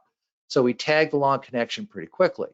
Then I went in and said, read a space, show beacons for lab one, pipe out the first 5 lines worth of output. And, I got this. Now, this one we found manually, but again, this is easier. And this second one we didn't notice at all. Now we do. Now we know this is another one we need to go in and pay attention to. Then I said, Rita, show exploded DNS for lab one, print out the first 5 lines. And it looks like the busiest domain we're talking to is Microsoft. And we only looked up 24 different host names. Okay, that's minor. That's not worth worrying about. So in the Discord channel, we had talked about that, cut, reverse cut, weird stuff I was doing, and how if I'm not in the US and I'm dealing with, country codes, there may be 3 fields to worry about instead of just 2. That's not a problem with Rita. You can see it's giving me Microsoft.com, but it's also breaking down all the ones below that too. So I can even see into the subdomain level how many queries were part of that, if that's interesting information to me. So that, 3 fields versus 2, complete non-issue if you just use Reader instead. So for lab 2, I went looking for long connections, and Rita came back and said, I didn't see anything. Anything that's less than like 2 minutes, Rita just ignores from a long connection standpoint. It says, yeah, that's so short, that's not even worth going in and paying attention to. Went in and looked at exploded DNS. Here's our honest I'm not evil again. We can see that this is the number of unique fully qualified domain names that were looked up. This is the number of queries that were performed. So we can see every single query was for a unique fully qualified domain name. And then at the end of that output, it'll just start printing out what did it say. Here is the fully qualified domain name that was being queried. Oh, hey, yeah, that looks like a memorial name that a human would assign to a system, right? Anytime I need to access the system, all I got to type in is 8806D9A906A22. Oh, sure, I'll remember that off the top of my head. I don't think so. So clearly this was not human generated. This makes it very suspicious. So, but again, this just found it for me, made life a whole lot easier. So we found the same, so with Rita, with just a couple commands, we found the same stuff we found before, plus something else we didn't know we needed to pay attention to before. And it was all real easy to get to and very easy to work with. So our next steps here are, so now that we have that new IP, maybe we need to run down that external IP address. Is there a business case for it? Maybe it just goes out to Microsoft, in which case we can say, oh, okay, this is part of it being Windows system, not a big deal. Maybe it's something I actually need to be concerned about. So I can go in and I can do some additional research as needed to figure out what are my next best steps moving forward. And again, my output should always be one of two things. I'm pretty certain it's safe, in which case I want to create an exception for this so I don't see it in the future, or I'm pretty certain we're compromised. We need to go into incident handling mode. How do I create an exception? There's a couple of different ways I can go about doing it. I can grep-v the data to pull out IP addresses that I know are safe. Rita has a config setting in its YAML file saying, don't analyze this IP. I could add them to that if I wanted to. So there's a couple of possibilities to go in and add in exceptions. That's actually stuff I get into more in like the advanced class. All right, so that's that data. From the perspective of Rita, our open source tool, this is how our commercial tool goes through and processes it. I'll make this quick. I hate kind of doing commercial pitches, but it does I do want to kind of demonstrate that there are easier ways to go through and do this whole threat hunting thing if you want to. So with AC Hunter, what we do is we go through and we score things. So remember I talked about that scoring process? It's built right into the tool. So whatever you need to worry about, this left-hand side of the screen, this is my internal IPs. My right-hand side is where are their scores coming from. So my most likely to be compromised system is going to be at the top. And over on the right, it's describing to me, this is what I'm seeing that's wrong. So we try to guide you through this. We actually wrote this for a help desk. We had a medium-sized city that had 2 security people, that's it. And they were getting popped constantly. And the challenge they gave to us was, hey, look, if you tell us we need to carve out a couple of hours of every day to threat hunt, we're not going to be able to do it. We're too busy. But if you can make this simple enough that we can hand it off to the help desk and they only get us involved when something's actually been compromised, that we can do. So I thought that was a cool challenge, because now we've got to try and figure out, how do you make a threat hunting tool that's simple enough for help desk people to figure it out? And the answer is you give them a story, right? So, hey, highest scoring IP, that's the one you need to pay attention to. Where are those scores coming from? Well, this is showing me right here. Oh, hey, too many fully qualified domain names per domain. And all these items are clickable. So I can just click in and see, oh, hey, you got this domain here, r-1x.com, there's 62,000 different host names associated with it. That could potentially be C2. The other analysis we do, which is really hard to do from the command line, is we look at utilization. So for example, akadns.net, that's Akamai. We resolved 125 hosts there. Our 3 DNS servers did those lookups, and that resulted in 13 of our internal systems connecting to one or more of these 125 systems. Okay, that makes sense. If I go back and look at r-1x.com, the only system that ever goes to that domain is the one doing the DNS queries. In other words, our users don't actually need to go there. Well, then why are we doing so many queries? That's the other reason why this one gets so many points. When you get into things like beaconing, we've got a lot of visualization help for that. Remember I said, hey, 24 hours, if I can draw a flat line, that's a beacon. we go through and we do that for you. The other thing that's kind of cool is once you've threat hunted and you've whitelisted stuff out. So let's say I know that this is something that's not bad. I can go in and next to every IP address, there's a little filter icon I can click on. And I can go in and say, yeah, hey, any beacons you see going to this IP address, don't worry about it. Or in this case here, I'm going to say, hey, anything you see going to r-1x.com, or Microsoft.com or whatever, hey, go ahead and whitelist that out. I don't care about that stuff. That's not something I want to go in and actually pay attention to.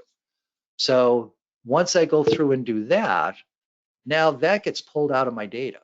So I won't actually see that entry show up anymore. So when I go through and I do my, oh, I hate it when my system goes wonky. When I go in and I do my threat hunts later on, that data no longer shows up. That no longer becomes something I need to actually go in and look at. So the whitelisting process becomes a whole lot easier. The other thing that allows me to do is it allows me to go in and I can say, oh, hey, this external IP, what's up with that? Well, if I click on the IP, I get a bunch of resources I can go off and jump into to tell me more. I can do the same thing with the internal IP address. In fact, if you have a web interface for your logging system, so let's say you're running Splunk, which you normally connect to with a web browser, I could put Splunk in here. And now I can go in and I can say, hey, Splunk, tell me what you know about that IP address. That'll give me all my system log entries. So if I'm pretty certain this is something that's been compromised, it gives me a very easy path to go in and run this down. This is a very inexpensive tool, less than 10K for everybody, regardless of how much data you're pushing. If you're interested in seeing more, just go ahead and type demo into the GoToMeeting chat channel, and someone will reach out to you. We'll get you set up, and we'll kind of go at it from there. So that's the tool in a nutshell, and I gave you a bunch of slides in here that you can go through and kind of refer to. We're pretty damn proud of this tool. And one of the things that was like a real, very cool moment for me was sunburst. We were detecting that last summer. we had folks that part of their proof of concept were going in and identifying sunburst before anybody was calling it sunburst or anything else. There are vendors saying, oh yeah, we detect sunburst.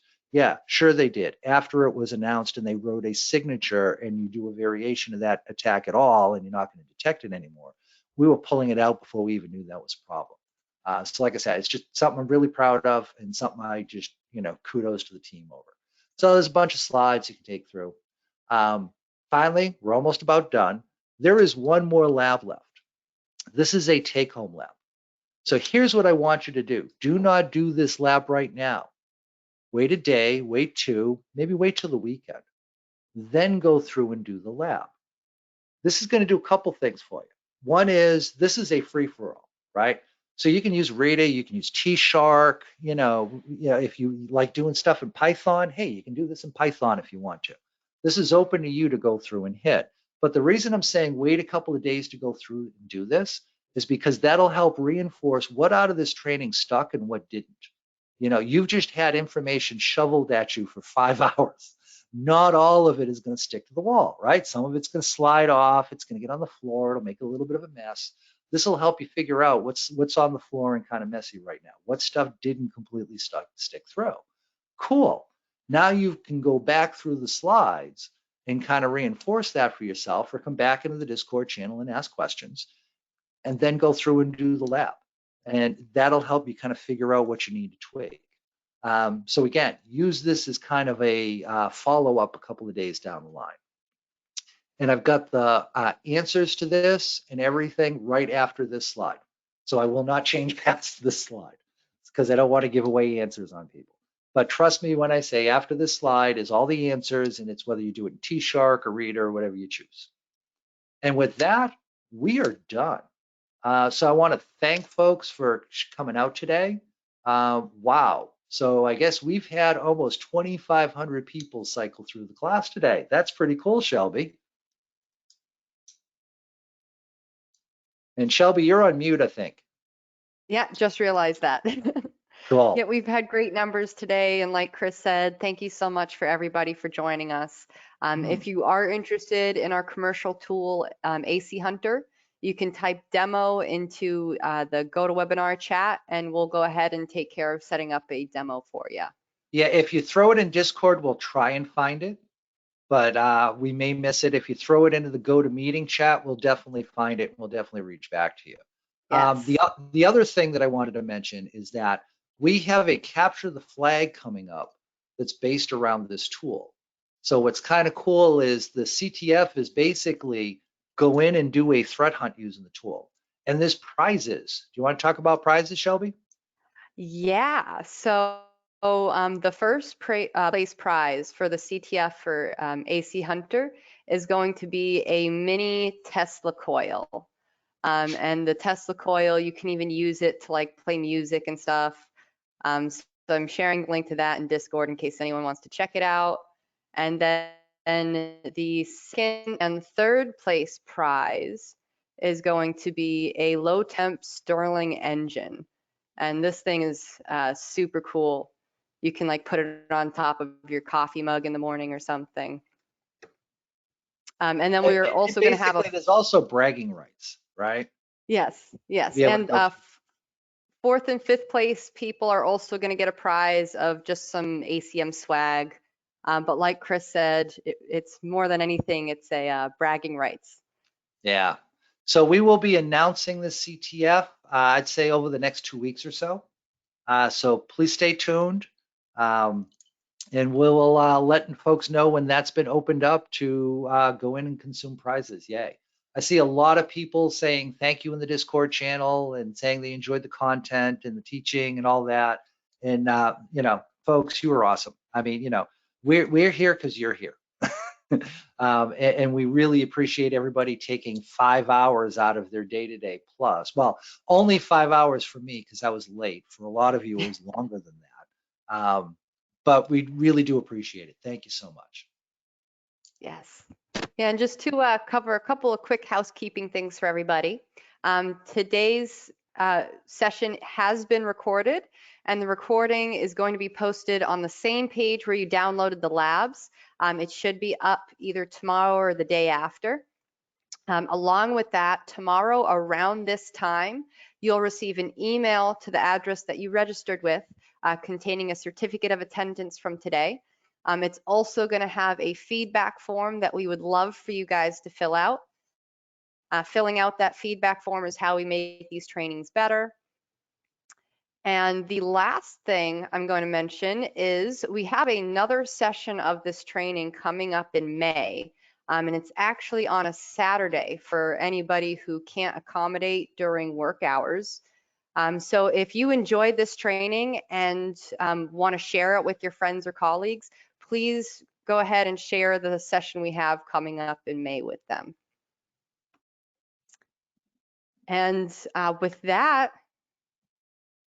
double check the name. Yes, your name will be on the cert. So it'll be whatever name you use to register with will be on your certification. And I think that is it. Chris, do you have any last words before we go?